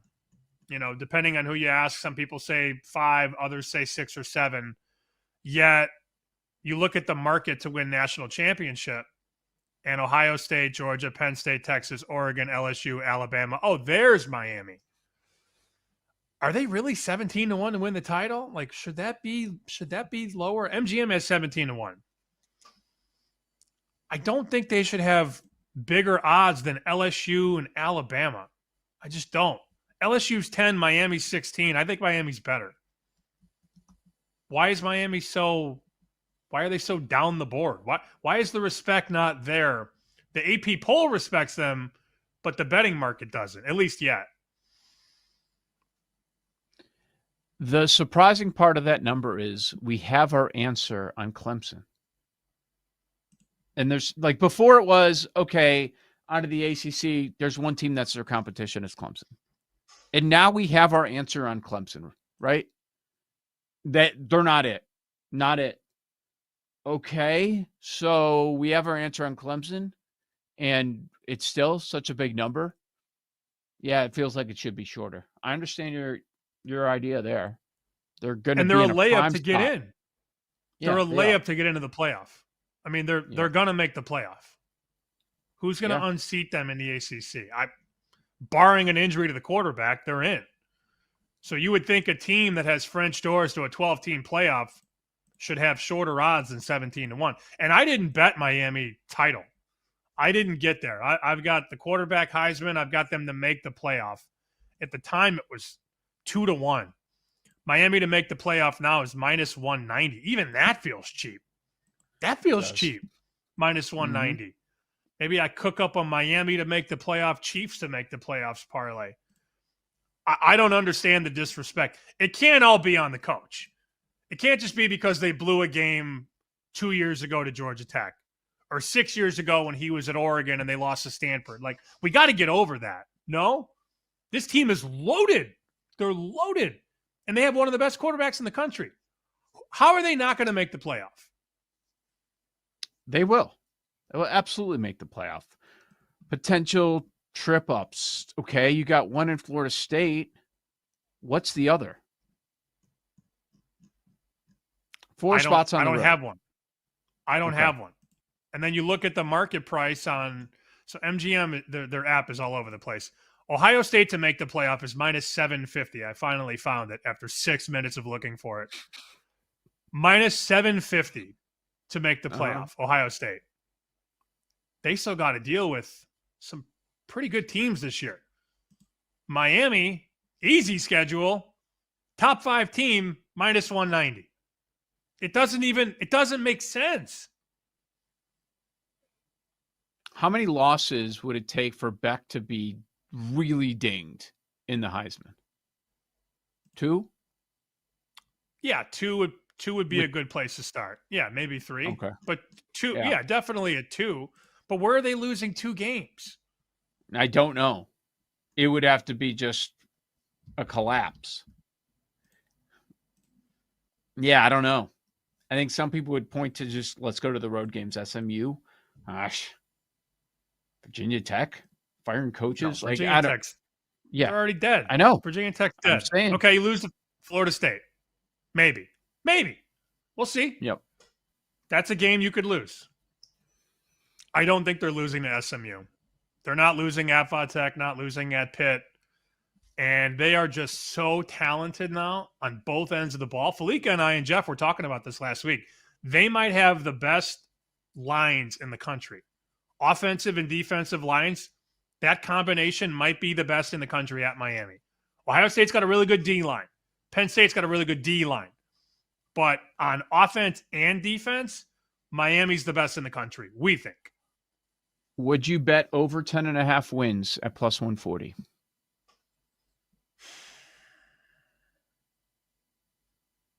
Probably. Yeah. I don't feel the need to. The problem is I don't feel the need to add more Miami because More of the Miami positions I already have. Right. I would rather just take a shot on them maybe at 17-1 to win the title and see what happens. Okay. Are they going to win it? The math says no, but I don't have Ohio State, Georgia, Penn State, Texas $10 higher than Miami. Those teams are all 7-1 or shorter. Ohio State's 550, Georgia 6, Penn State 6, Texas 7. Then Miami at 17. The gap is not that big there. That's all I'm saying.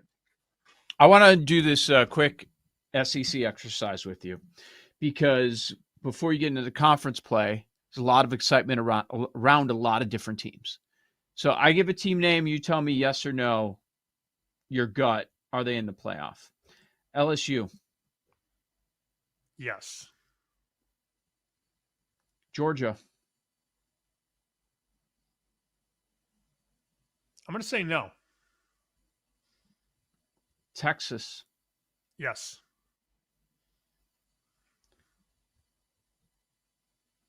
Oklahoma. You're going to say no, right? I want to see it. No, I do want to see it. I'd rather see them than Alabama. Tennessee. Could be. Sure. Could be. Texas A&M.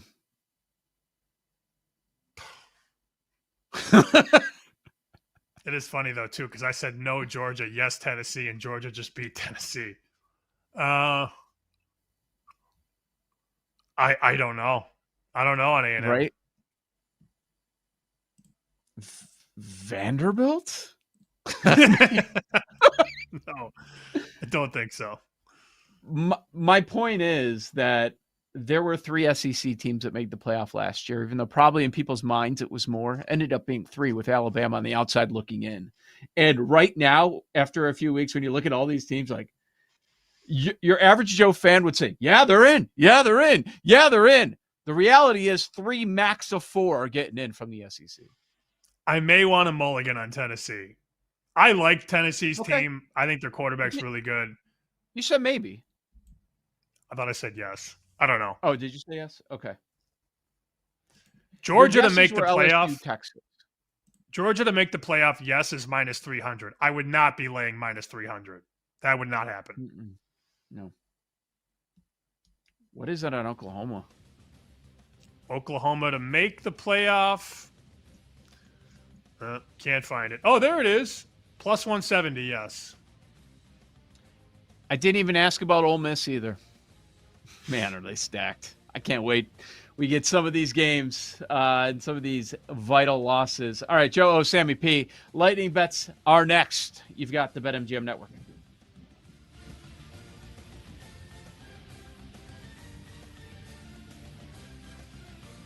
You're listening to Bet Sweats with Joe O and Sammy P on the BetMGM Network.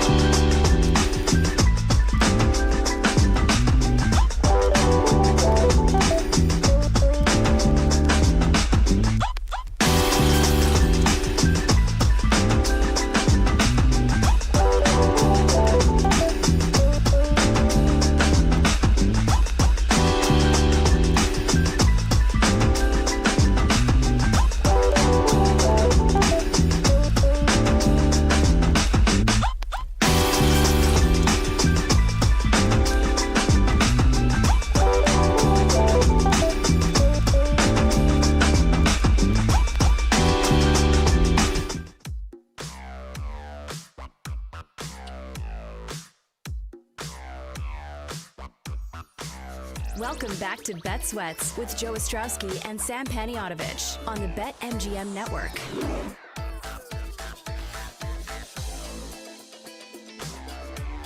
Get to Lightning Bets coming up in a few minutes. Joe Ostrowski, Sam Paniotovich with you, wrapping things up on a Wednesday. If you missed any of the show earlier on, check out the podcast version. Appreciate that. Leave us 5 stars. Leave us a rating. Any feedback on the show would be much appreciated. Or on the Odyssey app, it's there for 24 hours until the next show, the most recent episode, and all the segments are detailed there. We had Nate Collins, Corby Craig on college football, and then Eric Kratz, Major League Baseball. Touched them all today here on Bet Sweats. A lot of fun during the power rankings.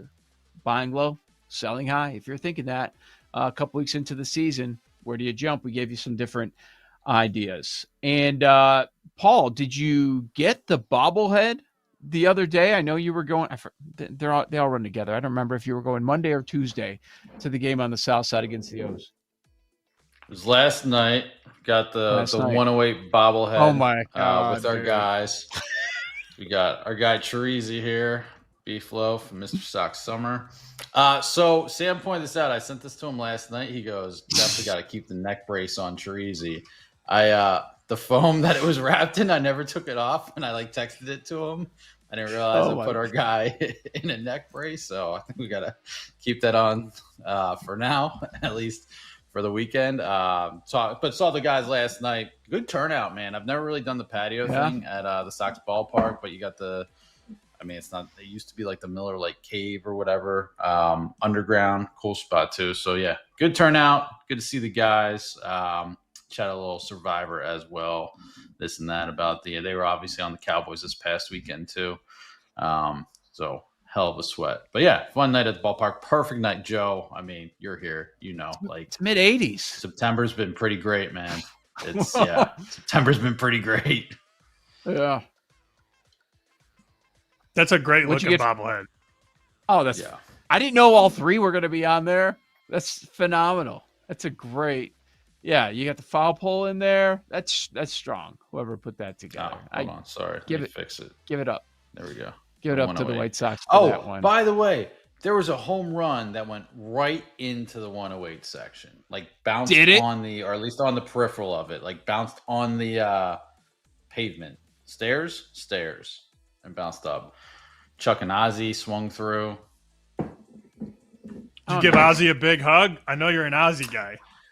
Ozzy was on the. I was in 109. I was in the overflow section. They were on the other side. They were straight into the 108. So missed opportunity, but yeah. Damn. Was it the Orioles that hit that home run? To be honest, Joe, I couldn't tell you. I kind of I was not really paying attention to the game. Was just kind of hanging out.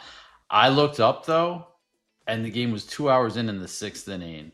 And I was like, all right, it might be time to go. That is a long baseball game these days. Yeah. You don't showed up beforehand. There's no need.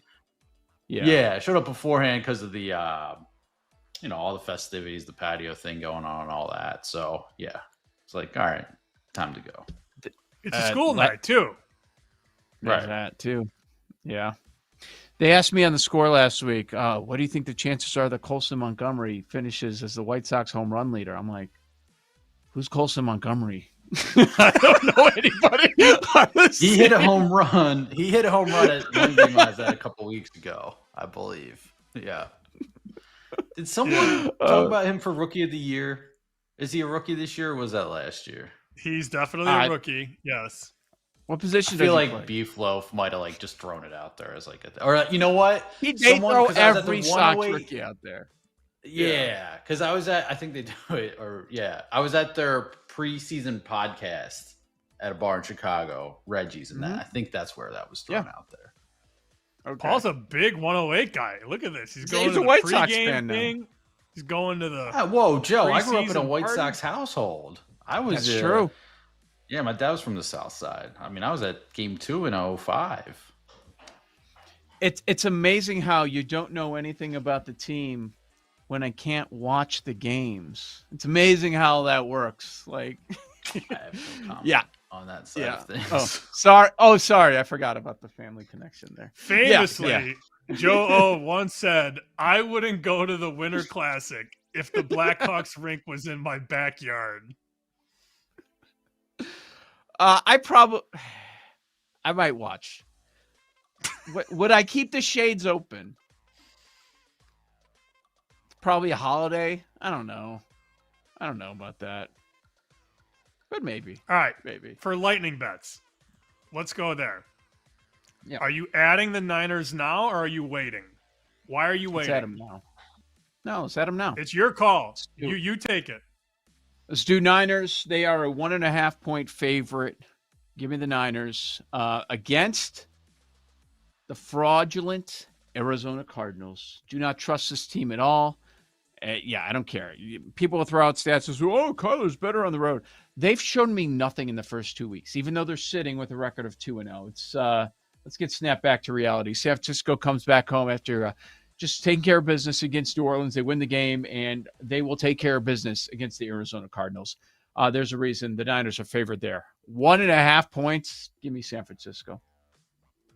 I really want to add Minnesota, man. I do at -3. I might need one more sleep on that one. I'm not going to do. Well, nobody's going to want to bet Minnesota now because it's Carson Wentz and they just got dominated on Sunday night. I will probably find myself on Minnesota in some way, shape, or form. Let me add this one. If Minnesota wasn't gross enough for you, I got one that's even sicker.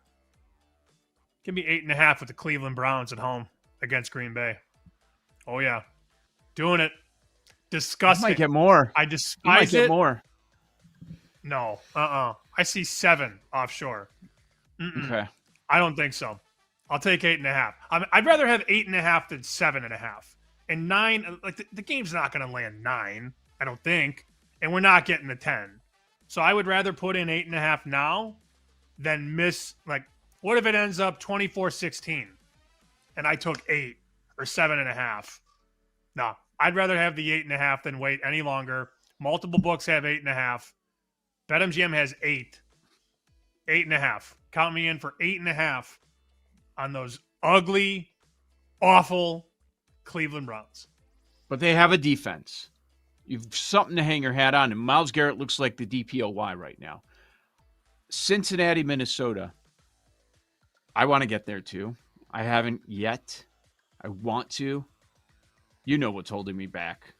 The 0-5 guy, that was his first pick of the week, so that bothers me. Who is the better quarterback?